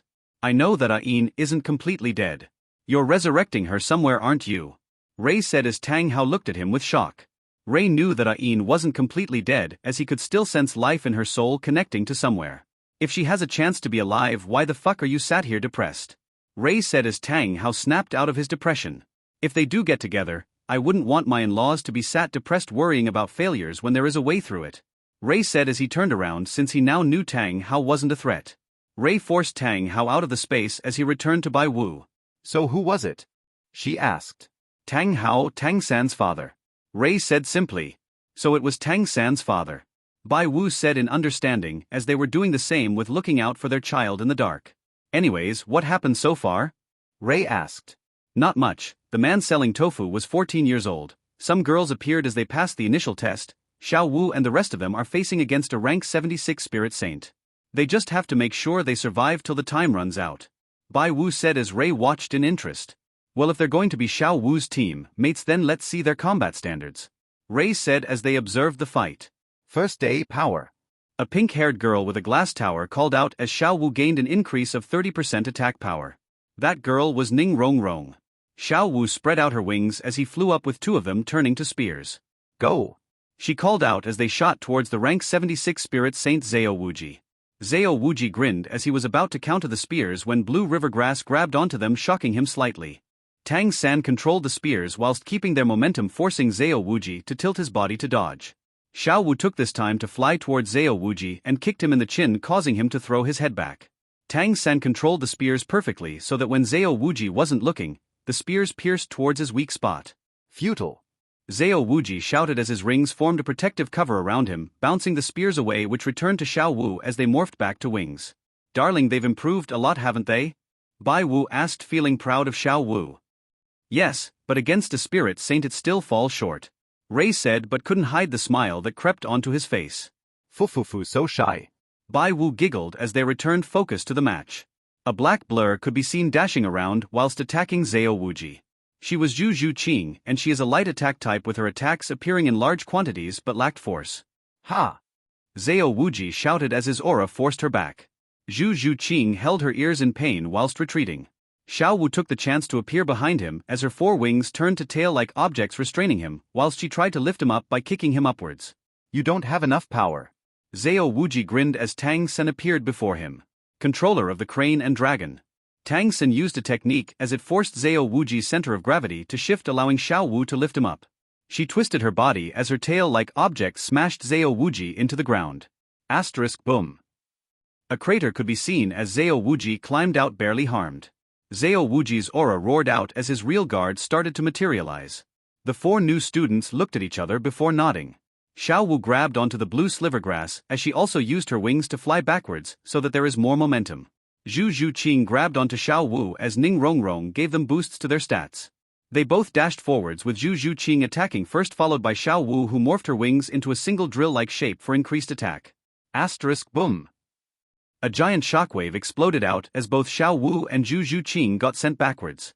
Ray frowned as he knew it was over. These kids really surprise me, to be able to work this well together. Ray said as Bai Wu nodded. Ray widened his eyes as he saw Xiao Wu use a lure. Xiao Wu suddenly coughed up blood from the backlash as Ray clenched his fist and drove it into Zhao Wuji's chest before anyone noticed. Arrgh! Zhao Wuji shouted out as his body was sent smashing through the entire academy, leaving a giant path of destruction. Asterisk boom. Crash. Bang. Ray waved his hand as he sent energy through Xiao Wu's body, quickly healing her up before returning to the separate space. Fool. Ray breathed deeply. Bai Wu took the cue to quickly cover her ears. I'll fucking kill that little shit Zhao Wuji. Ray shouted out. On the outside, Tang Hao widened his eyes from the destruction caused. And they called me crazy. His daughter got hurt lightly and he reshaped the map with a punch. O_O. Tang San was shocked from the sudden appearance of Ray as he barely caught his blur before Ray disappeared again. The principal, who sat in his room, suddenly stood up from the shock. That aura surpasses most titled duos? The principal said as he had a frown on his face. Darling, why did you do that? That was Xiao Wu's test. Bai Wu said as Ray was about to explain himself when he stopped hearing what she followed up with. If you're going to attack him, at least make sure that Xiao Wu passes the test first. Or better, do it far away so that his screams can't disturb Xiao Wu. Bai Wu said as she too wanted to kick Zhao Wuji for hurting Xiao Wu, but her daughter's test was more important. Okay, I'll go heal him so that we can continue when Xiao Wu's went to sleep. Ray said as he sent out a wisp of healing energy towards where Zhao Wuji had landed. This time let me do the attacking. How dare he hurt my baby? Bai Wu said, radiating a murderous aura. Ray nodded in support for his wife's decision. Seeing how Zhao Wuji somehow disappeared, the principal had got Dai Mu Bai to pass everyone as they were more than qualified to enter the academy. Flander, the principal, soon found Zhao Wuji laying there unconscious with blood everywhere. Weirdly, his body was fully healed as Flander couldn't help but feel a bad feeling rise up in him. Taking Zhao Wuji back to the academy, Flander laid Zhao Wuji on the bed as night fell. Ray and Bai Wu appeared beside Zhao Wuji's bed as they had evil smiles. Flander frowned as he saw Ray and Bai Wu throw Zhao Wuji into the forest so that he wakes up. Wah? Huh? Where am I? Zhao Wuji said, looking around. And saw two people in front of him. Zhao Wuji, you have some nerve to go serious on my daughter. Ray said as his pressure descended into the area. Zhao Wuji choked slightly on the pressure as he couldn't speak. Bai Wu, don't worry about damage, I'll heal him up nicely. Ray said as Flander appeared. Please senior, have mercy on Zhao Wuji. Flander said as he cupped his hands. I suppose you are the principal. Ray said, looking at Flander. Indeed I am, this one is Flander and I hope senior can let Zhao Wuji off. Flander asked once more. If he wasn't Xiao Wu's teacher, do you think he can be alive? Ray said as Flander sighed in relief. Seems like he won't kill him. Flander thought as he stepped back. He didn't want to incur the wrath of a title Doluo if they didn't intend to kill Zhao Wuji. What the fuck, Flander? Zhao Wuji cried out in his mind while Bai Wu walked towards him. Her 9 spirit rings materialized as her essence spirit appeared. Summoning her doppelganger, Bai Wu started to kick Zhao Wuji back and forth while Ray kept healing him. Boom. Boom. Boom. Boom. Sounds of Zhao Wuji being kicked rang out loudly as Bai Wu continued without mercy. Tang Hao, since you're here you might as well come out. Ray said as Flander shook at the name. Ha ha ha ha, who knew you were more protective of your daughter than I was with my son? Tang Hao laughed out slightly. Fuck off, if you want to go wait till my wife is satisfied with this punching bag first. Ray said. I don't think I can have a go then. Tang Hao thought as he watched Bai Wu kick at Zhao Wuji. Bai Wu had a happy expression on her face as she finally vented all of her anger. It had only taken 6 hours of continued kicking for her to do so. Zhao Wuji laid on the floor without injury as he stared at Bai Wu with absolute terror. While his body was fine, his mind was not. The continuous kicks that Bai Wu did embedded a deep trauma for both her and Xiao Wu within his mind. Full right then, darling. Xiao Wu might be waking up soon, so we should go. Bai Wu said, showing a happy expression. Carrot nabla carrot. Ray smiled gently as he nodded. Devil. Zhao Wuji muttered, thinking his torture is over. Zhao Wuji, you fucking idiot. Flanders thought as he face-palmed. Ho ho, seems like it wasn't enough. Bai Wu slowly turned, making Zhao Wuji instantly regret his decision to mutter out what he had thought. Hiya! Bai Wu shouted as she gave Zhao Wuji another kick, launching him in the air. As a precaution, Ray sent over a wisp of healing energy while Bai Wu stood next to him. Senior, may I be rude to ask if Mu Bai's condition was also caused by Senior? Flanders asked, ignoring Zhao Wuji. Oh, why do you think so? Ray asked. Mu Bai came back with his condition right after having a spar with Tang San at a hotel. Seeing Senior's control over spirit energy, I presumed that Senior was the one who did it since Tang San was with your daughter at the time. Flanders said, cupping his hands. Well, you're not wrong about that. I was the one who did it. Ray said. Darling, I think he wants you to fix up that Mu Bai kid. Bai Wu giggled. Is that so? Ray said, raising an eyebrow. Flanders nodded as Ray waved his hand, sending out a wisp of energy. This should fix him. Since he's going to be Xiao Wu's team mate, he shouldn't be handicapped. Ray said as Flanders bowed in thanks. Flanders, I'll be troubling you to teach my daughter. But remember, I'll always be nearby. Ray said, entering the separate space with Bai Wu. Well, same over here, Flanders. Take care of my son Tang San. Tang Hao said, seeing Zhao Wuji already on the verge of crumbling away, and decided to spare him some mercy. Of course, clear sky, Doluo. Flanders said whilst Tang Hao left the area. Seeing that both parties left, Flanders quickly jogged over to where Zhao Wuji had landed. Flanders. What kind of a friend are you? I was beaten to death while you watched. Zhao Wuji shouted out. Beaten to death? I don't see a wound, can you see a wound? How are you beaten to death if there is no wound? Flanders said. You. Zhao Wuji felt speechless seeing his friend act this way. Well, it was your fault that you went serious on those kids. Who knew that 2 of them were time bombs? Flanders said as Zhao Wuji couldn't help but nod in agreement. Come on, they should be waking up soon. Flanders said, giving his friend a hand. After entering the separate space, Ray and Bai Wu made their way to find Xiao Wu. Darling, you know that there was a spy nearby, right? Bai Wu said. Yes, but from what I learned back in the Clear Sky clan, they're the spies of the 7 Treasure Glazed Tower clan. With our appearance, they should get the clue that Xiao Wu is off limits. Same with Tang Sen if Tang Hao didn't make a move. Ray explained as Bai Wu understood. Hee, darling just wants people to know Xiao Wu has such a strong father. Bai Wu said with a smile while she pulled Xiao Wu's cover up. Xiao Wu and Bai Wu share many similarities. One is kicking the cover away in their sleep. Maybe not. Ray said, not agreeing or disagreeing. Fufu, darling's so shy when it comes to our baby girl. Bai Wu laughed slightly. Alright, come on. We should leave before she wakes up. Ray said as Bai Wu nodded and re-entered the space. I want to cuddle her, pamper her, look at her. She's so cute. Caret, O greater than over equal to for all less than over equal to. Oh, Bai Wu complained as she wanted to be beside Xiao Wu. Ray's expression softened as he too wanted to be besides their first child. Darling, do you think we can be teachers or something? So that we can look after her? Bai Wu asked. Maybe we'll see how it goes first. Ray said, not denying the possibility.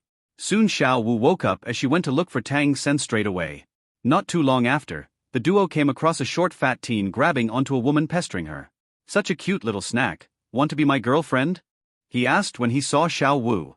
Poochie. Ray had a vein bulge when he heard the fatty ask out his daughter and even dared to call her a little snack. Darling, wait a while. It seems like Tang San is going to make a move for Xiao Wu. Bai Wu said as Ray watched with a heavy expression. Tang San and the fat teen who was Ma Hongjun fought. Ma Hongjun demonstrated his phoenix flame as Ray scoffed in disdain. Such a weak flame and he dares to act cocky, ah? I'll fucking show him what real flames are. Ray ranted as he watched. Bai Wu chuckled at Ray hearing his remarks because she knows that it's all true. The fight was soon stopped by Mu Bai as they went to find the principal for classes. Hey brother, was there always a path of carnage here? Xiao Wu asked seeing the destruction caused by Ray's punch. No, it happened yesterday during our test. Someone punched Teacher Zhao when you got hurt by the backlash. Tang San said. The person who did this is such a brute. What if we didn't pass because of them? This mess is so ugly, I'll beat up whoever caused this. Xiao Wu said with each one causing more damage to Ray. No, I can't let her study with this here. Ray panicked slightly, making an excuse as he clasped his hands together. Strings of energy appeared in the world as it started to fix up the damage caused by his punch. Flanders watched with a humorous smile as he knew who was behind all of this. Darling, if you didn't want Xiao Wu to be unhappy because of this, just say so. If you're so shy now, how will you be when we meet our baby girl face to face? Bai Wu asked while Ray was fixing everything. What do you mean? I'm just making sure the facilities aren't damaged for Xiao Wu. Ray said, finishing the repairs. Xiao Wu watched in curiosity as she saw the area repaired the moment she spoke about it. Hey brother, do you think I have a hidden ability? Otherwise why else would the damage be fixed after I called it ugly? Xiao Wu said, causing Bai Wu to laugh. Xiao Wu, your father is your hidden ability. Bai Wu thought with a giggle. The rest of the day mainly consisted of watching Tang San and Xiao Wu train in their spare time. Wait, they're going to Suatua City? Bai Wu said, shocked when she heard.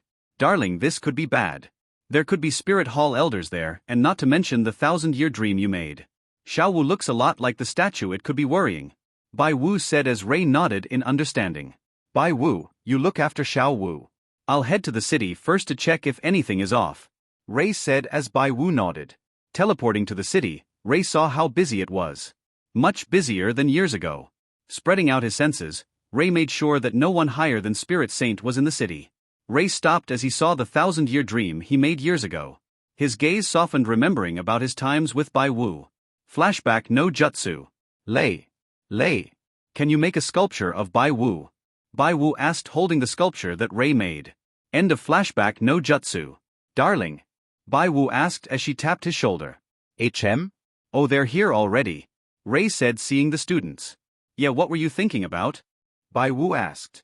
Just how time flies. It felt like only yesterday when you were asking for that statue. Ray said as Bai Wu smiled in nostalgia. Yep, maybe you should make a family statue for when we see our baby girl face to face. Asterisk Omega, Bai Wu suggested as she hugged Ray. That's a fantastic idea. Ray replied while they watched the students' reaction to the statue. Xiao Wu, doesn't this statue look a lot like you? Tang Sen said, looking at the 1,000-year dream. Yeah, you're right. Xiao Wu, is it your relative or something? Mu Bai asked. I don't know. I only know I have a mother, father, 2 brothers, and that's it. Xiao Wu said nervously. Bai Wu, did I give you triplets? When did she have 2 brothers? Ray asked in confusion. Darling, do I look like I can give birth to 3 of them? Heavy multiplication X, Bai Wu said with a twitch in her eye. Giving birth to Xiao Wu was hard as it is, and she didn't want to imagine what 3 of them would feel like. And it was 2 spirit beasts above 100,000 years that she took as brothers. After the beast monarch died, he forced his title onto you, and these 2 were protecting me since I'm their apparent queen. Bai Wu said as Ray nodded. That beast monarch forcing his title onto me. What else did he say? Ray asked. Well, except for the fact that he shouted out to the world, the true beast monarch is a 1,000,000-year heavenly demon. Bai Wu said, causing Ray to frown. Scheming little shit. Ray muttered as this would deter humans from attacking too much due to the whole 1,000,000-year title. Ray eventually shrugged as he didn't care to be honest. Alright, we are going to the spirit arena for you guys to get some combat experience. Flanders said as he led the student to the arena, thriving with activity. Ray and Bai Wu watched as Xiao Wu signed up to the 2v2 matches with Tang San. Here you go, the 3-5 combo team is registered. San is 3 in Chinese and Wu is 5 in Chinese, but Xiao Wu's Wu is dance. The receptionist said, causing Xiao Wu to frown. Wu as in dance, not 5. Carve it again. Xiao Wu said as she held out the badge. She was about to continue when the receptionist directly sent them up to the next match. Tang San could only bring Xiao Wu away as it would count as a forfeit if they were late. Ray walked out of the space as he looked at the receptionist with his aura directed towards him. Senior, how may I help? The receptionist stuttered in fear, seeing Ray's eyes. Change it. Ray spoke simply. See, change what? The team name 3-5 combo. Change the 5 into Wu as in dance. Ray said as he looked at the receptionist. I would have to refresh their battle INF dash. The receptionist buckled in fear as Ray's aura reached rank 95 Dolua, causing him to lose his ability to speak. Are you testing my patience, ah? Ray said as the receptionist was on the verge of fainting. Esteemed Dolua, I can change it and no problem. The manager ran over to the counter as he bowed in fear. Should have done it straight away without any fuss. Ray said as he disappeared. Heist, darling, we should just stay next to her if we are going to interfere like this. At least she'll know if we're besides her. Bai Wu said as Ray thought about it and nodded. Fine, since I trust our daughter to still try hard in cultivation. Ray said, causing Bai Wu's eyes to light up. Really? Thank you, darling. Oh, greater than over equal to nabla less than over equal to O, she shouted out and pounced onto Ray. Yes, but not just yet. I want to observe the team a little more before they know Xiao Wu has 2 powerful spirit masters protecting her. Ray said as Bai Wu nodded in eagerness. The next morning, Ray and Bai Wu found out that they were going to the Stardow Forest since Oscar had reached rank 30 and needed a new spirit ring. This is a good chance to test their bond as a team. Bai Wu, I'll go back to the forest and get some spirit beasts to attack them and see what they do in the face of a formidable opponent. If they leave their friends behind, then they're not worthy to be my daughter's teammates. Ray said. Hey darling, don't take it too far, okay? I hope it doesn't cause any deaths to her potential teammates. Otherwise she might be angry if she found out the truth. Bai Wu said, worried. Ray nodded as he too didn't want his daughter to hate him. Ray teleported to the lake as he stepped out of the space. Ray breathed in deeply as he inhaled the fresh air. Home sweet home, I guess. You two can come out, Ray said as Deming and Erming revealed themselves. This little one greets Beast Monarch, Deming said as he bowed his head. I'm guessing you're Deming? You look just like your father, Ray said as Deming nodded. Anyways, I got a task for you too. My daughter Xiao Wu is coming here with her human teammates. I want you to send a few formidable beasts to test them out. But make sure that no one dies, Ray said as Deming closed his eyes to think. What if Erming goes instead, since he is familiar with Xiao Wu? De Ming said as Ming grew excited at being able to see Xiao Wu again. Fine, just make sure to show them how futile it is for them to fight you. This will test if Xiao Wu's team mates are worthy of her. Ray said as he turned around. Oh, also thank you for keeping Xiao Wu company when I was away. Ray said as De Ming felt guilty. Beast Monarch, about the queen. De Ming said as Ray waved his hand. She's still alive. How can I let my wife die before my eyes? Ray said, causing De Ming to sigh in relief that Xiao Wu's mother was still alive. Ray looked around for a good vantage point to witness what the student do as he eventually settled on to a small mountain, as he is able to see quite a bit of the outer area. Shrek's 7 monsters. You guys have better pass my test since Xiao Wu is quite fond of you. Ray muttered. Darling, they're coming soon. You should have seen Zhao Wuji ha ha ha. He quivered when he saw Xiao Wu and made sure that no one even lays a finger on her lest displease her. Ray could hear Bai Wu's voice in his head as she communicated with the seal he made years ago. Got it, I got Ming to test the group when they come.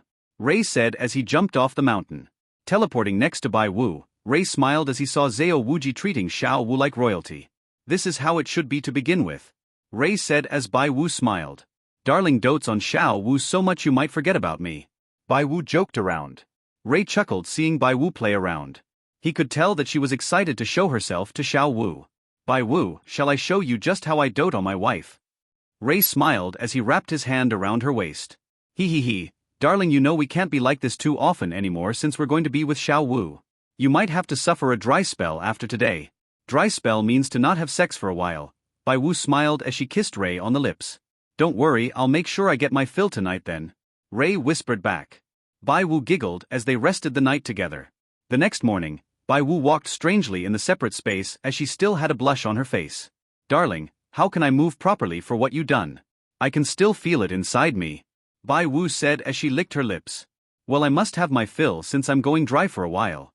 Ray smiled as he kissed her. Alright, that's enough. We still have to make sure that Ming doesn't go too far with the test. Bai Wu said as she tried to stop. Fine, they're heading off anyways. Ray said as the students left for the forest. Do you think I should wear anything else? A better dress. Bai Wu spoke excitedly as Ray listened. I think Xiao Wu will be happy to know that you're alive. Ray said. Yes, but that's not enough, darling. Bai Wu said as she would take out different clothes from the storage before switching them out. Ray compromised as he would give his opinion on the choices of clothing. Soon it was time for Ming to make an appearance. I got a good place for us to see everything from. Ray said as he teleported her to the vantage point. They sat down as they looked at the scene. Bai Wu smiled as she watched the team fight Ming. In the face of this beast, they had worked together to make sure that no one is dead and that everyone was safe. Darling, it seems like they passed the test, no? Asterisk. Bai Wu asked as she looked at Ray with a happy smile. Indeed, but let us wait a little longer. Ray said as smiled as well. So far he was quite satisfied with the team's attitude of sticking together. Let's kick it up a notch. Let's test Tang San to see if Xiao Wu is really important to him as he says. Ray said as he remembered how Tang San promised about people having to step over his dead body to get Xiao Wu. Ming, take Xiao Wu away from the group and return to the lake. Ray said as he controlled the energy so that only Ming can hear it. Darling, seems like you're satisfied with Tang San if you're going to test him like this. Bai Wu said, hearing what Ray wants to do. Ray didn't comment as he only watched the situation. Ray watched as Tang San had truly threw himself in the path of Ming so that Xiao Wu was safe. Darling, I think that's enough. Tang San is willing to kill himself so that Xiao Wu can live longer. I think this explains it all. Bai Wu said, feeling moved about Tang San's actions for their daughter. Ray smiled in satisfaction. Yes, but he'll still go a long way before I can fully entrust Xiao Wu to him. Ray said as he and Bai Wu jumped down. Ming had gotten hold of Xiao Wu and escaped. Ray and Bai Wu landed near the group as he observed what Tang San will do. Xiao Wu. Tang San shouted out with tears in his eyes. Oscar Tofu. He shouted, hoping to try regain some strength. Shit, this is bad. Zhao Wuji said, slamming his hand against the tree. We are so fucking dead. Zhao Wuji shouted out. What do you mean, teacher Zhao? Fatty/Ma Hongjun asked, seeing Zhao Wuji's exaggerated reaction. Do you have any idea how scary her parents are? Zhao Wuji said, shaking in fear. They both surpassed title Duluos. Zhao Wuji said, shocking everyone. Tang San, however, didn't hear any of that as he was trying to persuade Oscar to help him. Anything could happen to Xiao Wu right now. Tang San said as Oscar faltered slightly. If the one who got caught was Rong, what would you have done?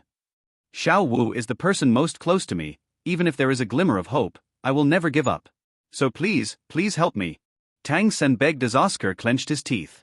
I understand, Oscar said as he used his ability. Darling, I think this proves Xiao San's dedication to Xiao Wu. Bai Wu said as Ray closed his eyes and nodded. Let's go find our daughter now, Ray said as he teleported him and Bai Wu out of there.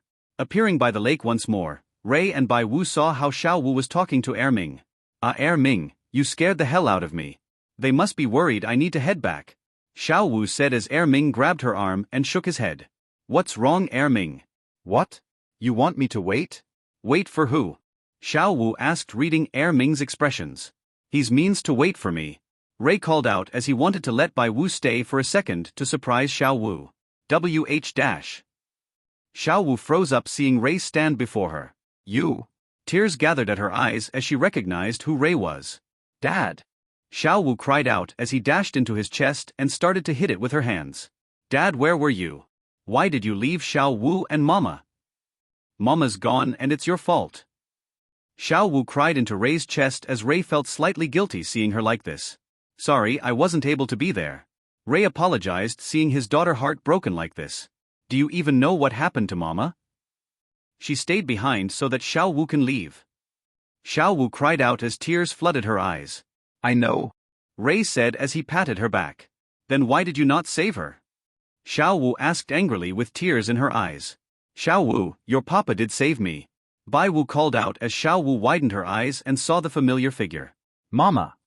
Xiao Wu leaped out of Ray's embrace as she hugged Bai Wu. Ray sat there watching his wife and daughter as he dismissed Ming. Xiao Wu calmed out after a while and couldn't separate from Bai Wu. Mama, after you disappeared, Xiao Wu went outside and got a brother. He was so nice to me and helped Xiao Wu when I felt sad, Xiao Wu said as she sat on Bai Wu's lap. I know. Me and your papa had been watching you all this time. Remember how there was a huge area of destruction in your school? Asterisk caret caret, Bai Wu said as she gave Ray a cheeky grin. Bai Wu y dash. Your papa was so angry that his darling daughter got hurt so he couldn't control himself and punched the teacher so hard that he flew through the school. And then when he heard that his precious daughter would beat up whoever did this, he immediately fixed the damage, Bai Wu said, causing Xiao Wu to look at Ray. Ray avoided eye contact as he looked away. Ray suddenly felt Xiao Wu hug him from behind. Thanks, Dad. And I love you, Xiao Wu said, causing Ray to smile widely. Hee hee, Xiao Wu. Look, your dad is so happy he can't stop smiling, such a daughter con. Caret caret, Bai Wu took the chance to try bring the two closer because she knows how much Ray loves Xiao Wu as she is his first child. Bai Wu, you haven't told her about how you kicked Zhao Wuji for 6 hours straight for hurting your baby, Ray said, getting his own revenge as Bai Wu blushed in embarrassment. Hee hee, Xiao Wu grinned as she felt happy getting her family back. Humph, 2 rabbits causing trouble, Ray said, failing to hide his smile. Like mother like daughter, Bai Wu chipped in as Xiao Wu laughed. Alright Xiao Wu, we should head back to your friends. They might be getting worried, Bai Wu said after they calmed down a little. I need to find bro, Xiao Wu said as she got off of Ray's back. Xiao Wu, I'm going to be with you from now, okay? This whole time you dad was testing your friends to see if they're worthy to be next to you. Also Tang San, if you hook up with him your dad might have no problem since he saw how dedicated he was, Bai Wu said, causing Xiao Wu to blush while Ray got slightly irritated. Who said I'm fine with giving my daughter away? Ray said, making Bai Wu to giggle at his embarrassment. Ray ignored it as he stood up and teleported them to where Tang San is. The sudden appearance of the trio shocked everyone present as they saw Xiao Wu and someone looking like an older version of her accompanied by a handsome male. Xiao Wu. Is that you? Mu Bai said, surprised. Who are the people behind you? Oscar asked, curious. Hee hee, my mum and dad. They saved me from the ape.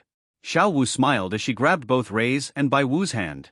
Esteemed Doluaz, I'm sorry for not protecting Xiao Wu well enough. Zhao Wuji groveled in fear as the class was surprised by his actions. I'll forgive you this time. Although Tang Sen seems to be in slight trouble, Ray said, seeing Tang Sen trying to absorb something above his league. Dad, can you help him? Xiao Wu asked in worry. Xiao Wu, who do you think your dad is? Since he is such a daughter con, of course he'll listen to what you want, Bai Wu said as Ray stood in front of Tang San and waved his hand. A wisp of energy appeared as it detoxified Tang San and started to assist his soul power so that he can absorb the ring easily. After helping Tang San, Ray sat down nearby as he crossed his legs. Bai Wu sat beside him as they watched Xiao Wu sit next to Tang Sen waiting for him to recover. Ma Hong Ju. Ray called out as Fatty almost had his soul sucked out from fear. You called? He said, cautiously remembering what Zhao Wuji said about Xiao Wu's parents being above most title doluos. I remember you calling my daughter something along the lines of a sweet snack? Ray said, causing Fatty to be drenched in cold sweat. I never said such a thing, you must have misheard. Fatty said, trying to appease Ray. So now you're saying I have hearing problems, huh? Ray continued as Fatty cried imaginary tears, regretting saying that about Xiao Wu. Alright darling, stop bullying the Fatty. Tang San's waking up. Bai Wu said as Ray decided to let Fatty off. Tang San, I won't forget this favor of you waking up so soon. Ma Hong Jun thought with gratitude. Brother? Brother. Xiao Wu said, seeing Tang San open his eyes. Xiao Wu? You're really here? He muttered emotionally as he cupped his hand around her face, glad for the fact that she was alive. They got absorbed into their own little world until Ray decided to cut it short. Ahem. Ray cleared his throat loud enough to shock them out of it. Who are you? Tang San said, seeing Ray and Bai Wu. I'm Xiao Wu's father. Ray said as Tang San paused for a moment. And, he muttered, looking at Bai Wu. I'm Xiao Wu's mother. Bai Wu replied, hugging Ray's arm. But I thought she said you were dash. Are you saying you want my wife to be dead, ah? Ray said, wanting to get some revenge. Of course not, father. Tang San replied on instinct as his mind worked in a way that he saw Xiao Wu as a sister, so her father is his father. Brat. Who you calling father? Ray retorted as Xiao Wu quickly cut in. Dad, stop bullying brother. Ray paused as Bai Wu chuckled, seeing Ray relent to Xiao Wu. Don't worry, Xiao Wu, your dad just wants some revenge on people close to his baby girl. Bai Wu said. The rest of the class, including Zhao Wuji, stayed silent as they didn't think it was their role to interfere, and neither did they want to be on the receiving side of this daughter-con. Fine, I'll stop. Me and your mum will be following along for a while anyways. I got plenty of time to get revenge. Ray said as he smiled a little. The rest of the class shivered, seeing Ray's smile. It's you guys again. A voice could be heard as they looked over. It was the same girl who had fought with them before when Oscar ranked up. First you took my snake, then my demon spider. She said, frowning. How can you prove the spider was yours to begin with? Mu Bai said, looking at the girl. I can, 2 of the eyes were wounded by me. Would that solve this problem? A voice rang out as 8 rings appeared in the area. Darling, do you want to interfere? Bai Wu whispered. We'll see. Ray said as he sat still. Ray and Bai Wu watched until the girl took out throwing knives and threw it towards the group in anger. Ray frowned as Tang San reacted, easily catching the weapons. Punk. Why must you fight me every time? The girl raged, seeing that it was Tang San once more who went against her. Xiao Wu frowned as she looked over to Ray and Bai Wu. Xiao Wu, me and you mum will interfere when things go south. For now, try handle things yourself with your friends. Ray sent her a mental message as Xiao Wu nodded. She knew that the reason why Ray and Bai Wu didn't appear earlier was so that she won't rely on them for everything. The spirit Doluo soon proposed a match between his granddaughter and Tang San involving hidden weapons. After some hesitation and suggestion from Tang San, Zhao Wuji accepted, seeing how confident Tang San was. Ho, Tang San seems pretty good with hidden weapons. Ray commented as he watched Tang San use the hidden weapon. Bai Wu nodded as the match soon ended with Tang San winning. Dad, brother is amazing, right? Xiao Wu said, looking at Ray. Not bad. Ray said. Darling, just say you're impressed. Bai Wu said with a smile. You dare trick me? Do you believe I won't kill you all accidentally? The spirit Doluo shouted in rage as they never said anything about Tang San being a master at hidden weapons. His rings materialized as he applied pressure to everyone. Darling? Bai Wu asked with a frown, looking at Ray. Of course. Ray replied as they both stood up. Boom. A shockwave exploded outwards as Ray released his aura and Bai Wu released her spirit rings. You said something about kill them accidentally? Do you not believe that we can't do the same to you? Bai Wu spoke as Tang San widened his eyes, seeing the scene. Bai Wu had her 9 rings appear, with 1 being red, while Ray's pressure was above rank 95 Doluo. The spirit Doluo quivered, feeling the might of 2 title Doluo as he clenched his teeth and wanted to leave. Oh, you want to leave? Do you think that you can come threaten my daughter with death then leave? Laughable. Ray said as he caused the spirit Doluos to kneel from pressure. Xiao Wu grabbed both Bai Wu and Ray's hands, causing them to look at her. Mum, Dad, I think they've learned their lessons, so don't kill them please. Xiao Wu said as Ray understood. You're lucky my daughter is so kind-hearted now scram. Ray said as the spirit Doluan nodded as he quickly took his granddaughter and wife away from the scene. Thanks, Dad. Xiao Wu smiled seeing that Ray didn't harm them. Ray smiled while Bai Wu hugged Xiao Wu. Hee my daughter is so kind, Mum's so proud of you. Bai Wu said as Ray nodded. Seeing that the threat is gone, Ray and Bai Wu escorted the class back to the academy. However, Ray suddenly frowned as he saw a system notification. Time remaining in world 3 years. Message from sender who forced host into this world. Time is short, make the most of it. You have the foundations, so I'll leave you 3 more years in this world before you go to the next one. Ray sighed as he leaned near Bai Wu's ear. Bai Wu, I have 3 years left in this world before I'm forced out of this world. Ray whispered as he knew he wasn't strong enough yet to stop this. Only 3 years. Oh, Bai Wu whispered back worriedly. Let's make the most out of these last 3 years. Ray replied as Bai Wu looked over to Xiao Wu who was talking to Tang San happily. I just wished we could have stayed for longer. Bai Wu said sadly. Don't worry, if Xiao Wu wants to stay in this world we can return once I become strong enough. Ray said as Bai Wu nodded. Let's hope it doesn't take too long. Bai Wu said, not wanting to be separated from her daughter. However, she also wants to be with her beloved as she knows that he would be traveling alone from what he told her. She didn't want him to travel a long journey alone, so she decided to follow him, keeping him company. It didn't take long for the group to return to the academy. Bai Wu, I'm going to talk to Tang San for a bit. Ray said as Bai Wu nodded. Darling, I'll be sleeping with Xiao Wu tonight since it's been so long. ***. Bai Wu said, giving Ray a kiss on the cheeks. Ray smiled as he turned to Tang San. Walking up to Tang San, Ray tapped onto his shoulder. Tang San, come with me. We need to talk. Ray stated simply as Tang San nodded. Xiao Wu turned to Bai Wu who shook her head. Don't worry darling, your dad is just having a man-to-man talk. Bai Wu smiled to Xiao Wu who nodded but still looked over at the 2 figures walking away. Ray made sure that no one can hear them before turning around. Tang San, tell me the truth. Are you a reincarnated person with past memories? Ray said as Tang San froze up. No. Tang San denied as it was his biggest secret. Don't lie, your soul is too mature for a 12-year-old. Your combat techniques are not something any 12-year-old can know. Experience can't be learned after all. Ray said as his samsara eyes are activated. Tang San didn't make eye contact as clenched his hand. Though I should say I'm a reincarnated person as well. Ray said nonchalantly, causing Tang San to widen his eyes before looking at Ray. So tell me Tang San. Who are you? The real you. Ray said as Tang San eventually sighed. Tang San, outer disciple of the Tang sect. I was dubbed a young genius as I was able to learn all of the clan's techniques even though it was against the rules. Thus I paid with my life. Before I knew it I was in this world. Tang San said, nervous as he knew he couldn't hide it from Ray. I see. How confident are you in reaching apex of this world? Ray continued. I can't say in terms of confidence, but I can say I am determined to reach the apex with everything I got. Or else how will I protect those close to me? Tang San said as his eyes burned with fighting spirit. Everything you got, huh? If you had to sacrifice your friends and loved ones to get there, would you? Ray continued, questioning Tang San. No. Because it would be against my goal of protecting people I care about. Tang San shook his head. Tang San, I can't stay with my daughter every step of the way, so I'm entrusting her safety to you when I leave.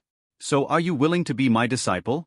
I will teach you the means to protect, but should I know you use those powers against Xiao Wu, I'll kill you myself. Ray said, looking at Tang San in seriousness. Tang San greets master. Tang San kneeled as he bowed his head. If he can get more ways to protect Xiao Wu, then he couldn't be happier. First I shall give you a technique on controlling your energy. Ray said as he made a small seal and pushed it into Tang San's head. The information flooded his mind as Tang San sat in a lotus position to concentrate. Ray waited for Tang San to open his eyes again before continuing his lesson. The control of energy is the basis to everything. With enough control you can enhance your body, kill enemies, use elements, make seals and much more. The degree of control you have opens more paths up for you. Ray said as he made strands of energy. From 1 strand to 2, it continued as Ray condensed them together. With enough control over the energy you can use these strands in more intricate ways such as seals. Ray said, making a seal for teleportation. Teleporting them to the roof with the seal. Ray made another seal for floating.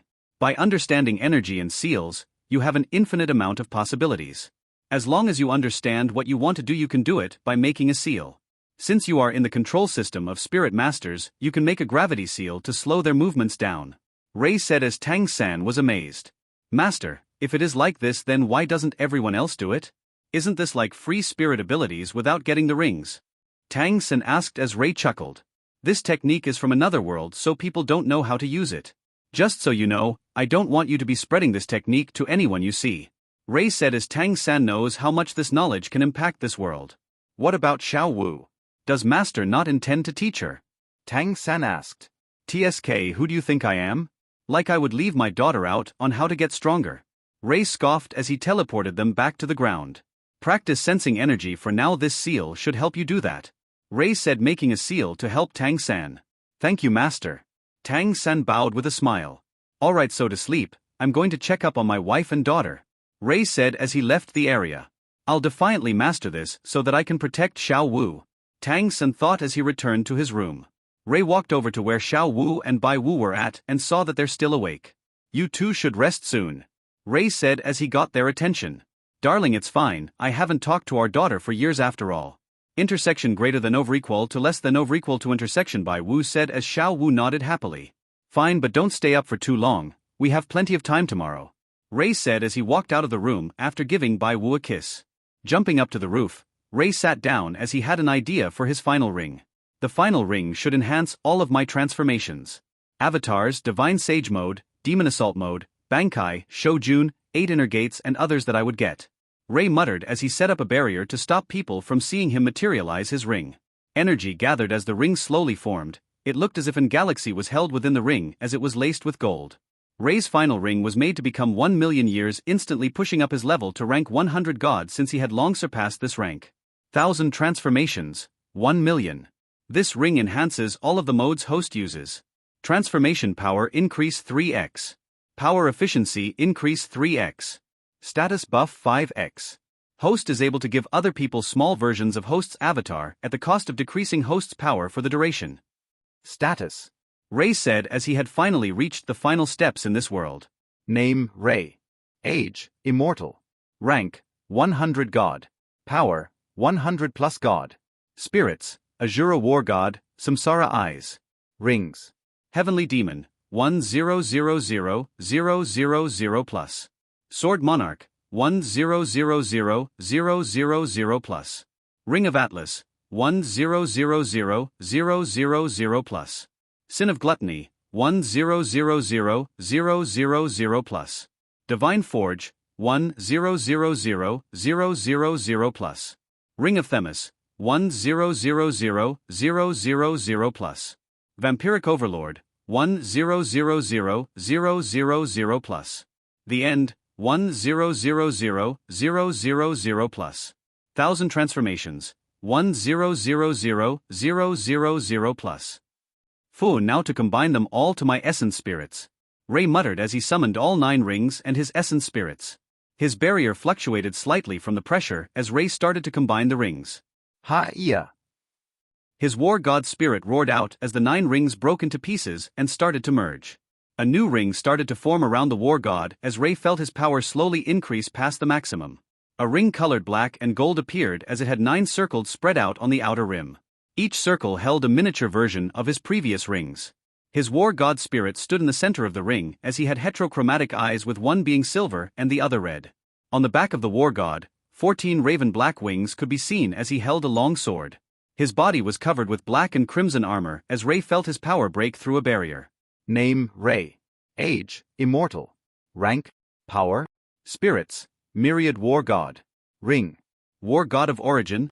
Congratulations, host, for reaching divine combat rank 2. Ray clenched his fist as he felt the influx of power in his body.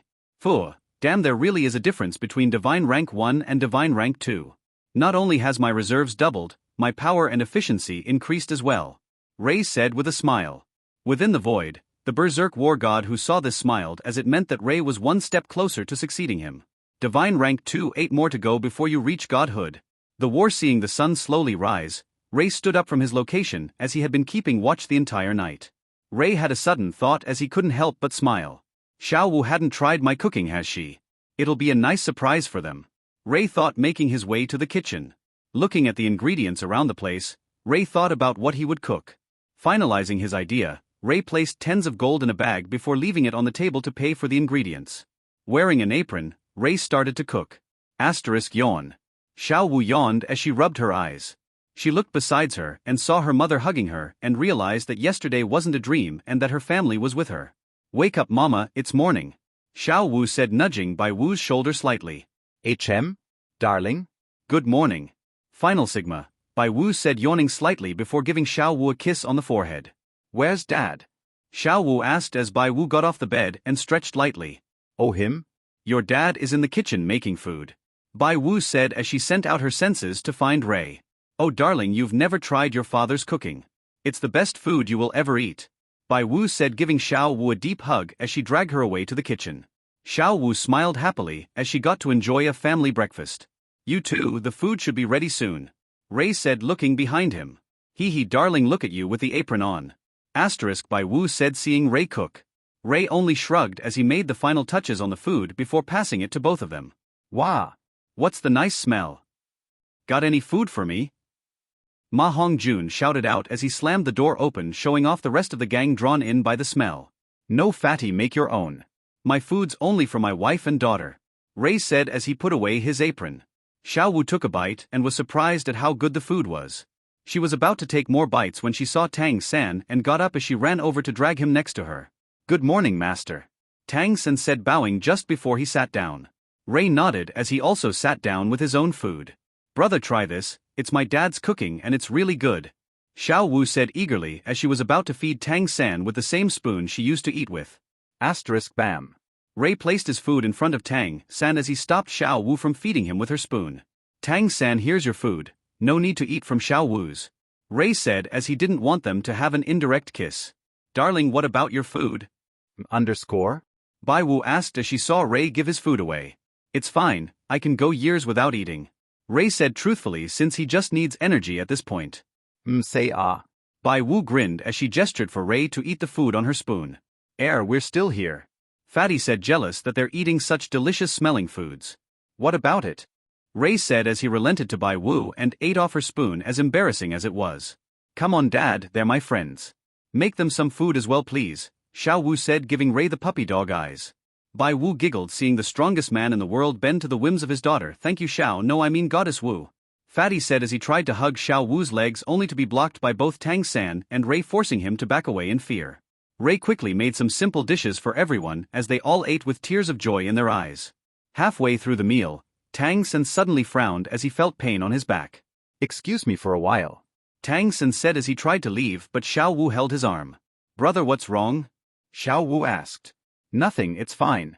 Tang San said, quickly leaving the room while Ray frowned. Darling, do you know what's wrong with Xiao San? Winky face. Bai Wu asked in worry. Yes, he got an external spirit bone from the devil spider he killed and he's not fully integrated with it. Ray said as he stood up. Dad, what's wrong with brother? Xiao Wu asked in worry. Nothing, he just needs some assistance which I'm going to give him. Ray said as he exited the room, chasing after Tang San. It didn't take long for Ray to find Tang San in the forest while he had 8 spider legs sprout from his back. Master, I know what's happening.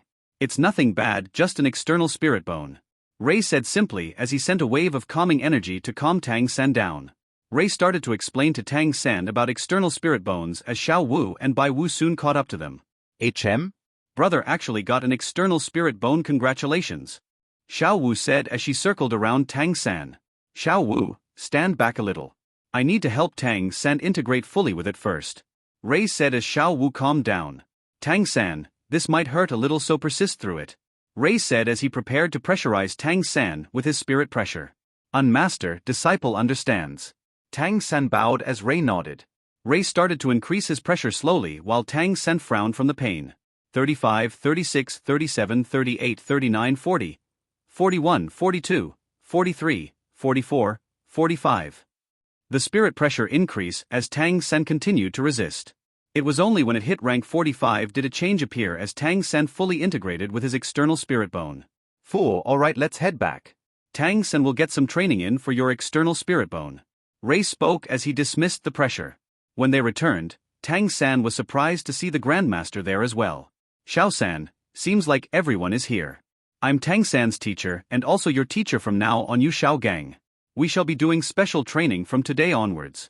Yu Xiao Gang spoke as Flander was nearby. Flander. Ray called out as he took the chance of Yu Xiao Gang teaching everyone. Yes, esteemed Doluo, what is it? Flander cupped his hands in respect. Me and Bai Wu want to be teachers here, while we're near Xiao Wu. Ray said simply. Flanders was thrilled when he realized that he would have two titled Doluos protecting the students as well. No problem. Do you need anything? Flander asked with a smile. No, we're just being teachers in name only. Ray said, turning back to Yu Xiao Gang's lesson, as he had wanted everyone to break a bowl using just their spirit power. All of them had failed until it was Tang San's turn. Pack. Tang San easily broke the bowl, but Ray only frowned slightly. Tang San, you should be aiming for more minute controls. Ray spoke as Tang San bowed. Yu Xiao Gang, can I borrow a bowl to demonstrate? Ray said as he looked at the Grandmaster. Of course, esteemed Doluo. Yu Xiao Gang said, showing respect to Ray as a titled Doluo. Ray waved his finger as everyone watched. Done. Ray said, but nothing happened. Fatty was about to complain when Yu Xiao Gang exclaimed. Incredible. To think such a degree of control could be achieved. Yu Xiao Gang said, causing everyone to be confused. Seeing everyone's confusion, Yu Xiao Gang broke off a small piece of the bowl as everyone was shocked to see the insides were hollow, as Ray had destroyed its insides while making sure a small layer was intact to keep the shape. Tang San, this is the degree of control I want you to achieve with the knowledge I gave you. Ray said. Disciple understands. Thank you, Master, for showing this disciple. Tang San said as he cupped his hands. Ray nodded simply as he sat down. Bai Wu walked over as she sat down next to him. They watched the class train as Bai Wu eventually opened her mouth. Darling, you are stressed about this 3-year limit, aren't you? Oh, she said as Ray sighed and nodded. I can see that Xiao Wu loves Tang San, just that she doesn't realize the extent of it just yet. I only have 3 years to try make Tang San strong enough to protect our daughter. Ray sighed as he felt stressed about the time limit. Xiao San is very talented from what I can see so far. I'm sure with enough resources and training you can help him, darling. Bai Wu encouraged with a smile. I hope so. Ray replied, watching their training. Ray watched as the Grandmaster assigned different types of training to each of them. When it came to Xiao Wu, Ray stood up with Bai Wu as they walked over. Yu Xiao Gang, don't worry about Xiao Wu. Me and my wife will take care of her training. Ray said as the Grandmaster nodded. Bringing Xiao Wu to the forest, Ray made a barrier to make sure that no one can see what they're about to do. Darling, what's with the barrier? Bai Wu asked, unsure. It's so that people can't see or hear what I'm about to teach you too. Ray said as he materialized his ring. I'm going to teach you on how to age your spirit rings manually. Ray said, shocking Xiao Wu. You can do that, Dad? She asked in excitement. Yes, you see my ring? This is the final product of fusing 9 1-million-year rings together. Ray said as the duo nodded. Bai Wu, you seem to already understand this a little, but it's not enough. The way you have aged the rings are inefficient and would take a long time. Through my experience, there is a most efficient pathway in aging the ring which compensates for a lack of the law of time. Ray made a model with his energy as he started to teach them about aging their rings. Dad? Can I tell brother? Xiao Wu asked. It's alright, I'm going to teach him that once his energy control meets the requirements. Unlike you and your mother, he is only half spirit beast, so his way of control is different to yours. Ray said as he started to guide them to age their ring. After a while, Xiao Wu had already made progress as all of her rings became purple in color. It really works? Xiao Wu said in surprise. Of course, I'll give you this seal so that to other people who don't surpass my strength they would see 2 yellow and 1 purple. Ray said, handing her a seal. Darling, what about me? Praising the daughter and not the wife. Bai Wu faked tears as Xiao Wu panicked. Dad, don't forget about Mum. She berated Ray, who only smiled as he walked over to Bai Wu before wrapping his hands around her waist and kissed her on the lips. I'm not saying anything because you exceeded my expectations. Ray said, because Bai Wu had managed to make all of her rings 100,000 years old. It was amazing that she managed to do it in such a short time that Ray had no words to match how happy he was. Oh, you don't be naughty in front of our baby girl. Bai Wu said, escaping from the hug with a blush. Ray shrugged slightly before passing her a seal of knowledge on the best way to age her rings to 1 million years. Returning to Xiao Wu, Ray started to teach her how to use her 4 wings better, as they have much more variations. Xiao Wu, these wings are more than they seem. They are not actually wings, as the energy had taken that shape. But you can do so much more with them. From weapons, armors and traps to long-distance spying. You can detach these wings as you control them into a bird. Using the bird, you can let it fly away while you use it as a middle ground to spread your senses from and search the area where your bird is at. Ray said as he demonstrated with his own dark energy. For the next few days, Ray had taught Bai Wu on aging her rings and self-made abilities without the use of rings. Xiao Wu on the other hand, Ray had taught her on better ways to use the dark energy and aerial combat combined with mid-flight maneuvers. Asterisk bang bang bang bang. Sounds of fighting could be heard as Ray was having a sparring match with Xiao Wu. It was strictly flight only as she had to try hit Ray who had limited his power. Xiao Wu, don't just hit where I am currently, remember to predict where I will be and aim there. Ray spoke out nonchalantly as Xiao Wu struggled. Although Ray had said all of this, he was very proud of her as he knows that currently he had increased his power to 15 ranks above her. Anyone on the same level or close wouldn't be able to avoid Xiao Wu's pursuit. After a while Xiao Wu had landed panting heavily as she had used most of her spirit power. Okay, that's enough for now. Let's head back to the school, Ray said as he revitalized Xiao Wu. Xiao Wu sighed as she stood up while Bai Wu walked over. What's wrong, darling? Why are you sighing? Bai Wu asked in concern. It's just I feel like I'm wasting Dad's effort. I can't meet his requirements. Even when he restricts his power I still can't pass the test. Xiao Wu said sadly as Bai Wu understood her reason. Oh darling, you're worrying about nothing. Your father is really happy right now, he's just trying to hide it. I'll tell you a secret, your father was so happy that yesterday he could stop talking about how his baby girl can keep up with him, raising the strength to be 15 ranks above yours. Asterisk, Bai Wu encouraged as Xiao Wu was surprised. You mean Dad's really proud? Xiao Wu hesitated. Yep, why else would he brag about his baby girl fighting him when he was 15 ranks higher for so long? Asterisk, Bai Wu smiled happily. Xiao Wu nodded as she jogged quickly to find Ray. Dad! Xiao Wu called out, causing Ray to turn around. Xiao Wu jumped into Ray's chest as she hugged him. Thank you, she said as Ray smiled while stroking her head. Come on, everyone's making the food now, Ray said as Xiao Wu nodded, jogging to the kitchen. Bai Wu walked up behind Ray as she hugged his arm. Darling, you should show that you're proud of her more often. If I wasn't here our daughter would have been sad over not reaching your expectations, Bai Wu said as Ray nodded. Thank you, Ray replied as he felt warm inside with Bai Wu supporting him. No problem, since it's also my responsibility to our daughter. Greater than over equal to omega less than over equal to, Bai Wu replied, giving Ray a kiss. They made their way to the kitchen as Ray watched the group cook the meals with Bai Wu.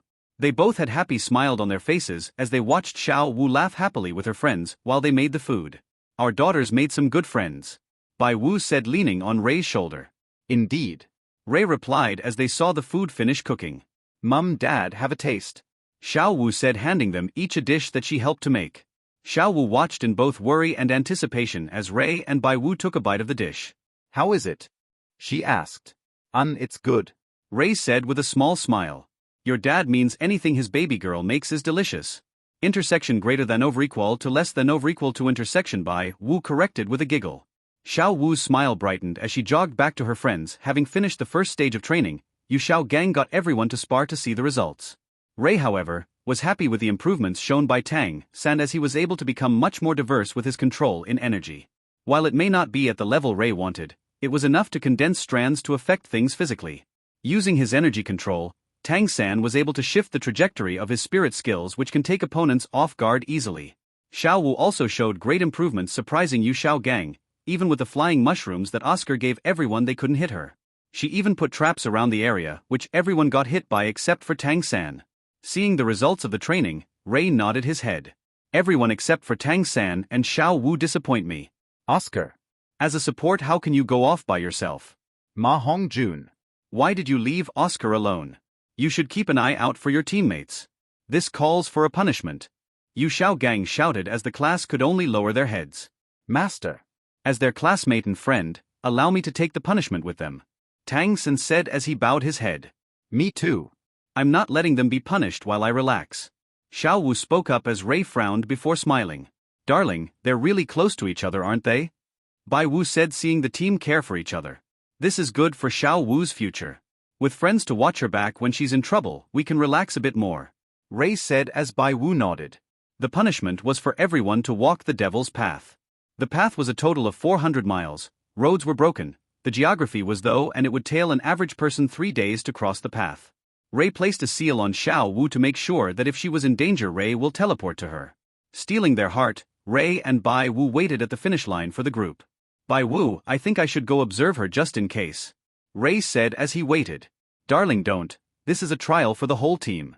For them to grow, they have to pass it no matter how painful it is for us. Xiao Wu can't live under our protection forever. Especially since we only have less than 3 years now. Bai Wu said, biting her lower lip while grabbing onto Ray's sleeve. Esteemed Doluo, trust in those kids. I believe they can do it. Yu Xiaogang said as he looked towards the devil's path. It's not that I don't trust them, but I'm still worried for my daughter. Ray said as he paced around slightly. For what seemed like the longest 9 hours that Ray had ever felt, he had finally saw their shadow appear. Shoulder to shoulder with smiles on their face. Ray quickly rushed over as he saw that they were going to faint. Xiao Wu. Ray called out, catching her before she fell. I'm fine, Dad, just a little tired. Xiao Wu said as she fainted. Ray was about to use his energy to help her when Yu Xiaogang called out. Hold on, esteemed Doluo. If you heal her, the medicine bath we prepared would go to waste for her, he said as Ray stopped. While his energy can help, the medicine will refine their bodies, so Ray passed Xiao Wu over to Bai Wu. Bai Wu quickly took her and the rest of the girls to the baths as Ray tooled the guys with his energy. Walking to the baths, Ray sent all of the guys into their own tub of medical bath.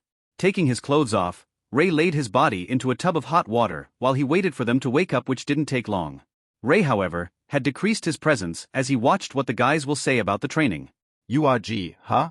Iron ginseng, red sand leaves, jade spring petal. How much did it cost to use these in one bath? Tang Sen muttered as he looked at the medicines in the bath. I'm sure it wasn't the principal's doing. Medical baths, huge meals and first-class suits. It isn't like principal to use this much money. Fatty said, eating the food. I suppose, what are they doing?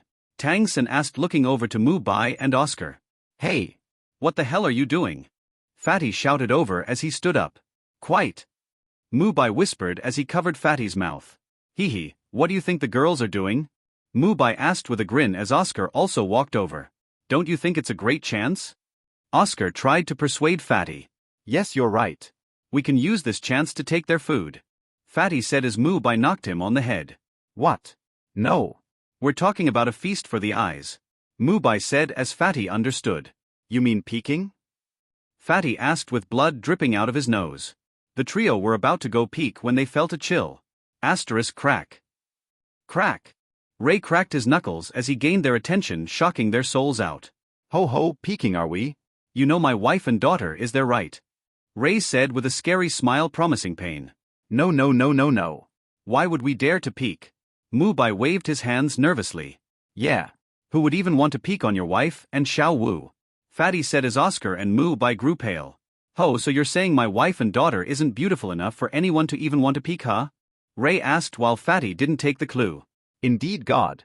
Only someone with something wrong with their brain would even see them as beautiful enough to peek at. Fatty continued as Mu Bai and Oscar quickly grabbed Tang San to run out of the room. HM? Guys, why are you running? Fatty asked, turning around. Because they don't want to see what I'm about to do to you. Ray said menacingly as he reached out for Fatty. Ahurg. Fatty's scream of terror rang out as everyone nearby heard his scream. Rest in peace, Ma Hongjun. May we hope you learn in your next life. Mu Bai and Oscar prayed their minds for Fatty. Fatty and Ray soon walked out of the baths in their clothes. Mu Bai, Oscar and Tang Sen couldn't see any wounds on Fatty, but they knew from his screams there were defiantly torture. Darling, what's wrong with Fatty? Bai Wu asked, walking over to Ray after seeing Fatty's fearful look. Little bastard wanted to peek on the girl's side. Ray said as Bai Wu looked over at Fatty like a hunter seeing the prey. Let me get a few kicks in too. She said as Fatty ran away as fast as he could. Bai Wu laughed seeing Fatty panic as they saw the Grandmaster walk in. There are 2 main goals for us in Suato City. 1. Earn money to get rid of the school's department. 2. Obtain Silver Combat Spirit Badge in the Coliseum. The Grandmaster said as the second goal was one of the graduation requirements. How much department is the school in? Ray asked offhandedly. 2,000 gold. Yu Xiaogang said truthfully as he quickly caught a bag Ray threw over. That should solve the department. Ray said as Yu Xiaogang saw that there were 5,000 gold in the bag. Oh, then your only goal is to get Silver Spirit Combat Badges. Yu Xiaogang said slightly awkwardly. After explaining the rules and passing them the outfits, the Shrek's 7 monsters stormed the Spirit Coliseum. A while had passed since Tang San and Xiao Wu undertook Ray's training, whilst also going into the Spirit Coliseum. Their most recent fight was against the Royal Combat Team and summarized in one word would be annihilation. With Tang San's and Xiao Wu's combination, the combat team couldn't even retaliate. Tang San made several self-created control-type skills with his use of energy, whilst Xiao Wu was able to attack each of them with power and precision, not to mention that she was unrivaled in the air. The whole team had a party to celebrate their victory, with the MVPs being Tang San and Xiao Wu. Ray decided to reward their hard work and prepared a feast for the whole team. "Eat you while you can, it's not often I'll cook for you," Ray said as he sat down on a chair having finished cooking. Halfway through the feast, the teacher of the Royal Combat Team invited the whole of Shrek to the Tian-Do Royal Academy. Flander and Yu Xiao Gang had an argument about what they should really do while Ray sat by the side letting them sort it out. "Xiao Wu, this dish is really good for you. This too. This one helps you heal spirit energy," Ray said, putting food onto Xiao Wu's plate. "Stop, Dad. It's too much food. Why don't you give some to Mum?" Xiao Wu complained. Ray only gestured over to the mountain of food he had placed on Bai Wu's plate. Xiao Wu dropped her chopsticks as her pile were nothing compared to Bai Wu's. "Amen? "Xiao Wu, you should eat too." Carrot, Bai Wu said to Xiao Wu happily as she continued to eat the food. Fatty's pile of food were no less than Bai Wu's, as he wanted to savor this godly food while he could. "Teacher Ray, can you tell me how to cook?" Fatty asked whilst eating. "No." It was a simple refusal from Ray. "Please," Fatty begged with puppy dog eyes, to which Ray only got annoyed. "TSK. Piss off, Fatty," Ray said as he returned to giving food to both Bai Wu and Xiao Wu. Tang Sen watched with a smile as he saw his master service his wife and daughter before eating his own dish. Soon Flander agreed under the condition that Shrek's teachers will continue to teach the students just under the name of Tian-Do Academy. A few days later the group entered the premises of Tian-Do Academy. This academy really looks better off than Shrek," Ray said, looking at the academy. Flander had a slight tick mark, being reminded of the state of Shrek, but decided to ignore it since Ray was a Dolua. The teachers led the group towards the office but were blocked by a few students taunting them. "Haha, look at these fools entering our Royal Academy. What a bunch of country bumpkins. I bet they're not even worth the grass we step on," one of them said as Xiao Wu got annoyed. "Piss off. I'll kick your ass any day," Xiao Wu shouted out. "Oh hiya? You might have a rough attitude, but your body is just fine. I can educate you on how to be a good little slut later." The student grinned lecherously as Bai Wu frowned. Banning. With one stomp, Bai Wu cracked the floor in a 100-meter radius. "What did you just say about my daughter?" Bai Wu spoke slowly with anger as her pressure leaked out. The pressure climbed to around rank 70 before it stopped increasing. Seeing that the rank was only 70, the students gained confidence at the headmasters were almost titled Duluos, so that the woman surely didn't dare to cause trouble. "What? I'll train her to be my personal bitch, what about it?" The student said as he believed that no would dare to cause trouble. Bai Wu grew furious as her aura exploded out in full, showing off the might of a rank 97 titled Dolua. "Bastard!" she shouted as she kicked horizontally, causing a blast of energy to shoot towards the students. Crack. Sounds of bones cracking could be heard as the students shouted in pain. "Let's go," Bai Wu said as she kicked the collapsed student away. Ray healed their outer appearances to avoid problems while keeping or even worsening their internal injuries. Arriving at the head office, Ray realized that they were testing Tang San's spirit power. "This'll be interesting." Ray smiled, confusing Xiao Wu. "What do you mean, Dad?" she asked. "In the latest test, I had tested how much Tang San can take in terms of spirit power. Would you believe me if I said he could handle rank 60? I had done this training often to increase his resistant levels little by little," Ray said as the pressure had already reached 40 without Tang San breaking a sweat. Let's continue," one of the people testing Tang San said as the others nodded. 41, 42, 43, 44, 45, 50. "This is unbelievable. We can't go on. This is too dangerous. No, look, he still hasn't used his essence spirit yet." 51, 52, 53, 54, 55. When it had reached 55, Tang San's essence spirit appeared to reduce the pressure. Ray only smiled, seeing the shock of the elders. "This is my student, rank 33, being able to withstand the pressure of rank 60. Ray thought. Ray frowned as he felt a rank 93 titled Dolua approach. "Should I deal with it or you?" Ray asked Bai Wu with a smile. "Darling, you can. I'll be next to Xiao Wu," Bai Wu said as she walked over to Xiao Wu. Poison mist soon flooded in as the three teachers that tested Tang Sen frowned before blocking. Ray realized the reason that the titled Doluo attacked was because of the students Bai Wu injured and stood up. The person injured them is my wife. You have a problem? Ray asked. Yeah, I'll give you 10 seconds to fuck off. The poisoned Doluo Du Gu Bo said as he tried to pressure Ray. Humph, just a rank 93. Ray said as his own power exploded back in retaliation. Rank 95 Doluo. Du Gu Bo said as he activated his real guard. Poison brat wants to fight? Ray smiled seeing Du Gu Bo trying to put up a resistance. They were about to fight when the room exploded with the pressure that they were releasing. Seeing that his granddaughter was below the building, Du Gu Bo stopped as the fight could endanger her. Du Gu Bo jumped down as he carried his granddaughter away. Esteemed Doluo, let's go. We're not staying. Flanders said as Ray saw everyone preparing to leave. Ray gave Du Gu Bo a glance before leaving as well. Ray didn't kill him, which is what he would normally do, because Xiao Wu was nearby. Ray knew that his daughter didn't like seeing people die, so he had reduced the times he killed for her sake. Elsewhere. I'm sorry, Prince, we have not found His Highness just yet. A humanoid figure with bat-like wings on his back said. What's the progress so far in finding my royal brother then? A voice replied. The owner of the voice had a deep shade of red for his hair, golden eyes with a black scara. His face was sharp, and if Ray was here he would be shocked at his features as they bear high similarities with his own. We have narrowed down the search to multi-dimensional worlds that the gods use to train their successors. The figure with the bat wings responded. And how many worlds have you looked through so far? The prince replied as he looked at his servant. Around 2 million out of the total 150 million. The servant said as he gulped down his saliva with difficulty. Tisk so slow. The prince said with a frown. What about the old geezer on the god side? Is he going to die yet? The prince asked. The true god emperor is currently on his deathbed. The origin rupturing poison that His Highness used before he died had embedded itself deeply into the true god emperor. Should we wait longer, the true god emperor will be no more. The servant replied. Finally some good news. The war shall start when that geezer dies. The prince said standing up and walked away. We'll find you soon, royal brother. After all, royal sister had been found not too long ago.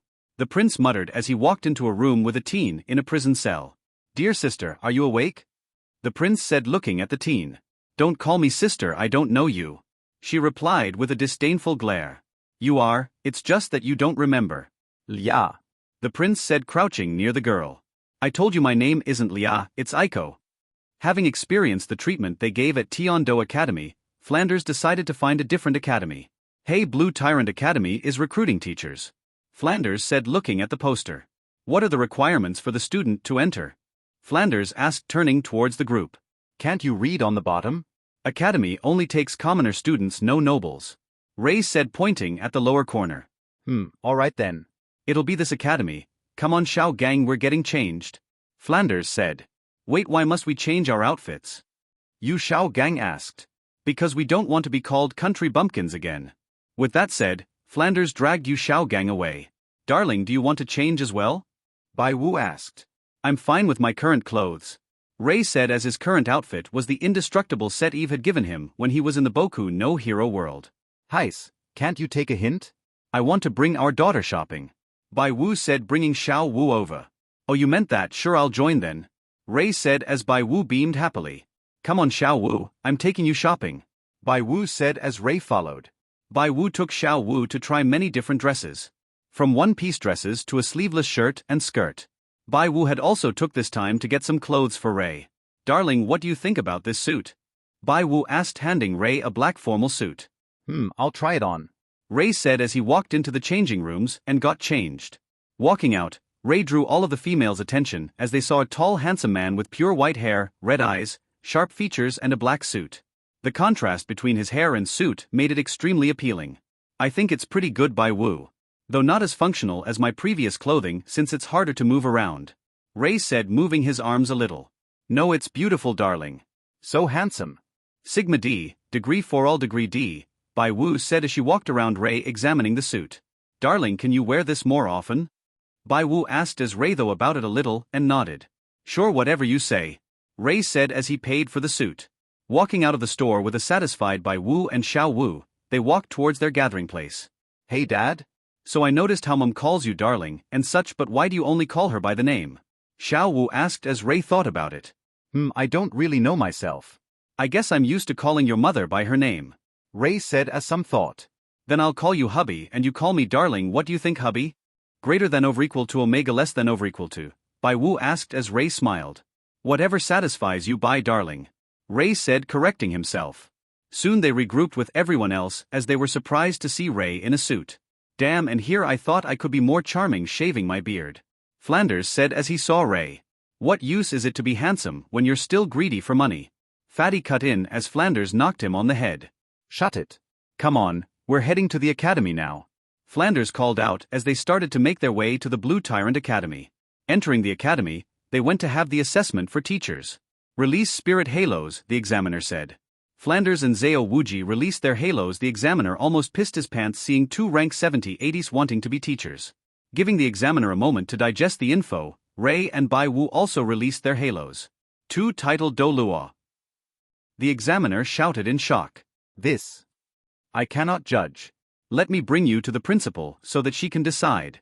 The examiner said as he quickly led them to an area in the forest. The principal doesn't like trouble, so she stays in the forest.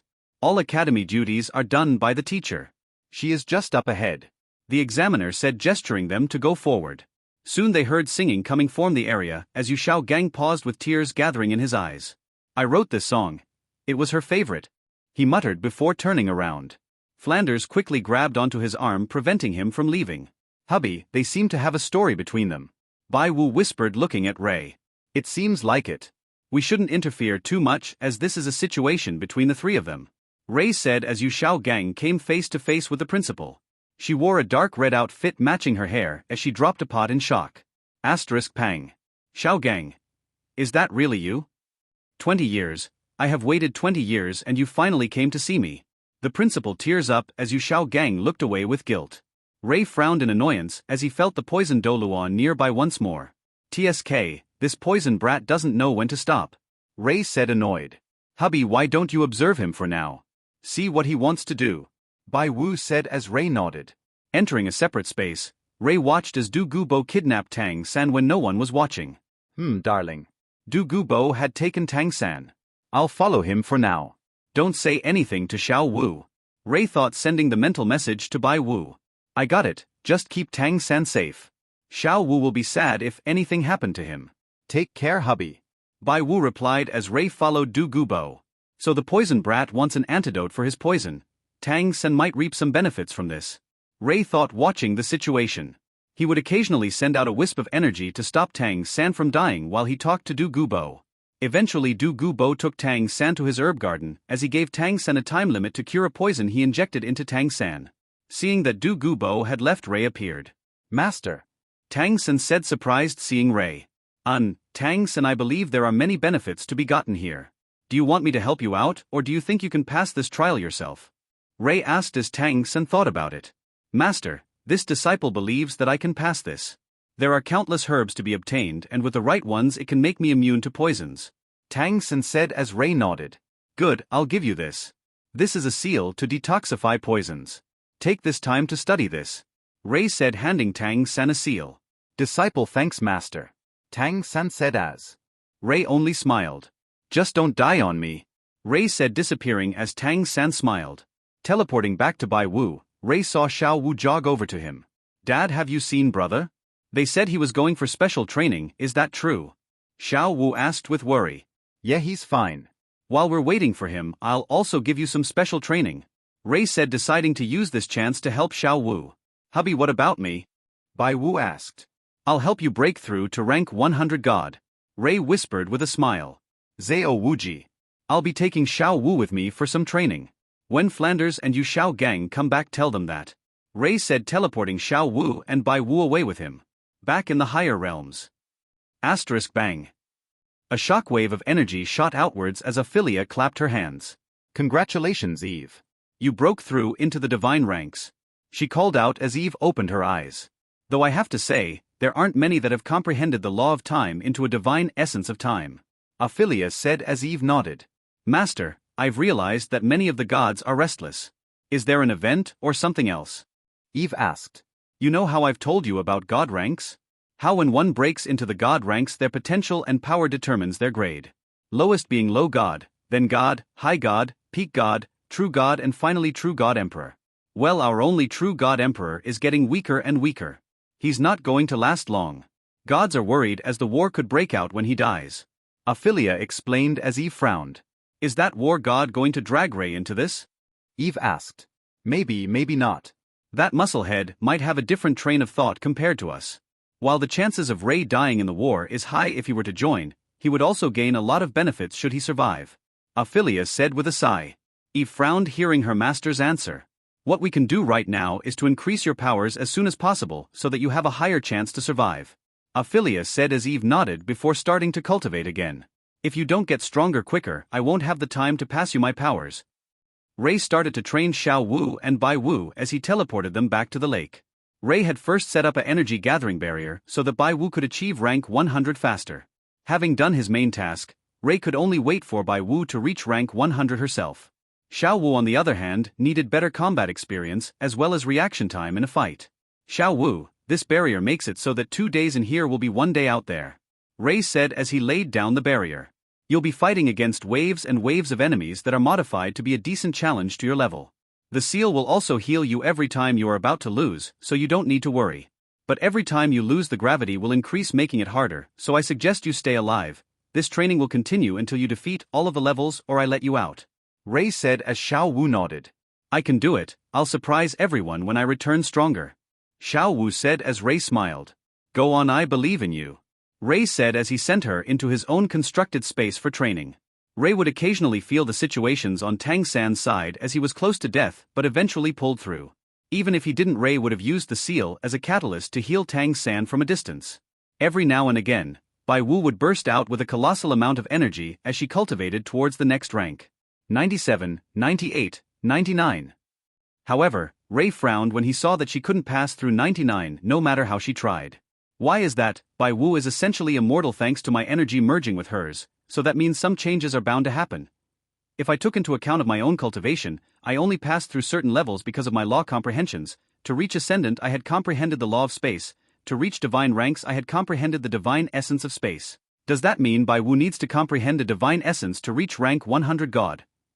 Rank 100 gods in this plane aren't true divine ranks ones because they haven't comprehended a divine essence. Since Bai Wu's changed due to my energy, that means her internal energy structure is now foreign to this world's cultivation while still using their system.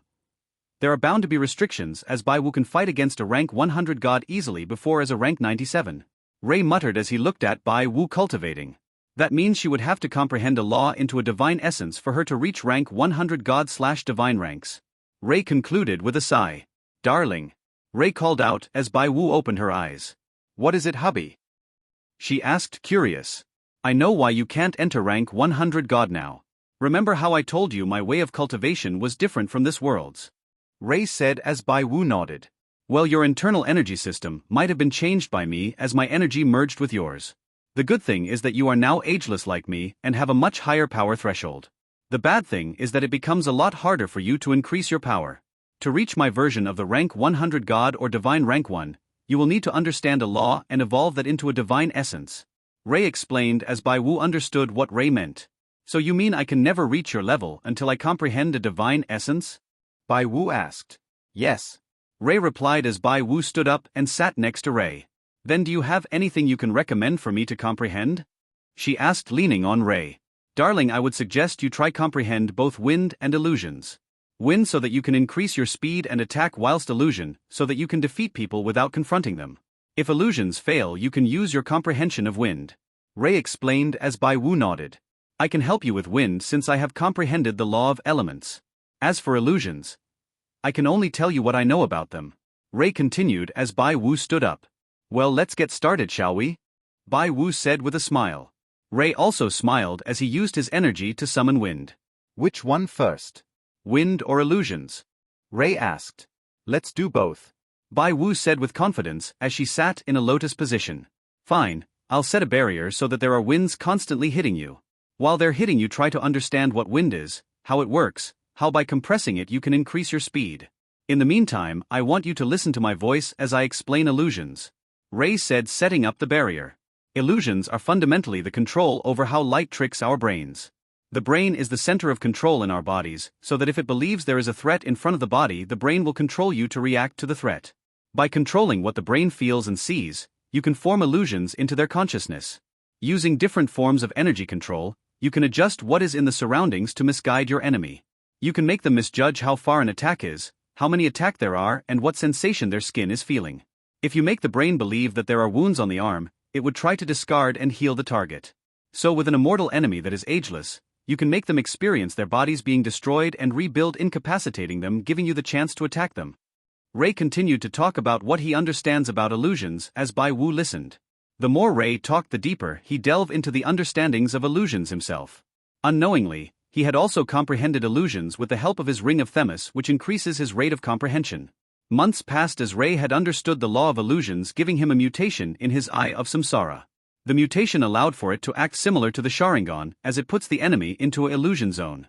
But unless they have overwhelmingly more power than Ray, or if they understood illusions better than him, they won't be able to escape the illusion. Bai Wu, on the other hand, had understood the law of wind, but only the concept of illusions. While she had been understanding these laws, the energy gathering barrier had continuously aged her rings, as 7 out of 9 rings had become 1,000,000-year rings. During the time that Ray had tried to help Bai Wu understand the laws, he could feel Tang San growing stronger as he had returned to the group. Xiao Wu was still inside the realm, facing off against enemies, as she was able to fight against rank 70s with her powers having reached the rank of 57. A few more months passed as Ray saw Bai Wu understand the law of illusions, along with Xiao Wu walking out of the space having defeated all of the enemies. Xiao Wu, congratulations. Subset of, Bai Wu said, hugging Xiao Wu. Thanks, Mum, I finally reached rank 61. Xiao Wu replied as Ray smiled from Xiao Wu's improvements. I think it's time for us to return. It's been 9 months since we first started, and Xiao Wu had gone through 18 months of training. Ray said as Xiao Wu grew excited. I can finally see brother again, she said with a smile. Ray nodded as he teleported them to where Tang San was. Hubby, if you could increase the time ratio, why don't you do it so that we can spend more time with Xiao Wu? Bai Wu asked mentally. I've tried to, it stays the same no matter the time difference. If 3 years passed in a space where it would be 6 years outside, I would still be taken, as I have experienced 3 years passing. Ray explained as Bai Wu nodded in understanding. Time remaining, 8 months. Ohaya? Such a large gathering of people. Ray said nonchalantly as he teleported next to Tang San. Around him, Ray could see the group of Shrek students, Mu Bai holding an unconscious Zhu Zhuqing. Looking forward, Ray could see 3 people he had never seen before. Master. Xiao Wu. Tang San said in surprise. Tang San, what's happening here? Ray asked as he could feel something abnormal about Zhu Zhuqing. Zhu Zhuqing had been affected by their spirit ability so that she had become blind. They want Mu Bai to give his powers away to save her. Tang San said with hatred. This puny ability, and it has you stumped? Did I not show you how to train the energy control for nothing? Ray said, examining Zhu Zhuqing's condition. Disciple doesn't dare play with her life. Tang San apologized as he wasn't positive that he would have been able to heal Zhu Zhuqing. Who are you? This is none of your business. The person who had ordered this to Zhu Zhuqing said as he looked at Ray with a frown. Ray, teacher of these kids. Ray said simply as he gathered energy into his palm. Tang San, watch carefully. Ray said as Tang San nodded. Ray's energy started to enter Zhu Zhuqing's body as it started to heal and purge the foreign energy in her body. Tang San watched Ray control his energy so that it doesn't harm her. It didn't take more than a few seconds for Zhu Zhuqing to open her eyes once more. The enemy frowned heavily seeing Zhu Zhuqing healed and went for the kill. Bai Wu appeared before him as her rings appeared. You want to harm my daughter's friends, huh? Bai Wu said with a chilling voice. TT title Do Luo. He said in a mix of fear and surprise. Mu Bai. Ray called out as Mu Bai looked up. What do you want to do with these guys? I'll let you choose since they harmed someone you love. Ray said as he remembered how Spirit Hall tried to kill Bai Wu. This situation was similar to his, as these people threatened to kill Mu Bai's lover for more power. I want them to pay with their lives. Mu Bai said, looking at them with hatred. Alright, Kyoki. Ray said, summoning the sword. A dense amount of killing intent flooded to room as the black and crimson demon sword appeared. You summon me after so long. Who am I killing? Kyoki asked in Ray's mind. These 3 small fries, Ray said simply as he brought the sword in front of him. Self-made sword technique, instance. Ray said, flicking his sword. *PFFFF. With that single flick, the enemies who plotted against Mu Bai and Zhu Zhuqing were turned to blood mist. Summon me again soon, okay? Kyoki said as Ray dismissed him. That sword technique that master used. Tang San though in his mind with fear. If he didn't feel the enemy's pressure earlier, he would have been unsure if they even existed. Ray was able to kill them with a flick of his finger. So Mu Bai, why is it that there is another entity in your soul? Ray asked. It's the evil-eyed sage. Mu Bai began explaining everything he knew about the sage as Ray listened. Dad, why don't you help boss out? It'll be good for our group if he can control the sage. Xiao Wu said as Ray nodded. Ray pressed his finger on Mu Bai's forehead as he entered the soul space and saw a huge white tiger. So you're the evil-eyed sage? Ray said, seeing the sage. Fuck off. The sage said, simply trying to force Ray out. Ray raised an eyebrow, feeling the pressure. Only this? Household cats should be well educated. Ray said, crushing the sage with his pressure. Arg. The sage cried out in pain as Ray's full force attacked him. House pet, submit to Mu Bai since you're technically in his house. Otherwise, I'll have to replace you with something else. Ray said, making a seal to destroy the soul of the evil-eyed sage. The sage widened his eyes as he felt the power of Ray's seal that can erase him. Thinking about it, the evil-eyed sage decided that it's better to put up with Mu Bai than to die. The evil-eyed sage submits. He said, bowing his head. Wrong, try again, house pet. Ray said as the sage frowned. This house pet submits. The sage squeezed through clenched teeth. Good. Ray replied, leaving the space. Mu Bai, the house pet is tamed. Should it try to rebel, just use this seal. Ray said, handing Mu Bai a seal. Did he just call the legendary evil-eyed sage a house pet? Mu Bai thought. Now that's finished, why don't you guys bring us up to date on what's happening? Ray said as Tang Sen started to explain. So you only have a few matches before the finals. Ray said after hearing everything about the Continental Spirit Master Tournament. Yes, Master, I have also gained a Black Spirit Ring and advanced to rank 43. Tang Sen said as Ray nodded. Seems like you surpassed the threshold for your 4th ring. Ray said as Xiao Wu hopped to Tang San. Hee brother, guess what? I have advanced to rank 61. Xiao Wu said, showing off her rings. WTF. The rest of the group were surprised seeing Xiao Wu with 6 rings at her disposal. Alright, we can catch up at a later date, get some rest first. Ray said to Xiao Wu as she had been fighting for 18 months and needed some rest. But Xiao Wu, you should listen to your father since you've been fighting non-stop. It's good to rest for a while. Bai Wu said as Xiao Wu nodded. Fine. She relented as she followed the group to their rooms. Night fell as Ray frowned, feeling another titled Doluo nearby approaching them. What the fuck? Why are there so many titled Doluos mixing with Shrek? Ray said with a slight twitch in his eyes. Hubby, are you going to deal with it again? Bai Wu asked. Let me see what they want to do first. Ray said, sending out his senses. Soon he saw how the titled Doluo started to attack Tang San. Tisk, why is it to do with Tang San again? Ray said, making a sword before flicking it. Instance. Ray said before dismissing the sword. They were going after Xiao San. Maybe you should increase Tang San's power so that he can look after Xiao Wu. Bai Wu suggested. Does Xiao Wu need to be protected by him? Rather than that, I want him to get stronger so that he can't be used as a hostage against Xiao Wu because he was weak. Ray said as Bai Wu nodded. Higher realms. Dear sister, you've always had an extreme attachment to our royal brother. So I'm wondering if you had seen him at all. The second prince asked Aiko. Pui. Aiko spat on his face as she looked away. I won't tell you where Ray-sama is. Aiko, though, as she knew telling this creep about her Ray will be bad news. The prince continued to smile as he wiped off the spit. You know, when the true God Emperor dies, everyone's memories will be put back into place. Be it good or bad, everyone will remember him. And you aren't the only one that wants royal brother back. The prince said with a fanatical smile. If it wasn't for those witches, then our clan would have dominated the higher realms. The prince continued. It was the best. Us 3, dominating the higher realms, true God Emperors beneath our feet. The higher realms was ours for the taking. Then royal brother fell in love. The prince said the last part with hatred. He fell in love with 2 sisters, he gave up on the fight for those 2. His face of care directed to them. No, it shouldn't be for them, no. It should have been for me. The prince shouted out. We were with royal brother from the start. You wanted him, I wanted him. I don't mind sharing him with you, but he ignored us. So in the fight with the strongest true God Emperor I killed him. A strike to his essence, so that he can be reborn, so that he will forget the witches, but he had met them already, including you, dear sister. I'm the one being left out now, only me. The prince said as Aiko frowned further and further, hearing the prince. It's too late now, I can see that they won't ever separate. So what if I approach differently? Make him hate me, loathe me. I'll be on his mind the whole time. No woman, no love, only me. The prince shouted out. Sick fuck. Aiko spat out, seeing the prince act this way. Oh dear sister, you can't say anything about me. Didn't you want our dear brother inside you as well? So why can't I? The prince grinned. But it seems like my wish can't become true. So I'll destroy everything. My life in exchange for a permanent imprint in dear brother's mind. That way I'll forever be in his mind. The prince said, standing up. So dear sister, why don't you work with me? In the end you get to fuck royal brother and he'll also remember me always. The prince said, giving Aiko a side glance.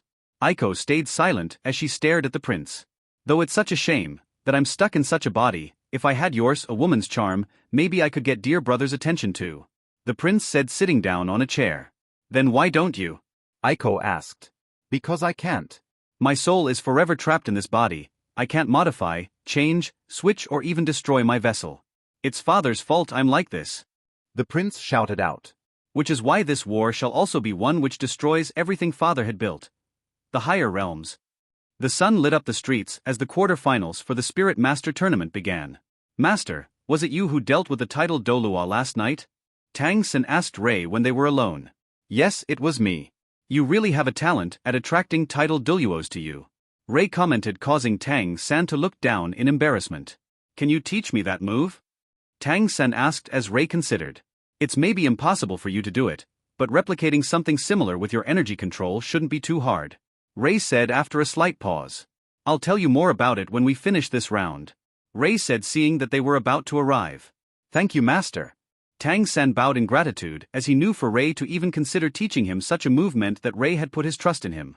Ray and Bai Wu followed Flander, Yu Xiao Gang and Zhao Wuji to the spectator stand while the students walked to the arena. Oh? Darling, seems like we found an old friend. Ray said with a chilling tone as he saw the Supreme Pontiff Bai Baidong walk out.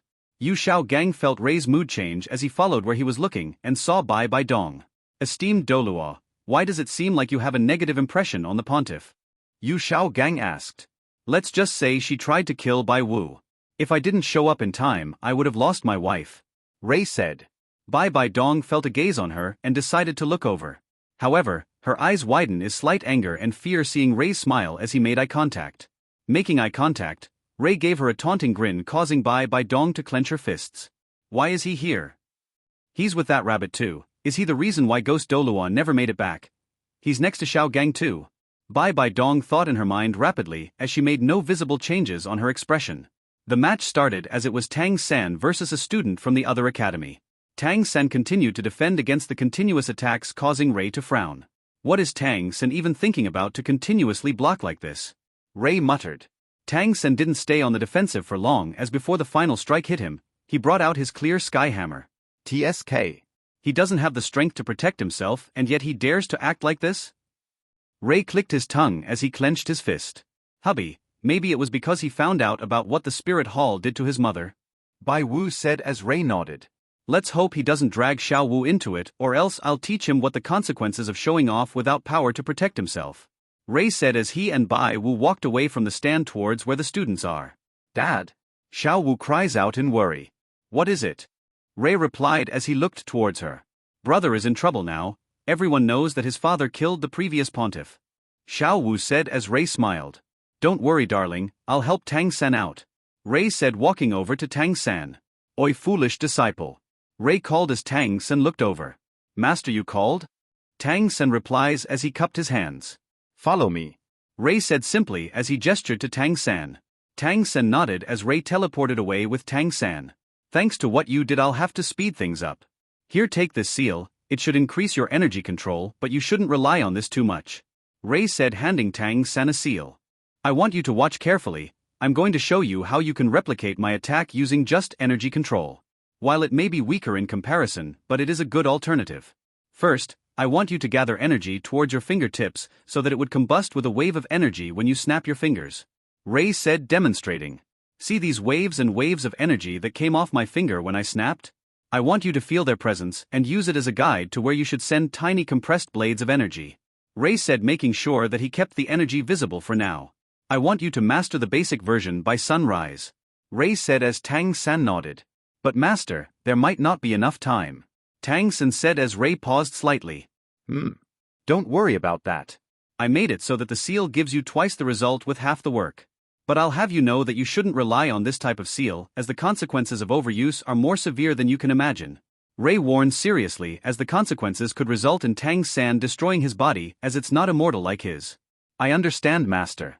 Tang San said as he immediately started to try Master Instance with the short amount of time he was given. Just so you know, I won't be helping you for much longer.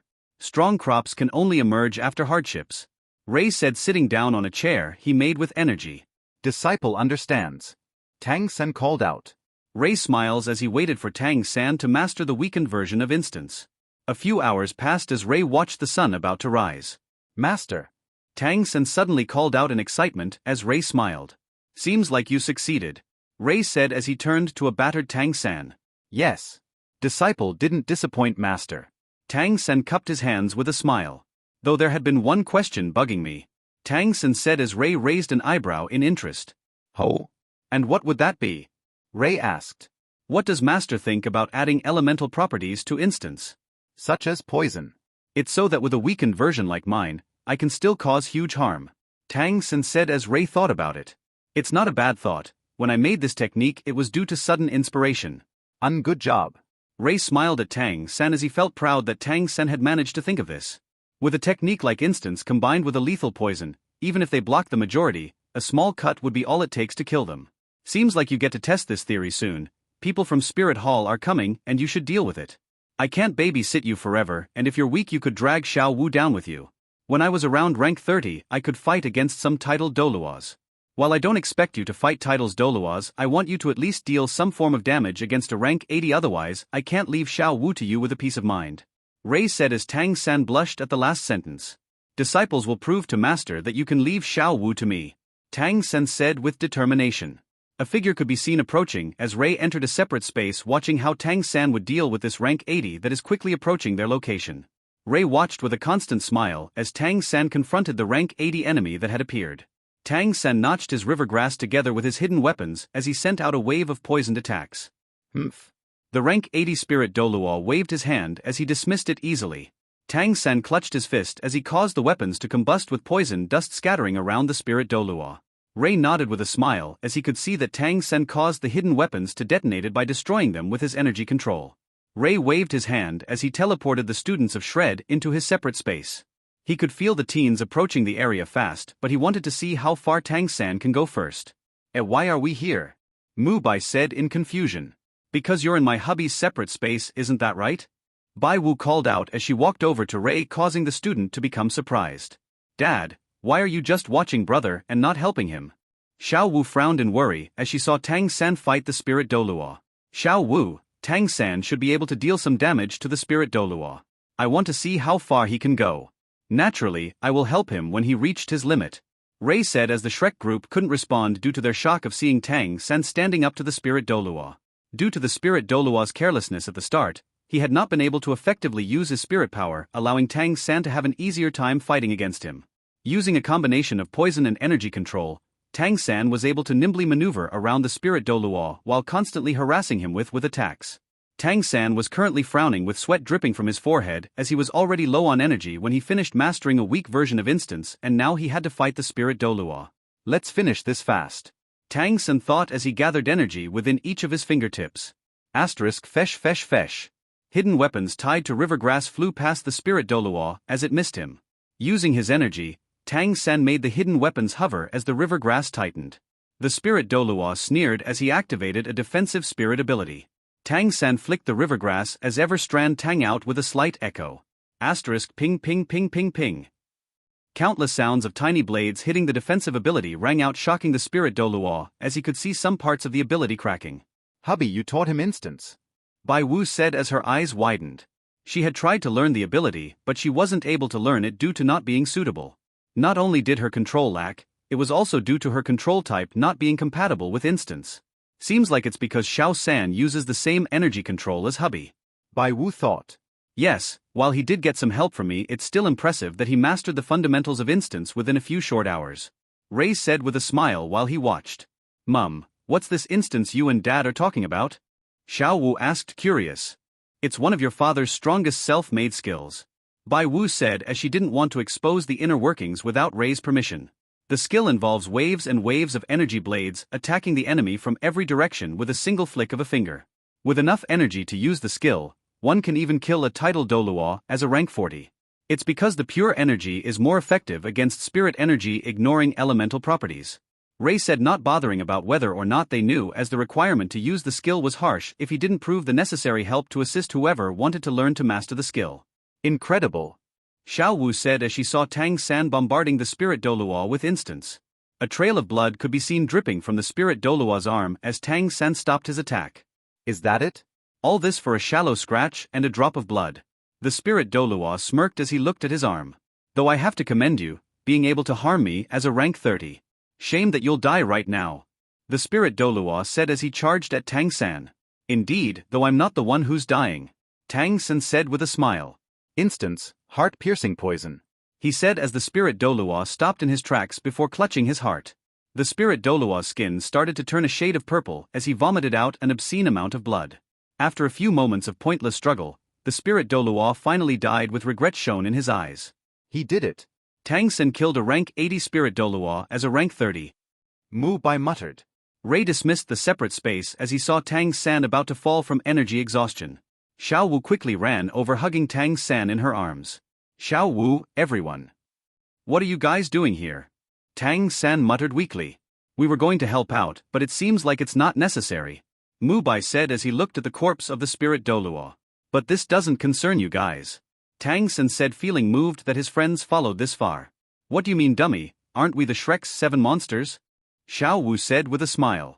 Yeah, the initial plan was to travel with you, but if that included fighting a spirit Doluo, then it would have been a hell of a trip. Mu Bai said, smiling. Thanks you guys. Tang San smiles, grateful for such friends. Rei was looking as a certain direction this entire time and finally looked back. Hubby, what's wrong? Bai Wu asked as she saw Rei stare off in a direction. Nothing, just giving some people a warning. Rei said mysteriously. In reality, he told the title Doluo's about to gather here, piss off before I pull your spine out of your ass. As a warning, whilst also sending out a concentrated wave of killing intent. Rei frowned deeply as he gritted his teeth. Why the sudden frustration? Bai Wu asked worriedly, seeing a sudden shift in mood. Things came up. We have only 3 days left here in this world before we're dragged away. Rei said, clenching his fists in frustration. He hated feeling powerless as he couldn't do anything about this. Message from Berserk War God, the one who sent host to this world. Situations changed. You have 3 days to wrap up everything before you're coming to the higher realms. Rei felt a bad feeling well up inside him, but he could only ignore it, for Rei teleported everyone back to the inn. He got Xiao Wu to enter his room so that he and Bai Wu can talk to her about the situation. Dad, what's up? Xiao Wu asked, unsure of why Rei would ask to talk to her alone with her mum. Me and your mum will be leaving in 3 days. We don't know when we can come back. Rei said with some slight hesitation in his voice. Why? Where are you guys going? With how strong you are, Dad, I'm sure you can just teleport back, right? Xiao Wu asked in worry. Xiao Wu, you see. Where we are going is not in this world. We're going to a different place far from here. Rei continued to explain about how he wasn't a part of this world, how the Berserk War God is basically forcing him to leave. Xiao Wu could only listen patiently as she was exposed to the knowledge of different worlds, gods and powerful beings. So Mum is following you? Xiao Wu said as Rei looked over at Bai Wu for a bit of help. Darling. Bai Wu was about to explain when Xiao Wu cut her off. Don't worry, Mum, Dad, I understand. Dad, just promise me you'll look after Mum. Xiao Wu said, looking at Rei. Rei smiled warmly. Of course. Rei said as Xiao Wu hugged him and Bai Wu.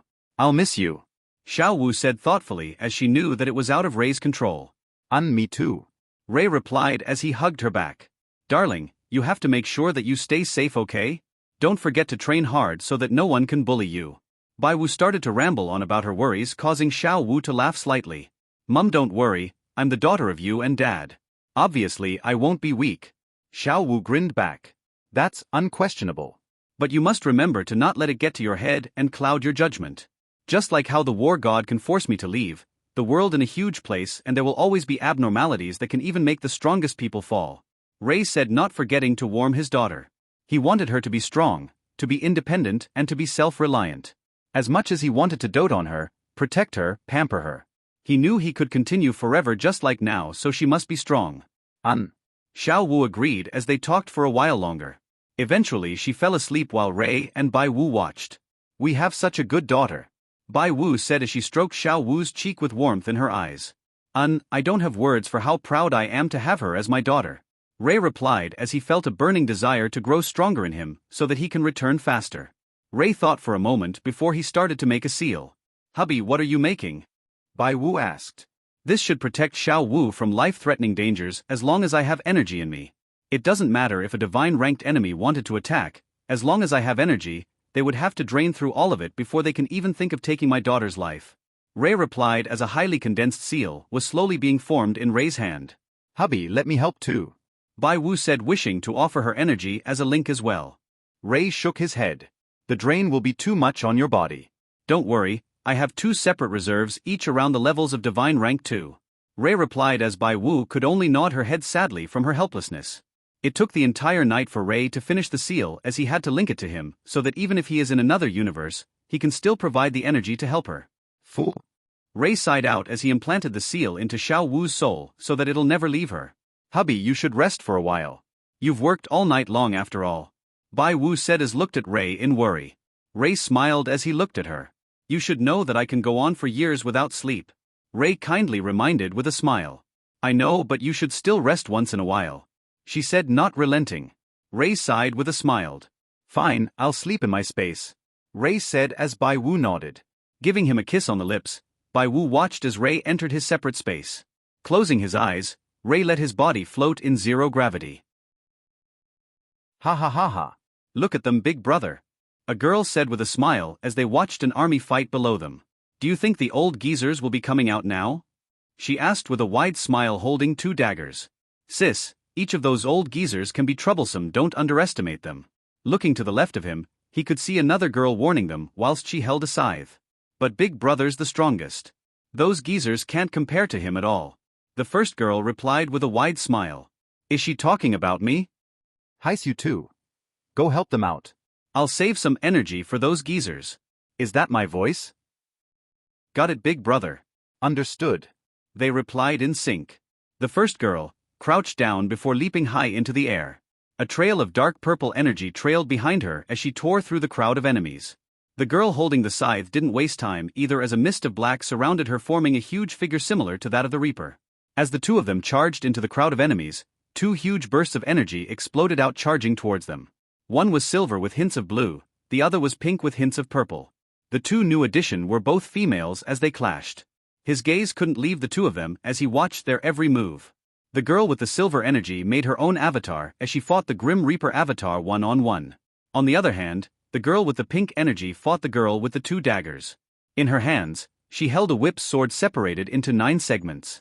However, he didn't take their fighting style in mind as he focused on their faces. "Eve? Bai Wu?" Ray burst out with an explosion of energy as he awoke from his dream. "What the hell?" he muttered. Who were the 2 women next to me? Why was Bai Wu and Eve there? They seemed much more powerful than divine ranks. That shouldn't be possible. Ray thought with countless questions in his mind. Thinking for a few moments, Ray sighed as he decided to think about this another time. Walking out of the separate space, Ray sent out his senses to find where Bai Wu and Xiao Wu were. Locking on, he teleported besides them. "Dad," Xiao Wu called out in surprise. How was the final round?" Ray asked, understanding that it should have finished by now. Xiao Wu started to explain what had happened as Ray kept an thoughtful expression on his face. Tang San did well with the uses of his instance. But the rest of you shouldn't always fall back onto Tang San, Ray said, turning to the rest of the Shrek's 7 devils. They slightly lowered their heads in shame as they knew he was right. From what I've heard, all of you focused most of the plans around Tang San. But you all know that individually, you are all powerful, but you cannot use that power properly, causing it to be wasted on you. Ray berated with a sigh. It was annoying to him seeing their power being mishandled so much that they had to rely on Tang San to make up for that. "Hubby, why don't you give them some advice?" Bai Wu asked with a smile. "Yeah.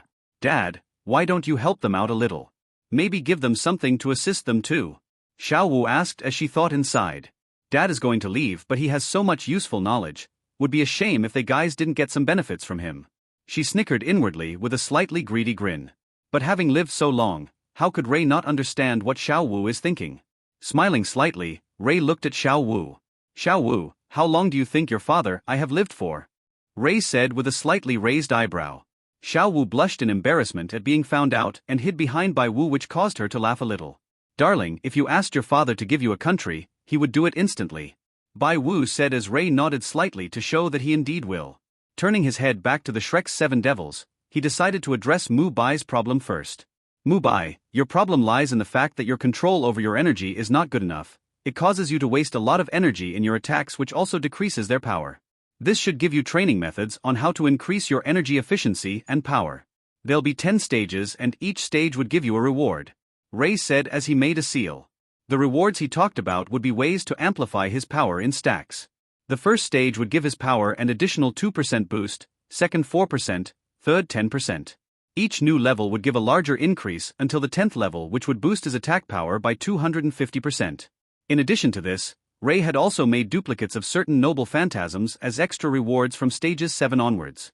These would help Mu Bai as he would be able to summon them at any moment. As for the stacking ability, it was what Ray had always used subconsciously, as it could be described like an engine warming up before bursting with power. Fatty, you're the same as Mu Bai. Lack of energy control and efficiency. But you're also lazy and possess not enough will to get stronger. I am giving you the same thing I did with Mu Bai, but this time I'll throw in some extra. You get to be able to temporarily possess the power to create my best dishes for food, as well as me curing your phoenix spirit so that you won't be fat. But before Fatty Hong could rejoice, Ray cut him off. However, if you were to slack off, not only would you become fat again, you would also increase in weight the more you slack off, and your power will be sealed slowly over time as you slack off. What? Please, I'm fine with it as it is. I don't need the help. Fatty Hong quickly begged, as he didn't want this fire lit behind him. Fatty, you should take it. Just think about it, you can always stay handsome, cook godly food and be powerful, all at the cost of working slightly harder. Mu Bai suggested, as he was surprised at the rewards the tears gave him. Little did he know that the working slightly harder would work Fatty to the bone. But once he was as powerful as he could be in this world, the curse would wear off and he wouldn't need to have this fire lit up behind him anymore. Fatty scrunched up his face as he thought long and hard. Arg. Fine. Isn't it just working a bit harder? I can do it, he said as Ray sent over the seal. As for you Zhu Zhu Qing, you need more power behind your attacks, speed and stamina.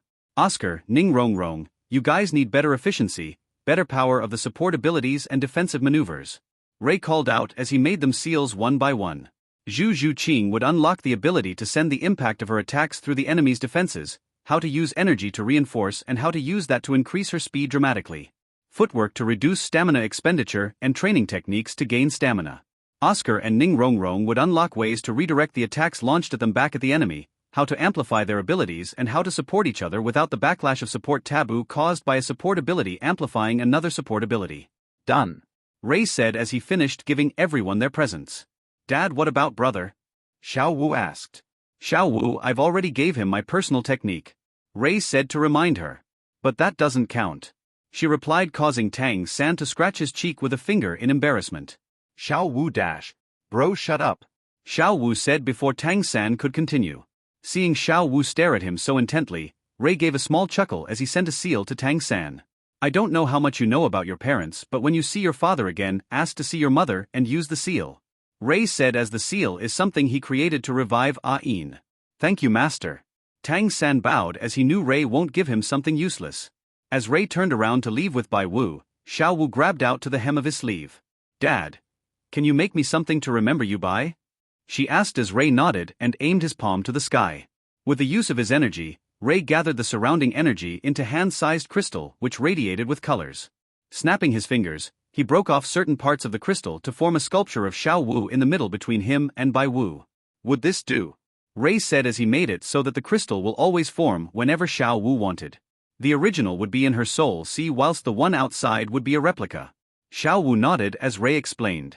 Finally, with everything done, Ray walked beside Bai Wu. A portal opened up in front of them as a figure walked out. You done. It was the Berserk War God. TCHIM. Ray replied with slight irritation as he was annoyed at how the War God was forcing him. Nodding at his response, the War God waved his hand and sent Bother Ray and Bai Wu into the portal before they could even complain.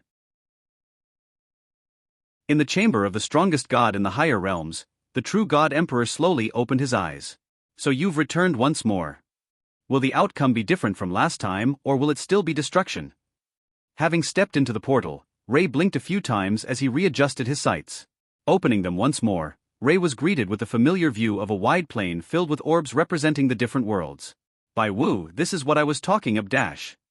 Ray said as he turned to Bai Wu but widened his eyes when he realized that she wasn't there. Ray felt his mind stop as fear gripped his heart. Oi. The war god grabbed Ray by the shoulder as his voice brought him back to reality. Boo. Don't worry, she's just been taken by another god. TCH, I suppose this would have happened when me, the element god and war saint, took notice of your little group. The war god cut in as he clicked his tongue in irritation. Your little wife was taken by the beast god. It isn't unusual for spirit animals to train up like your wife, and this beast god feels responsible to guide them. She's odd at best, but I can assure that your little wife would be safe with her. The war god said as he let go of Ray, who was still feeling nervous. Though this works out well for us as well. She won't distract you from getting stronger. Not to mention she's way too weak right now. The beast god will train her up good, just like how War Saint is training up the lass Eve. Ray's ears perked up as he heard the familiar name. Eve, where is she right now? He asked quickly. She's in a place where all of the god's successors are to train herself. It is also where we are going. The war god said as another portal opened up in front of them. You'll be taken part of a preliminary test to enter the realm. There are only so many people that can enter the realm, so it's selection through survival of the fittest. The war god explained as he brought Ray to a plaza.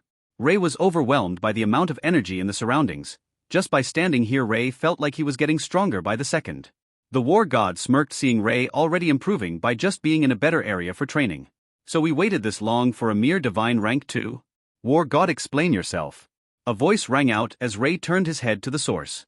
A person which looked like a young adult spoke as his gaze was filled with contempt. His hair was pure black, eyes which radiated bloodthirst, lean outer appearance, and wore cloth armor that didn't restrict his movements. Oh, he's no mere divine rank 2 killing god. The war god replied with a slight laugh. In a battle with rank 5s and above, and you say a rank 2 is no mere rank 2? Do you have a screw loose in your head? The killing god said as the war god only laughed. Then you can use one of your candidates to test him. Ray, this is your ticket to find Eve, so don't disappoint me. The war god encouraged as Ray only nodded since he could only follow along with the current situation. Just you wait. Ray thought as he walked to a clearing where his enemy is waiting. War god, you've never even taken a rank 8 genius in your eyes from the higher realms, so what makes this rank 2 so special? The killing god asked. Ha ha ha, then have you ever seen a person which smelled of death so much even though he should be inexperienced? I can tell he has gone through war. No just any small war from a small world, but multiple large-scale wars. Dimensional ones. He may not realize it, but his combat experience had carried over from his past lives. Every move he makes, he may think it's through his training, but it was already engraved into his soul. Though it's rather strange I can't tell who he was, it's like someone has purposely hidden it. The war god said as he kept his eyes on Ray. The killing god grew serious hearing the war god. Then you should know an unknown like him is very dangerous, right? Especially since if he is as powerful as you say. The killing god warned. Of course. But that just makes him a better candidate to succeed me. The war god gave a menacing grin which caused slight shivers to go through the killing god's spine. You. This is a thin line you're walking, and it could break at any moment. The killing god said, gritting his teeth. But isn't that more thrilling? The war god replied, giving the killing god a side glance. Crazy bastard. The killing god squeezed out as he put focus on the spar. Ray stood in his spot seemingly relaxed, but he was prepared to attack at a moment's notice. Divine rank 5. 3 stages above me currently. He thought. His opponent in front of him wore black clothing which covered his entire body except for his blood-red eyes. I'll take the initiative. Ray thought as instantly applied some seals to his body to increase his speed to the max. Bringing out Kyoki before anyone noticed, Ray had already slashed the opponent in half. No feeling. Ray though as he instantly had his guard up. After images at this level, this guy's speed is far above me. Ray thought as he sent out his senses but could only catch shadows of the enemy. But Ray paused his thoughts as a long-forgotten grin appeared on his face. Who said I can't deal with it? With a monstrous punch, Ray shattered the area around them as deep fissures appeared everywhere. His opponent had understood the problem as he jumped upwards. Go! Ray shouted as hundred upon hundreds of golden chains shot up towards his opponent. With the improvement of his abilities, Enkidu seemed as if it had transformed into dragons. Slamming his hands together, seals appeared blocking off the area around his opponent. 1000 Dragon Array. Ray thought as he combined both abilities together. With Enkidu, as long as one chain touched his opponent, their divine power would be restrained. As for the seal, not only did it block them off, it also created illusions of the chains and teleported them around the area. Oi, war god. How can he have the chains?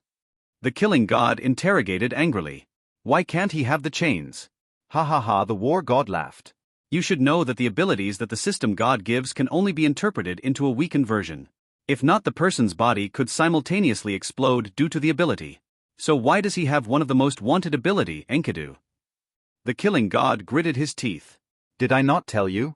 He's chosen by 3 gods so far. Me, system god and element god. The war god grinned.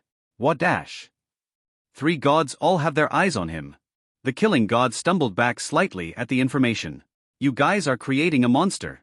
Do you understand the consequences should he leave for the other side? The killing god warned. Yes, but he has the system god's daughter and one other lass to tie him down. The war god replied as he watched the fight. This gamble is too dangerous. What if they follow him? Won't we be fucked over by the monster we created? The killing god said as he clenched his fist. Every moment of talking to the war god infuriated him, as they had started the cultivation of such a monster that possibly no one can control. Ha ha ha, you should calm down and enjoy the fight. The war god laughed out. TCH, how can I calm down with this monster on the loose without a leash? The killing god retorted as he turned to the fight. But thank the heavens that I had prepared just in case. My chosen won't be taken down by Enkidu. The killing god said. As he predicted, Ray's opponent didn't panic seeing the chains.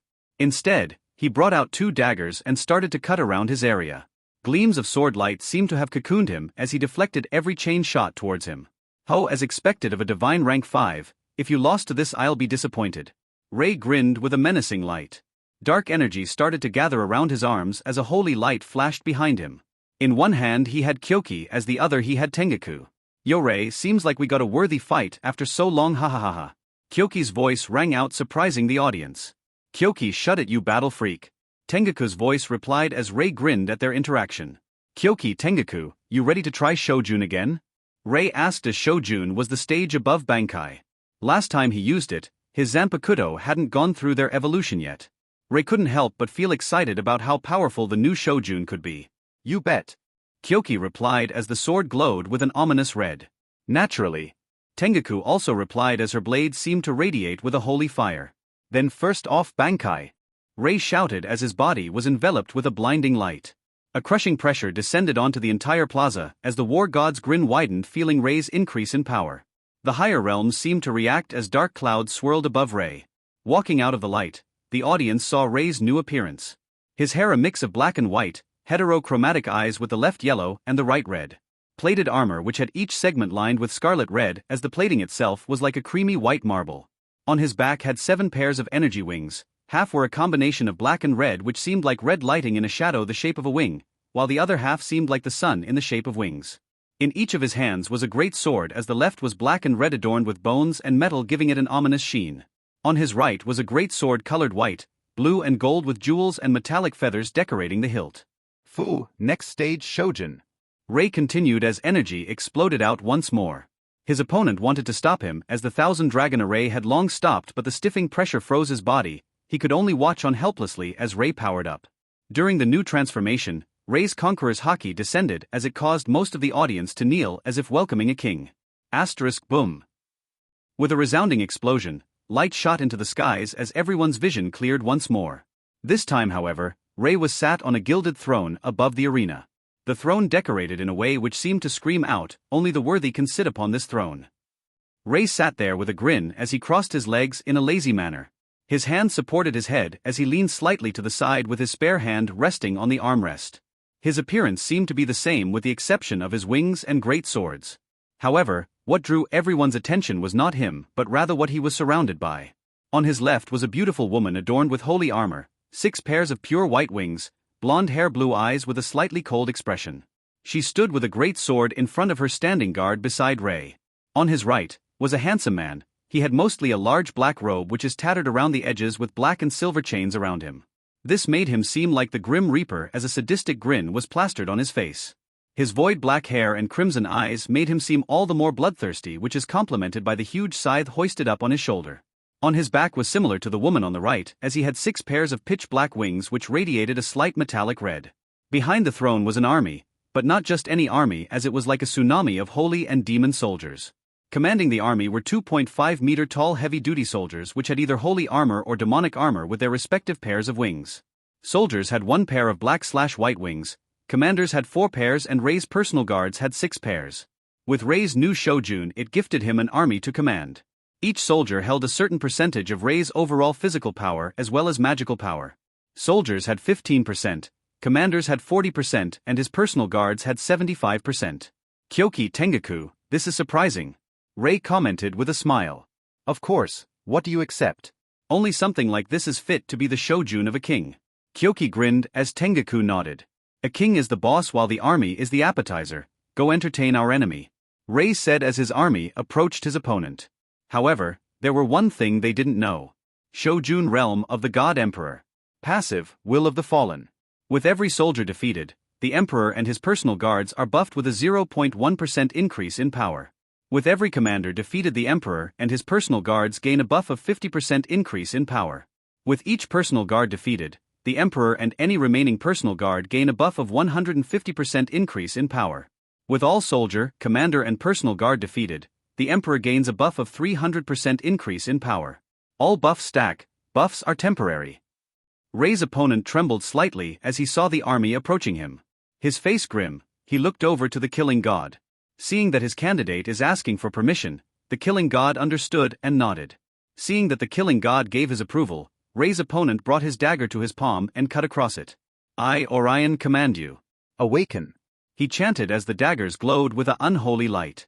Armor appeared on his body as they covered the shoulders, elbow, knees and legs. A long red scarf trailed behind him as he had a katana in his hands. Crouching down in a sword-drawing position, Orion stared down the approaching army. Ha! With a thunderous shout, Orion drew his katana and cut down everyone in an 80-degree cone in front of his. Rei, however, didn't mind as he supported a carefree smile on his face. He could feel power flow into him as each of his soldiers were killed. Orion continued to slaughter through the army as he demonstrated lethal efficiency. Having killed quite a few soldiers, Orion saw the first commander he must kill. The commander swung his great sword as Orion bent backwards and dodged. Kicking upwards on the blade, Orion made the commander stumble backwards with the force. Charging towards the commander, Orion kept his body close to the ground as the commander tried to slash downwards. Twisting his body sideways, Orion slid through the commander's legs as he pushed himself up with his hands. With a quick slash, Orion decapitated the commander as he turned to Rei. He suddenly felt something was wrong as Rei was still smiling. Orion frowned as he quickly killed a few more soldiers. One more commander appeared as Orion charged towards it fearlessly. The commander swung its great sword downwards towards Orion. Asterisk swish. With a cut that most couldn't see, Orion cut the commander's hands off, leaving the great sword to fall down. Stabbing his katana towards the defenseless commander, Orion smiled seeing the sword pierce through the head. However, it was then when he realized what was wrong. Rei entered divine rank 3. Orion quickly turned to Rei and threw his katana. Oh, he found out, Rei said lazily. Orion appeared in front of him not too long after as he had switched locations with his katana. Using the momentum, Orion twisted his body and kicked towards Rei. Asterisk bam. Orion widened his eyes as he saw how both Tengaku and Kyoki blocked his attack with their weapons. His kick was only slightly in front of Rei, who didn't even flinch. Feeling danger, Orion quickly jumped away as he saw how golden chains had appeared around where he stood. Oh ho, with each soldier killed, Rei gains an increase in strength, huh? Ha ha ha, interesting. The war god grinned seeing this. Orion landed slightly further away from the army as he was frowning heavily. Don't try teleporting again, it won't work since I've already got my soldiers to stop the spatial fluctuations. Rei commented as he saw Orion's grip tighten around his katana. I don't believe it. Orion spat out as he threw his sword once more. Heis? Rei sighed as Orion failed teleport. Pinching the sword with his thumb and index finger, Rei looked towards the frowning Orion. I doubt you'll be trying to kill my soldiers. All of you die for me. Rei spoke as his soldiers started to kill themselves one after another. No screams were heard as the spectators widened their eyes. The scene of all of Rei's soldiers killing themselves shocked them as there were no hesitation whatsoever. The buff isn't as big, but it's enough. Rei commented as he advanced to divine rank 4. If Orion had killed the soldiers instead, he had no doubt he would be in divine rank 5, maybe even 6. Orion smiled slightly as he slammed his palms to the ground. You may have an army, but I use the dead. Orion felt victory at hand as he summoned the fallen soldiers that Rei commanded to suicide. Kyoki and Tengaku tried to hide their laugh as they saw Orion's actions. Killing God, isn't your candidate a bit stupid? The war god smirked as he looked over to the ashen-faced killing god. While this might be good with a real army, did he forget that this army was Rei's ability? War god continued as Rei's laughter rang out. Ha ha ha ha. I don't know if you're stupid or confident. Rei called out as Orion's smile turned to a frown.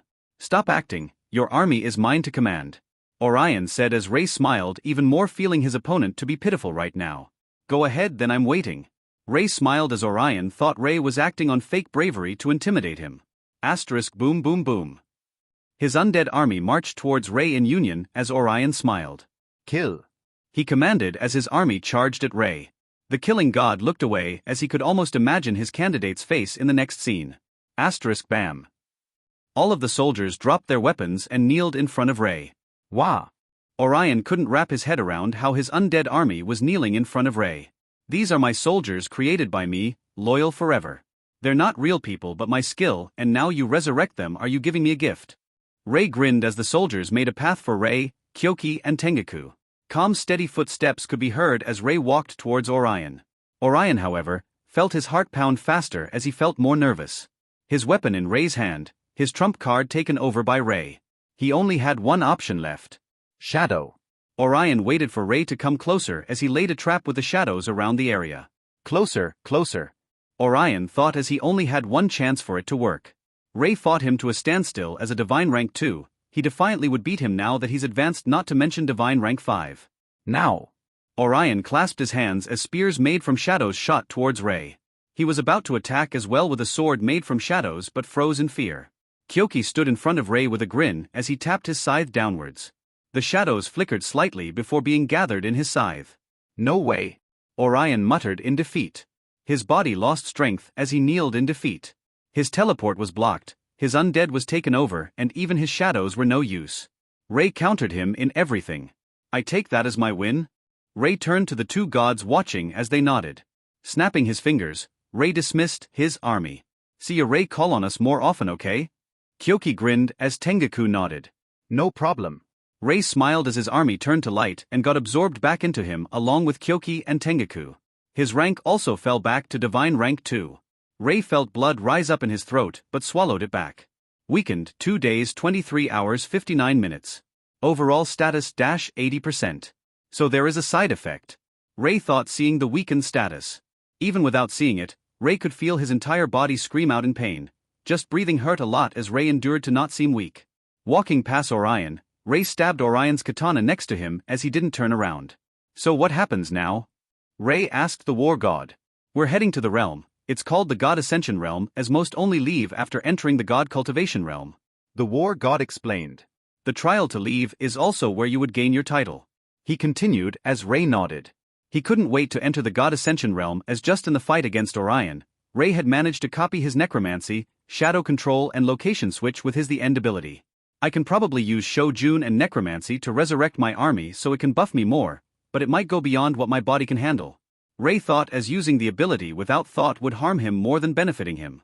Rei had copied a myriad of abilities with the End. Some take less to use than others, while some are impossible to recreate, such as Merlin's Infinity.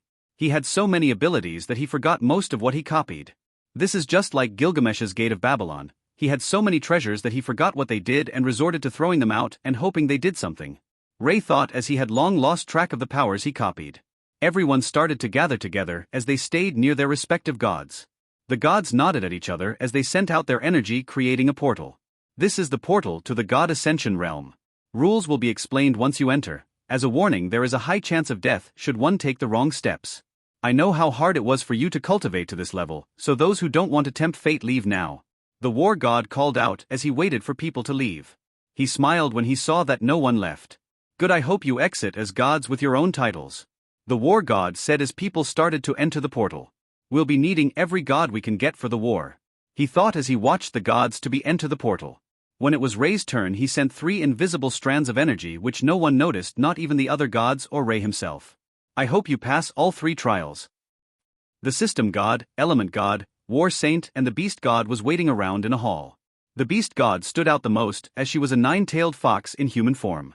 She had white hair with red around the tips. Her hair reached her hips where 9 white foxtails swished around. Scarlet eyes with slits in the middle, she had a toothy grin and a red kimono-style dress with white stockings. Is that knucklehead war god done yet? The beast god asked. He should soon be patient. The element god replied with his eyes closed. The war saint ignored everything as she was staring at the system god with slight hostility, clearly not forgetting what he had done to Ray, which in turn affected Eve. The system god on the other hand was sitting with his legs crossed and browsing through the system interface. He was currently monitoring Ray's system. He didn't know what to think anymore. He thought he was in the right when he chose to release his memories early. After all, it was Ray himself who vowed to not love anyone but Eve. Maybe Eve's right, maybe I shouldn't have removed his memories in the first place. For the first time ever, the system god was doubting himself, his choices. I guess it would be a pity should he die early. One doesn't simply come across someone with his adaptability with the system easily. The system god thought, tapping his finger on the table in deep thought. But, why is Ray's soul fluctuating so much? Is it trying to break open something? The system god thought as he was checking through all of the anomalies that happened to Ray. But before he could, the war god had returned. Yo! The war god greeted as the rest of the gods turned to him. So how was it? The war saint Ophelia asked. You should have seen his new ability. It allowed him to beat a divine rank 5 as a rank 2. The war god smiled as the war saint was slightly surprised. What was the ability then? She asked. He summoned his own army, and with each soldier killed he gets an increase in power. He is also able to let them kill themselves, but in return the power gains is only around 50% to 75% of what could have been the total. The total, that is, if they were killed by someone else. The war god explained as the war saint couldn't help but widen her eyes. You forgot about the side effects of using this. The system god reminded. Yeah, he lost around 4/5 ths of his overall combat potential. Not sure for how long though. The war god lost his smile as he spoke about this part. 3 days, he will be like this for 3 days. The system god said, holding up 3 fingers. So you could say it's a final trump card should he be pushed into a corner. The element god said as the system god nodded. System god, aren't you giving him too much of an advantage with this? The beast god said, hearing about Ray's Shojun. The system god shook his head. The system is only responsible to recording growth and distributing the base forms of the power. Like how most people can't harness the original power and have to weaken it down, Ray is responsible for the evolution of the skills. If he developed in any other way, his Shojun would probably turn out differently from how it is now. It might have been a huge weapon, a domain, a person.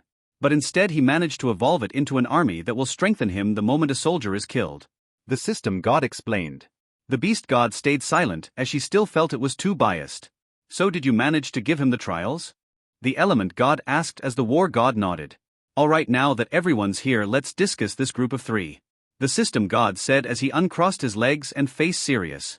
Like Ray, Bai Wu is also an anomaly with an unknown past life. The beast god said as she had tried to find out but failed. Same with Eve. Say, system god, I've always been wondering, but how did she even start as part of the system? The war saint asked. She was never part of the system. When I found her, she was a soul ready to disperse. There were no body, and I could only allow for her to integrate with one system, or else she would never exist. The system god shook his head. Where did you find her? Shouldn't most souls go through reincarnation? The element god asked, interested, as this was the first time he heard it. The system god sent out his senses to make sure no one was spying. I found her in an isolation space around the place the old war happened. The system god said as the war saint stood up. An isolation space. So someone wanted for her to never exist again. So you're saying she could have taken part in the old war eras ago? The war saint said as the system god nodded. I just became a god recently after the old war had finished. Over 90% of the gods were killed and remaining 10% died not too long after, with the exception of the god emperor. Being curious about how the old war killed off most of the gods, I explored the ruined realms of the old war and stumbled upon the isolation space by chance using the system. It took millions of years to repair her soul, and when it did, she became a local administrator of the system that integrated with Ray when he died. The system god said. Then what you're saying is that Ray and Eve may very well be remnants of the old war. Maybe even Bai Wu, if the person who doesn't want people to know about their past did the same to her. The war god finished off what the war saint was about to say. A few moments earlier, when Ray used Bankai and Shojun, Aiko was startled when the person who looked like Ray suddenly stood up. This energy signature, No doubt it's definitely like royal brothers, but it's slightly off. The person frowned as closed his eyes. Of course, of course. It must be because Big Brother's reincarnated, so his energy would change ever so slightly. The person opened his eyes as he smiled. A fanatical smile appeared on his face as it became flushed. Dearest sister, oh dearest sister. Royal Brother has returned to higher realms. Once he awakens he will remember us, remember me. We will take the higher realms by storm once more. He will not remember now, but he will soon. I think it's about time we let you remember too. He smiled as he looked at Aiko. What are you thinking of doing? She asked, feeling slight fear from his smile. Nothing much, just going to give your soul a little touch here and there. Might hurt a little, but if it goes well then you'll remember everything. He said. And if it doesn't? Aiko asked in fear. Well? The person stayed silent before grinning, leaving everything to Aiko's imagination. Blinking slightly, Ray felt his vision clear as he was in the middle of a plaza. Looking around he could see that the other candidates were also besides him. Muttering could be heard as they weren't sure of what to do. Hello, I'm presuming that you're the new recruits of the God Ascension realm. A voice called out. Turning to the source, Ray saw that it was a young man who seemed to be in his early 20s.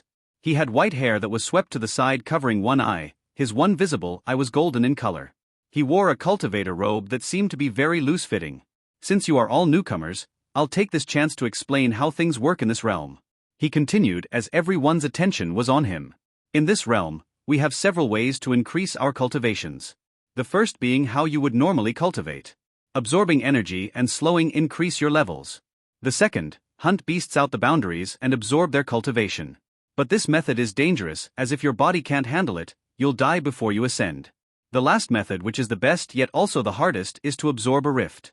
A rift is a separate dimension that is opened occasionally by gods or when a god dies.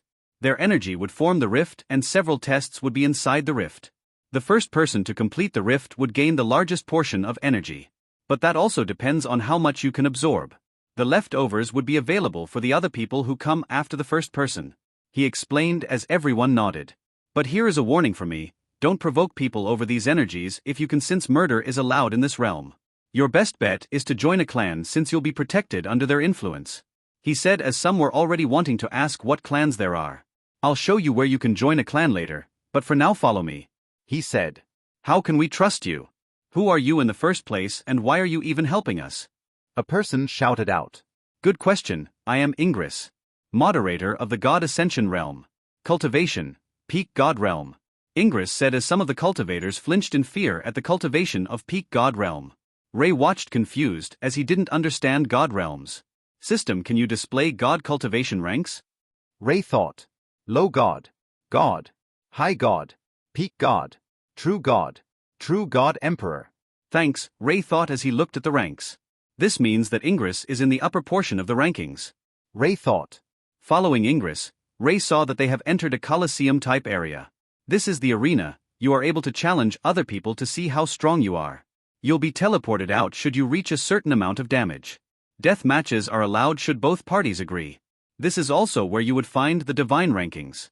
Depending on how you do in the arena and your combat potential shown, it will automatically enter you into the leaderboards. Most of the high-tier clans will look at your leaderboard ranking before deciding to accept you or not. Ingress explained as the then lead them to another building. This is the portal room. This is where you would go to enter different realms filled with dangerous beasts. Ingress said as Ray looked around. The portal room was a hub with separate sections showing the type of beasts and their cultivation. In the section, there is a teleportation array which would send them to the dimension. When you enter the realm, there will be an escape seal on your wrist which will allow you to leave whenever you want. But bear in mind that it takes 20 seconds to activate, so you should still be careful as 20 seconds is enough for some beasts to kill you twice over. Ingress said as some of the candidates gulped in nervousness. There are 3 more places we need to go, as for the rest you can figure that out yourselves. Well, anyway, follow me, we're heading to the Enlightenment Tower. Ingress said as he walked away once more. It didn't take long as they saw a grand tower which seemed to pierce the sky. There are 2 sections to this Enlightenment Tower, the first being closed-door cultivation. You will each have a certain amount of allotted time depending on how well you do on the divine rankings. In this section, cultivation speed is roughly twice as fast compared to the outside. Naturally, comprehension and everything else is also twice as fast. Ingress said with a chuckle, seeing the greedy eyes of some candidates. The second section is the Trials of God. This is where you'll find the rifts that gods would have left behind. It's pretty self-explanatory, as rifts will appear from time to time and you will enter the trials in the rifts. Ingress said as he led them away once more. This is the auction house. In here you will auction out anything you want which you find in different dimensions. God will also occasionally put cultivation resources in the auction house for you to bid. You'll also be able to find skill books derived from the system store which the system God moderates. Each skill will cause cultivators to riot should they appear without an owner, so I suggest you take the chance to get them if you can. Ingress explained as they walked over to the last area. And finally, this is the recruitment hub. Here you can find recruitment for clans, teams heading to realms and people hiring bodyguards. And with that I have explained everything you need to know. I wish you luck. Ingress said as his body dissembled into clouds before disappearing.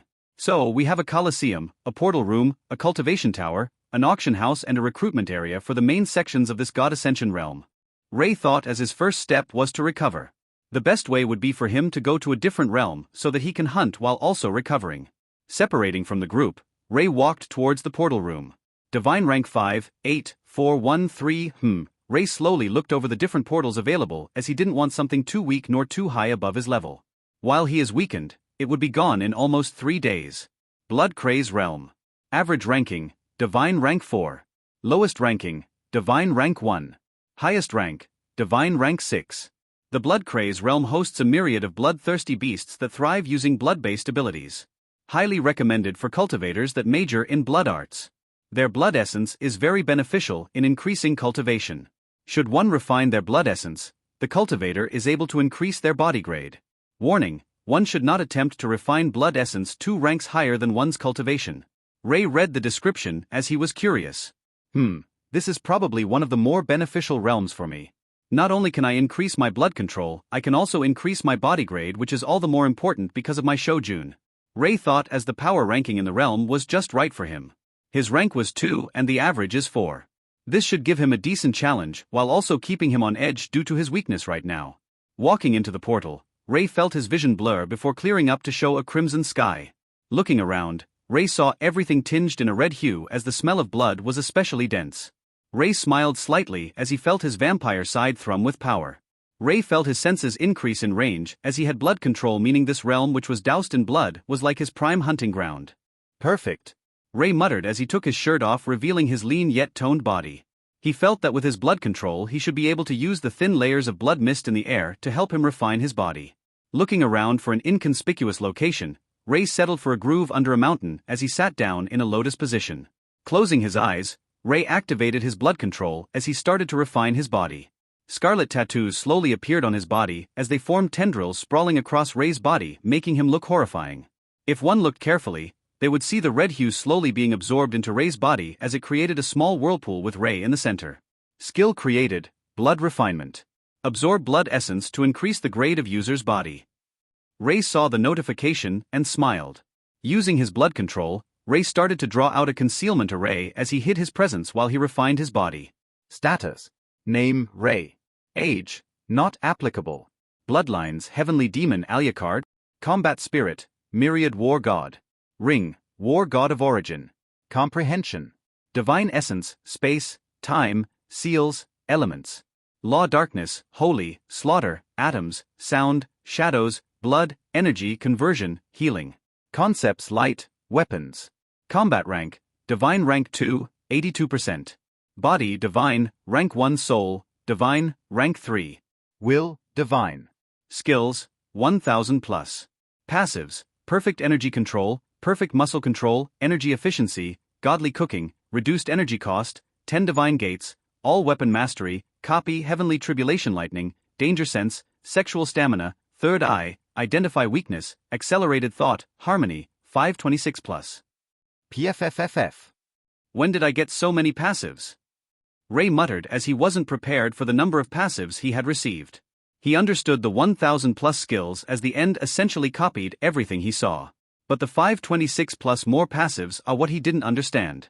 Bloodline advantages, proficiency, synergy between skills, comprehension, experiences, exposure to higher grade energy, marks of gods, system advantages, adaption. Would you like me to continue? No thanks. Ray said as he was still surprised at the number of passives.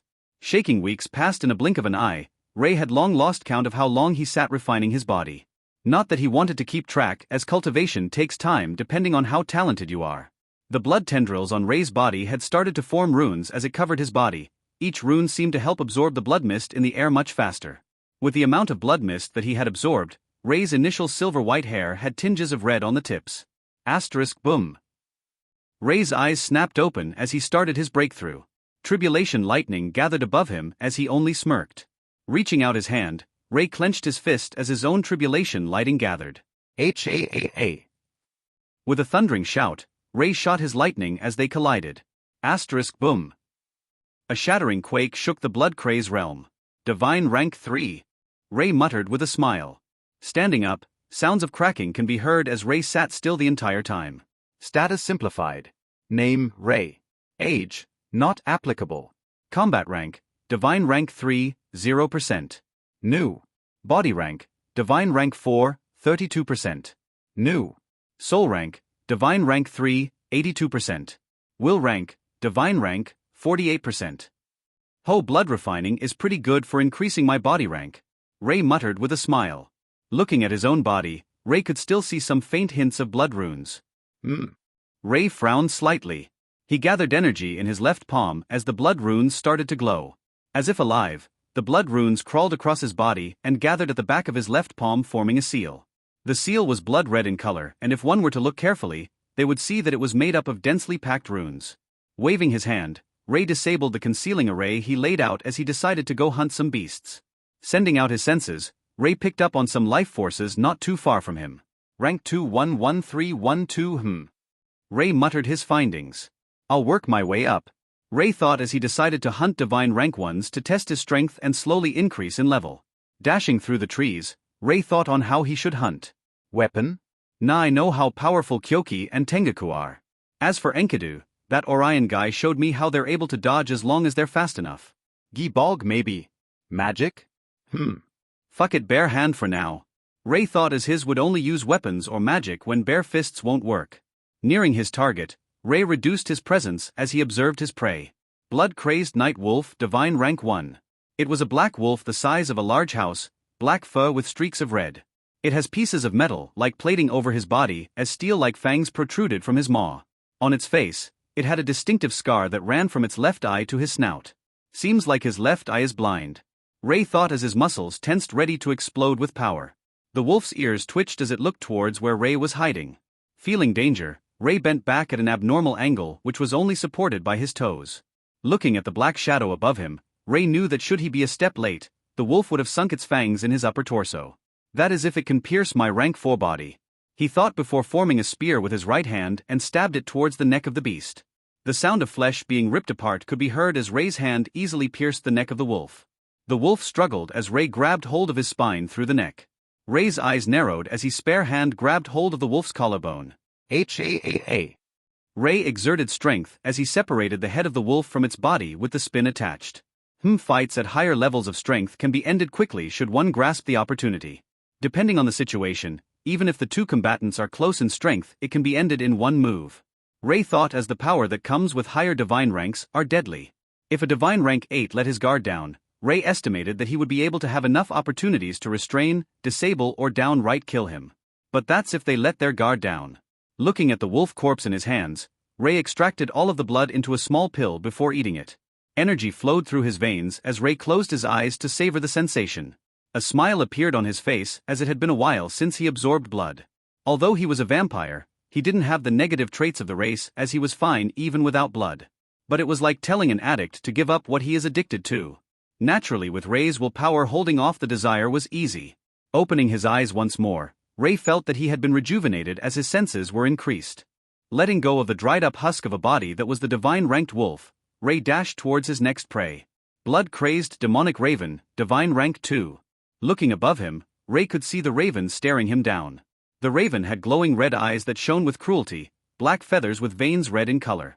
It became a blur as it nose-dived towards Rei, attempting to kill him. Narrowing his eyes, Rei reached out before grasping his hands and twisting his body sideways. In 2 simple moves, Rei ripped both wings off the raven and dodged its nosedive. Like their name, they're in a blood craze. Not having high combat standards and acting like normal beasts you find anywhere. Rei thought as he used his foot to kill the struggling raven.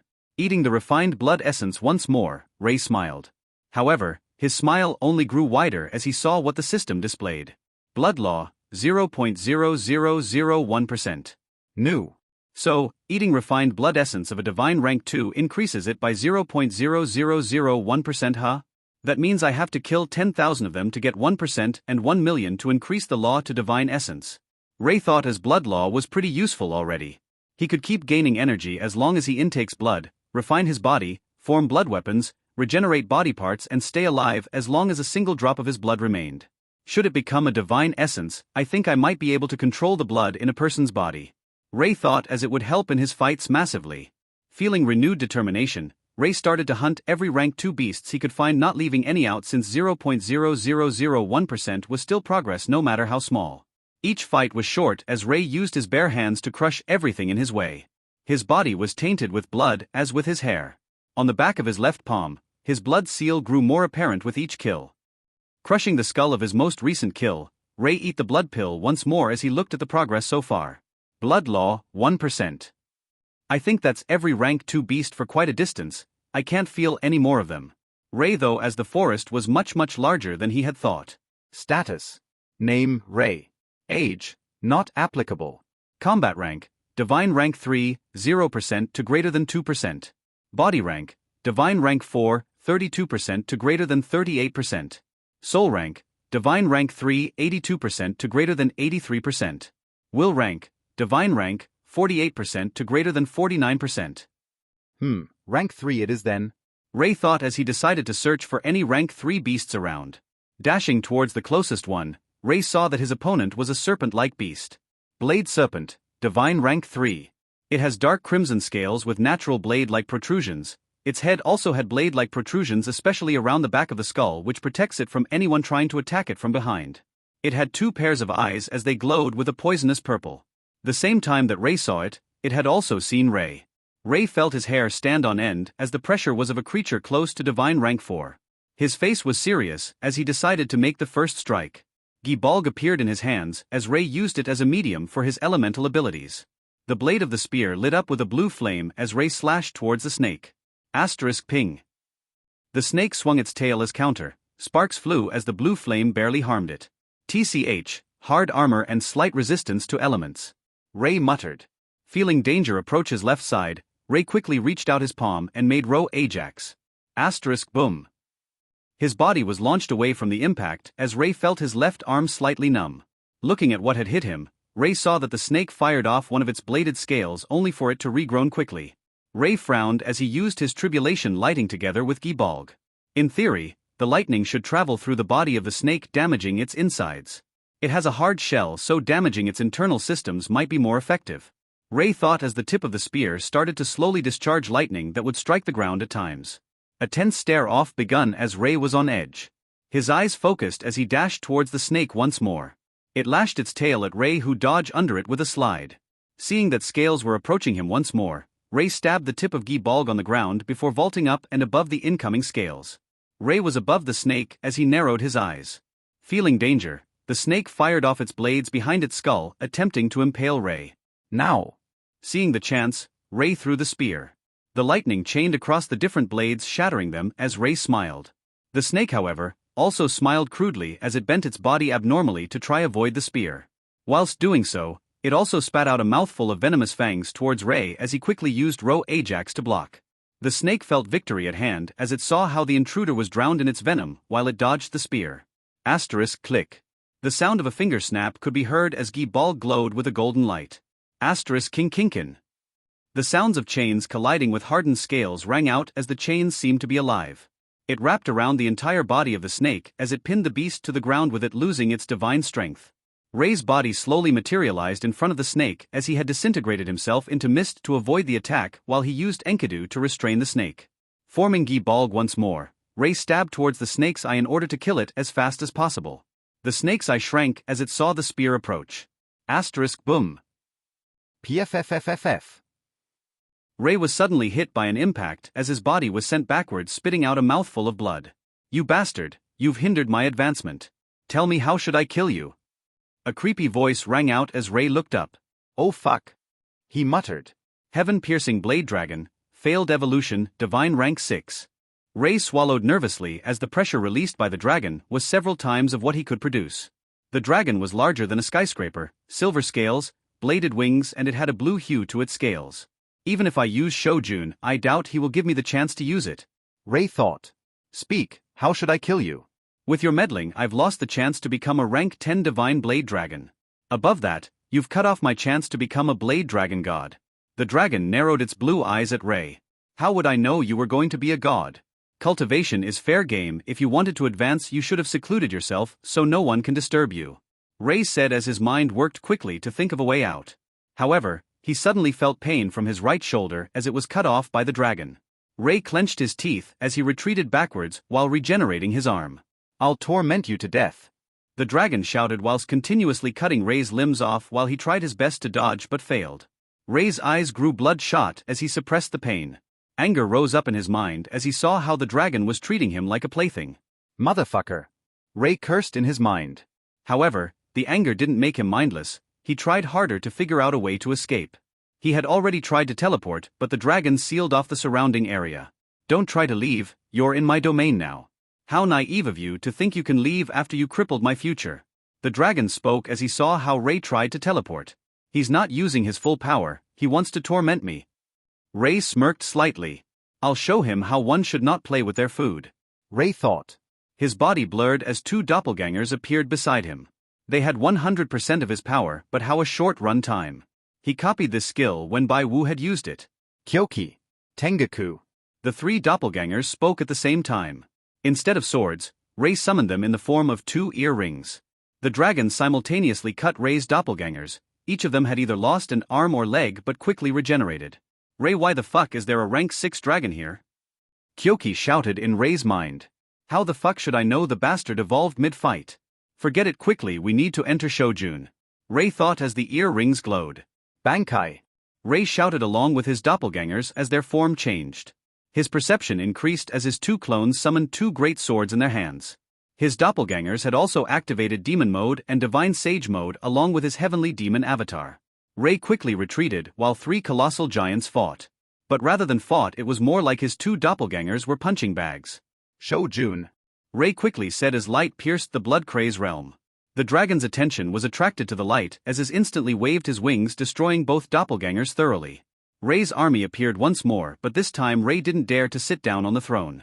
He had a serious expression as his army immediately charged towards the dragon. Kyoki and Tengaku didn't stay idle as they summoned avatars of their own. Useless.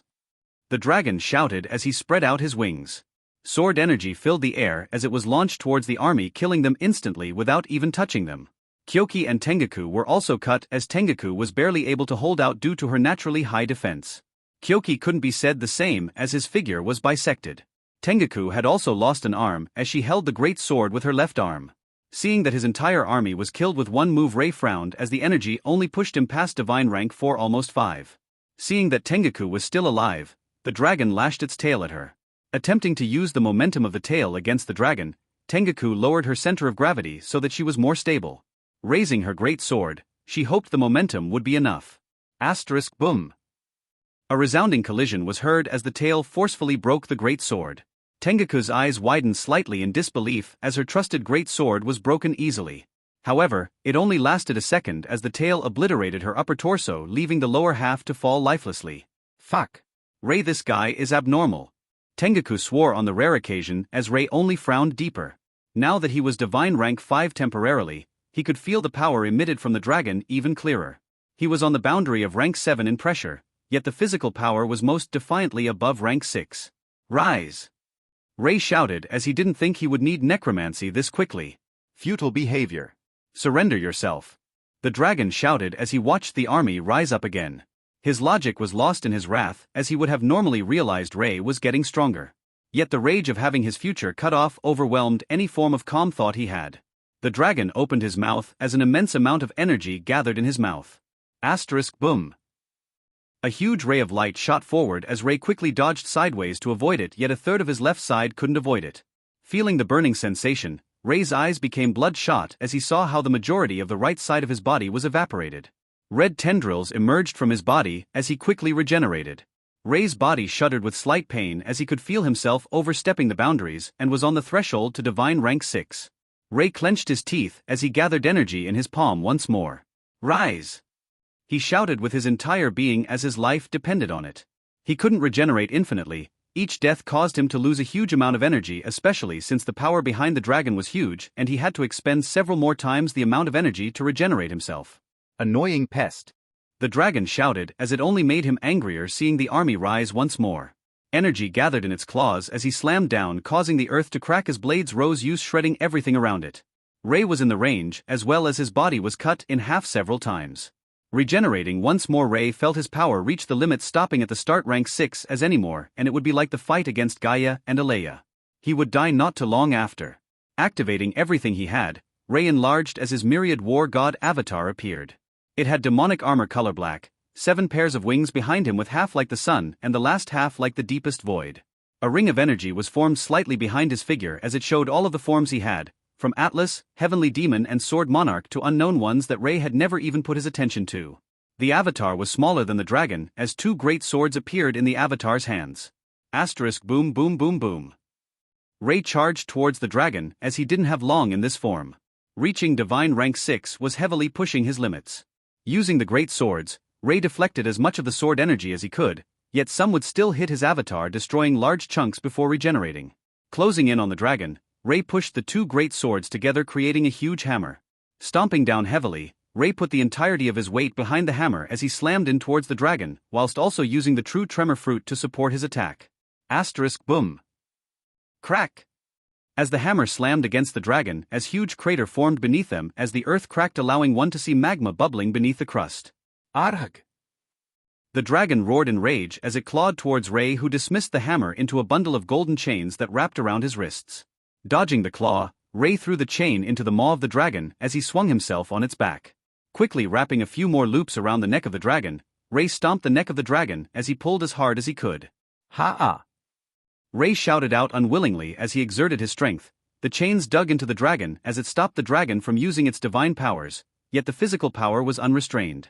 The dragon thrashed around as he felt the chains tighten. He used every method he could to try throw Ray off, which included his wings, claw and tail, but Ray pulled without stop. The dragon flew up hoping it would throw Ray off. Gathering the remains of his energy in his arms and legs, Ray bent his body backwards from the force as the chains started to rip the muscles around the dragon's mouth and neck. Come on! Ray shouted as his energy was running out. His form was slowly dimming from the lack of energy. Crack. With an earth-shattering crack, the chains ripped past the dragon's mouth, severing the skull and spine, leaving the dragon in free fall. Ray felt joy but was soon plunged into worry, as his avatar wouldn't be able to last long enough for him to survive the fall. If he were to fall without the support of his avatar and with the lack of energy, he wouldn't be able to regenerate and defiantly die. Quickly looking around him, Ray made a sword as he cut open the dragon's belly. Dismissing the avatar, Ray threw the chain towards the belly and swung himself inside. He hoped that the flesh would absorb most of the impact before it reached him. His consciousness blurred as his rank fell back to rank 3. His body screamed out with pain as the weakened period kicked in. Ray closed his eyes as he could only hope his choice was a good one for him to survive. Boom.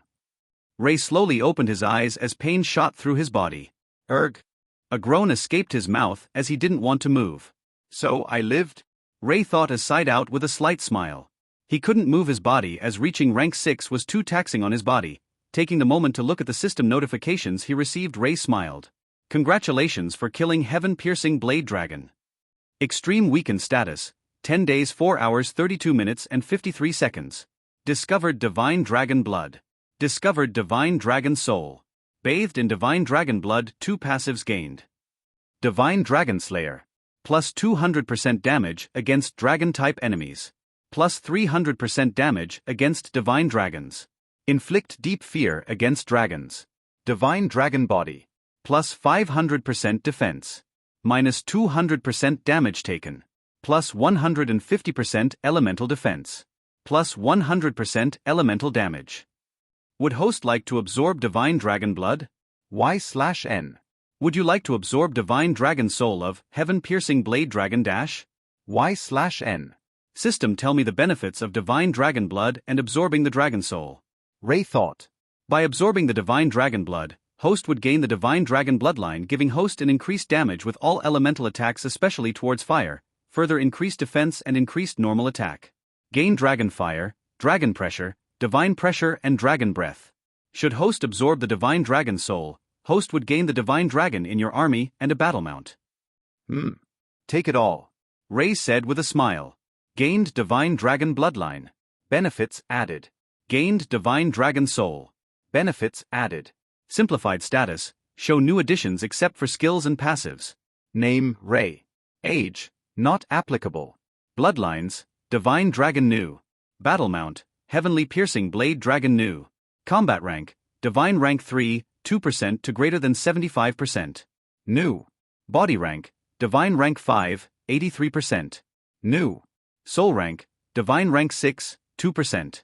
new, Will rank, divine rank, 49% to greater than 92%. new. How long have I slept for? Almost 5 days. Ray frowned at the length of time but felt that it was natural since he had pushed his limits. Ray laid there still as he waited for the extreme weakened period time to pass. Time passed quickly as Ray finally stood up once more. Deep breath in, H-A-A-A. Ray took a deep breath outside the dragon corpse as he looked at the giant carcass. That reminds me, how's the blood law?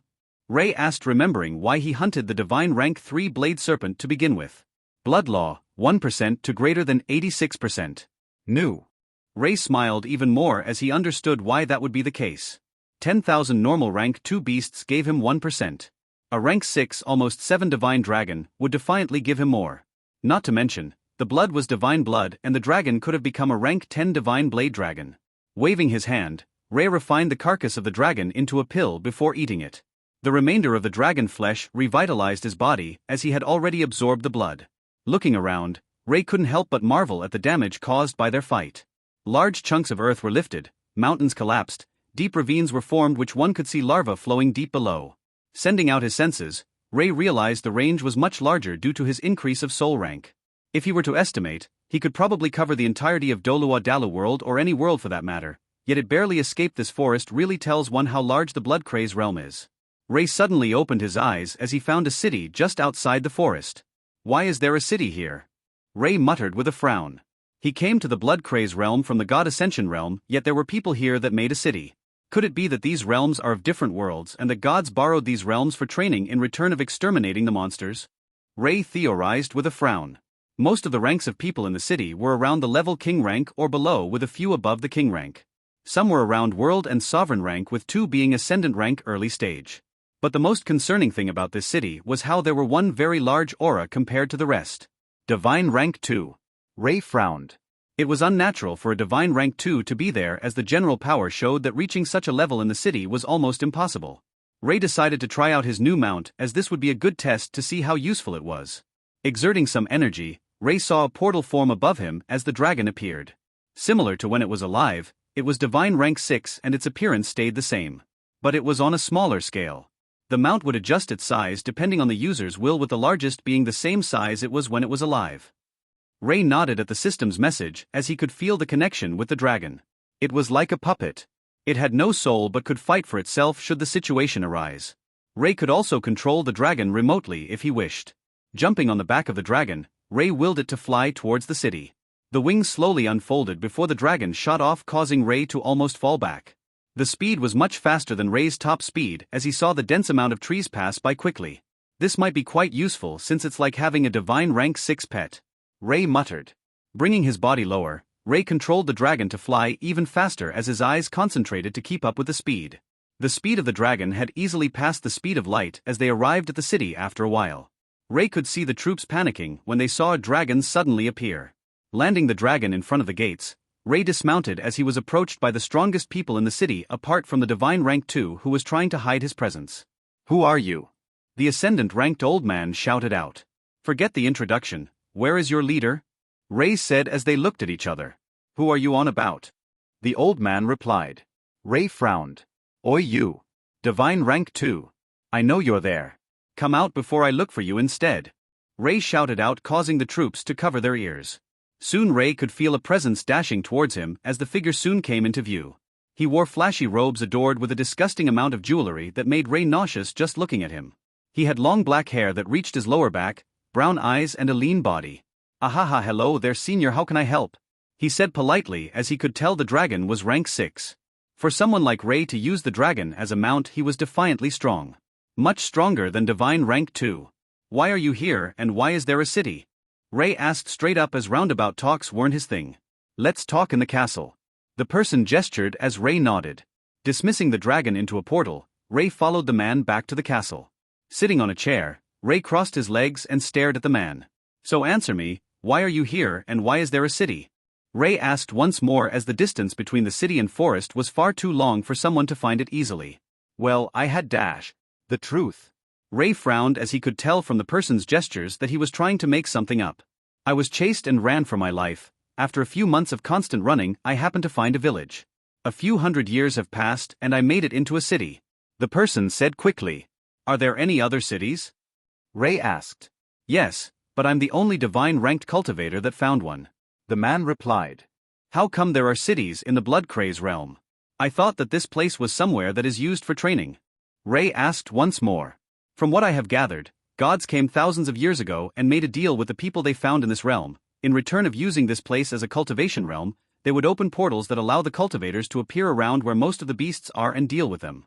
This allowed the realm to live their lives with relative ease," he said as Ray nodded. It was what he had roughly guessed. "Then why don't you return?" Ray said as the person shrank back slightly. "Well, the life here isn't bad, you can get whatever you want. Riches, woman, entertainment. I should tell you that the women here are especially beautiful," the man said with a disgusting smile that Ray just ignored. "So you've abandoned cultivation for desires?" Ray asked. "Well, I guess so. I mean, if you look at the women here you'll understand what I mean," the man said before waving his hand and sent a message. It wasn't long before rows upon rows of women appeared. Some looked scared, some were filled with fear and some were excited. Ray frowned slightly at this. While they were beautiful, in Ray's eyes they were far from by Wu and Eve. "Leave," Ray said simply as the man commanded them to leave. "Senior, were you not happy with them?" the person asked. "Why were some scared?" Ray said as the man only laughed. "Well, I got the most beautiful women from this realm. Some were married, some were so young, so naturally the strong gets what he wants. It's a strong eat the weak no," the person said as Ray only frowned in disgust. Because of Eve and Bai Wu, Ray had respect for what women want. He wouldn't force something they didn't want. Just imagining a stronger person taking his beloved women away from him pissed him off, so the actions of the man only further increased his disgust. "So you stole them from their husbands or their family?" Ray said slowly. "Indeed, it's best if they have attachments since breaking them is more fun," the man said with a grin. His grin turned to a frown as he slowly looked down to see a sword piercing his chest. "Since you abandoned cultivation and all sense of mental code, this world doesn't need you." Ray spoke as the man died. "Rise." Ray spoke as the man's body twitched before removing the sword. Ray made a few seals before pushing it into the man's corpse. This made it so that the man would lead the realm with better knowledge and cultivation. It was Ray's form of trade, as killing the only divine rank 2 would cause a riot and a hole in power. With the seals, Ray installed a fake personality and seals to help it separate good from bad. A seal to absorb energy to run itself and dismiss itself when the realm doesn't need him. In addition to this, Ray also made a few more seals to help out with developing the realms. Defensive seals and offensive seals just in case. Seeing that everything was done, Ray left the kingdom. Ray sighed as he remembered how the cultivator acted. The strong prey on the weak, huh? I hope the seals I've made should prevent this. Ray thought as he made it so that the dead cultivator would slowly increase its rank over time. There was also a seal to help it observe everything, so that if anything like tearing families apart happened the man would kill the offender. Ray shook his head as he vowed to not commit something so disgusting. I should go to the cultivation tower to solidify my foundations. Ray thought as he used the seal to leave the realm. Unknown to Ray, his actions made the realm one of the most peaceful yet powerful realms far into the future. Eve was feeling slightly restless as she observed the change to Ray. She saw how his energy was decreasing rapidly and the system notifications of what was happening. She only felt more worried since she couldn't do anything about it. Right now she was in arena with 6 more fights lined up. She couldn't leave until she finished the fights since she was an exception due to her master. She could only take out her nervousness with fighting. Her opponent was divine rank 4 while she was divine rank 3. "Mirai," Eve spoke softly. "Got it, end it fast, right?" A female voice rang out in Eve's mind as the Zanpakuto ray helped her create was summoned in the form of a pair of wire gloves. Start. The announcer called out. Eve instantly clenched her two fists as she used her divine essence of time to speed the wires up. Her opponent was instantly bound with wire that would kill him should Eve will it. Winner. With an astounding new record of 1.2 seconds war, Saint's successor Eve wins again. The announcer called out as Eve waited for her next opponent. A woman walked on stage. She had brown hair reaching her hips, soft features, large round eyes and brown pupils. She wore a light pink kimono with bottom reaching around her thighs. The kimono had large sleeves which hid her hands. She also wore white stockings which paired well with her kimono. Her beauty was not one bit inferior to Eve. "I've finally found you." The woman spoke as she looked at Eve. Eve looked up and smiled. "Hello Bai Wu, I've been waiting to meet you. So how are we going to do this?" Eve asked as she gestured with her hand. "Are you going to come at me? Shall I come at you, or are we going to come together at the same time?" Eve gave Bai Wu a grin as Bai Wu looked at Eve. "Who's going to be first wife?" Bai Wu asked, which caught Eve off guard. What? Who is going to be first wife?" Bai Wu asked again. "Well, isn't it obviously me?" Eve replied as if it was natural. "Do you have a child with Ray?" Bai Wu asked as Eve paused. "But I was with him the longest," Eve said as Bai Wu crossed her arms emphasizing her bust. "But I gave him a child. So, I'm the first wife and you're the second wife," Bai Wu retorted. Poochie. Eve felt a twitch on the edge of her smile. "That's only because you're a rabbit. You guys give birth to more babies than the amount of breakfast a person eats in their lifetime," Eve said as tension was building between the two. "Giving birth to a child is better than having none," Bai Wu said, unfolding her arms. The commentator and the spectators didn't know what to say about the two women in the arena arguing about who was the first wife. But having moderation is better than being a baby factory, Eve replied. "At least I can pass on Ray's lineage better than you can," Bai Wu said as they both readied their weapons. Eve with her wire gloves while Bai Wu had her spirit manifestation. Their auras flared as Bai Wu's was light pink while Eve's was silver with a slight blue tint. "Winner is first wife," they both said at the same time. Eve crouched down as she waved her hand, sending out wires across the arena. Bai Wu pulled out two fans from her sleeves as she waved them, creating countless wind blades slicing the wires. Bam. She stepped hard onto the ground as it caused a small crater. Her body disappeared as she dashed towards Eve. Seeing this, Eve flicked a few fingers before several traps were sprung up around her. It was effective as she could see Bai Wu's body flicker back into view as she jumped backwards to avoid the wire traps. Her instincts were telling her that they were bad news. As she jumped back, she kicked her legs as she sent wind blades cutting the traps. As if like a startled cat, the traps exploded out with a single touch that would have bound Bai Wu should she have carried on and didn't retreat. Eve didn't stay idle as her hands blurred. Several strands of wire shot towards Bai Wu as if they were alive, tracking her every movement. "TCH annoying," Bai Wu said as she waved her fans. A tornado appeared in front of her as it dragged the wires away forcefully. Eve didn't falter as she clasped both hands together. Within the tornado, the wires had bundled together, forming the form similar to an eastern dragon. "Go," Eve commanded as the dragon tore through the tornado. Bai Wu frowned slightly before gathering energy in her legs. As the dragon approached, she did a scissor motion with her legs as it bisected the dragon in half. Without worry, Eve separated her palms, turning the two halves into smaller dragons. Bai Wu was about to react when she realized her movements have slowed tremendously, while Eve's wire dragons shot towards her with speeds far above their normal standard. Eve was concentrating as she used her divine essence of time of slow down Bai Wu. She didn't want to harm her, so she needed an opportunity to restrain her. She could tell that neither of them wanted to harm the other, so they were looking for chances to retrain each other. If not, Bai Wu would attack with more ferocity and Eve would be using her razor wires. Bai Wu flared her aura, seeing the approaching dragons. The aura coagulated into a small avatar as it blocked both dragons at the last second with her fans. It flicked its wrist as wind blades destroyed the dragons. The avatar was dismissed as Bai Wu landed softly. "Want to keep going?" Eve asked. "Nah, forget it. "If we hurt each other, Ray will probably be disappointed," Bai Wu said as she shook her head. "True, he cares a lot for the people he loves," Eve said with a nostalgic smile. "So how are we going to sort this out?" Bai Wu asked. "Why don't we let Ray do it? Since he is the one we love, he'll choose who's the first wife," Eve said with a smile. "Okay," Bai Wu said after some thought. "I forfeit," Bai Wu called out to the announcer. "I'll look for you once I finish my required matches, okay?" Eve said, looking at Bai Wu. Okay, I'll wait for you, big sis. Bai Wu said and waved.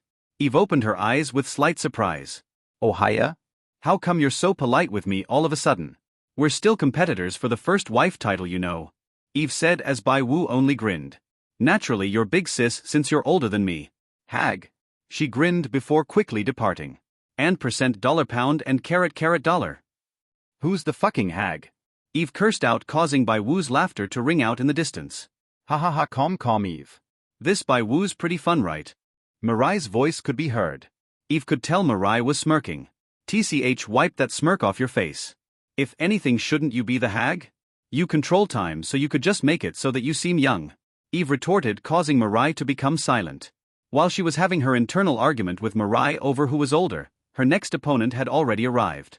Let's just finish these fights quickly, Eve said as she wanted to have a long chat with Bai Wu. How's the preparation going? A female voice asked out within a large throne room. Everything is about ready, royal princess. By the time the true god emperor dies, the invasion shall start. A voice replied. The source was a bat demon with a humanoid body. It bowed deeply, hoping to not anger the two people sitting on the thrones. The royal princess frowned as her eyes narrowed down at the bat demon. So, you're saying we're not fully ready yet? If the true god emperor were to die now, we can't invade yet? What if another steps up in his spot and powers the barrier? Are you saying we have a chance to lose our opportunity to invade? The woman said, narrowing her eyes dangerously. I'll have them speed up the preparation as soon as possible. The bat demon groveled in fear. The sound was drawn out for a long time as each second that passed only increased the demon's fear. Now dear sis, let the guys do their jobs. If we kill them, we'll have to find some more capable hands to replace them. A male voice replied. The source was the royal prince that looked highly similar to Ray, albeit with deep red hair. Shut up, brother wannabe. The female voice replied, looking at the male with disdain. The male frowned, seeing the female's attitude. Did you forget who gave you back your memories, Lia? The male replied, voice dangerously low. No, I did not forget. But I have told you I'll keep the name Aiko. It's what dear brother had named me, and it is what I shall keep. However, don't think I don't know whose fault it was that both me and brother had to die. Kyra, Aiko replied with anger burning in her eyes. You know I had to. Royal brother was bewitched. Kyra replied as he flared his aura. Bullshit. Where brother goes, we follow. Who cares if he has a few more women by his side? Aiko retorted as she also flared her aura. The clash of two true god auras caused the bat demon to throw up blood before getting eviscerated by the pressure alone. The two glared at each other for a long time before they both looked away in annoyance. Their auras died down as Aiko closed her eyes. How did you even get brother's body, Kyra? Aiko asked the burning question in her mind. How else? Fucking father transferred my soul to royal brother's body as punishment. Due to my actions, this body can't exert physical power that's higher than sovereign level. And because it was father, I'm not able to return to my body. Kyra gnashed her teeth in seething hatred. Karma's a bitch. Aiko said as she ignored Kyra. Brother, I'll come find you soon, just wait. Aiko thought as she slowly waited for the day they reunite once more.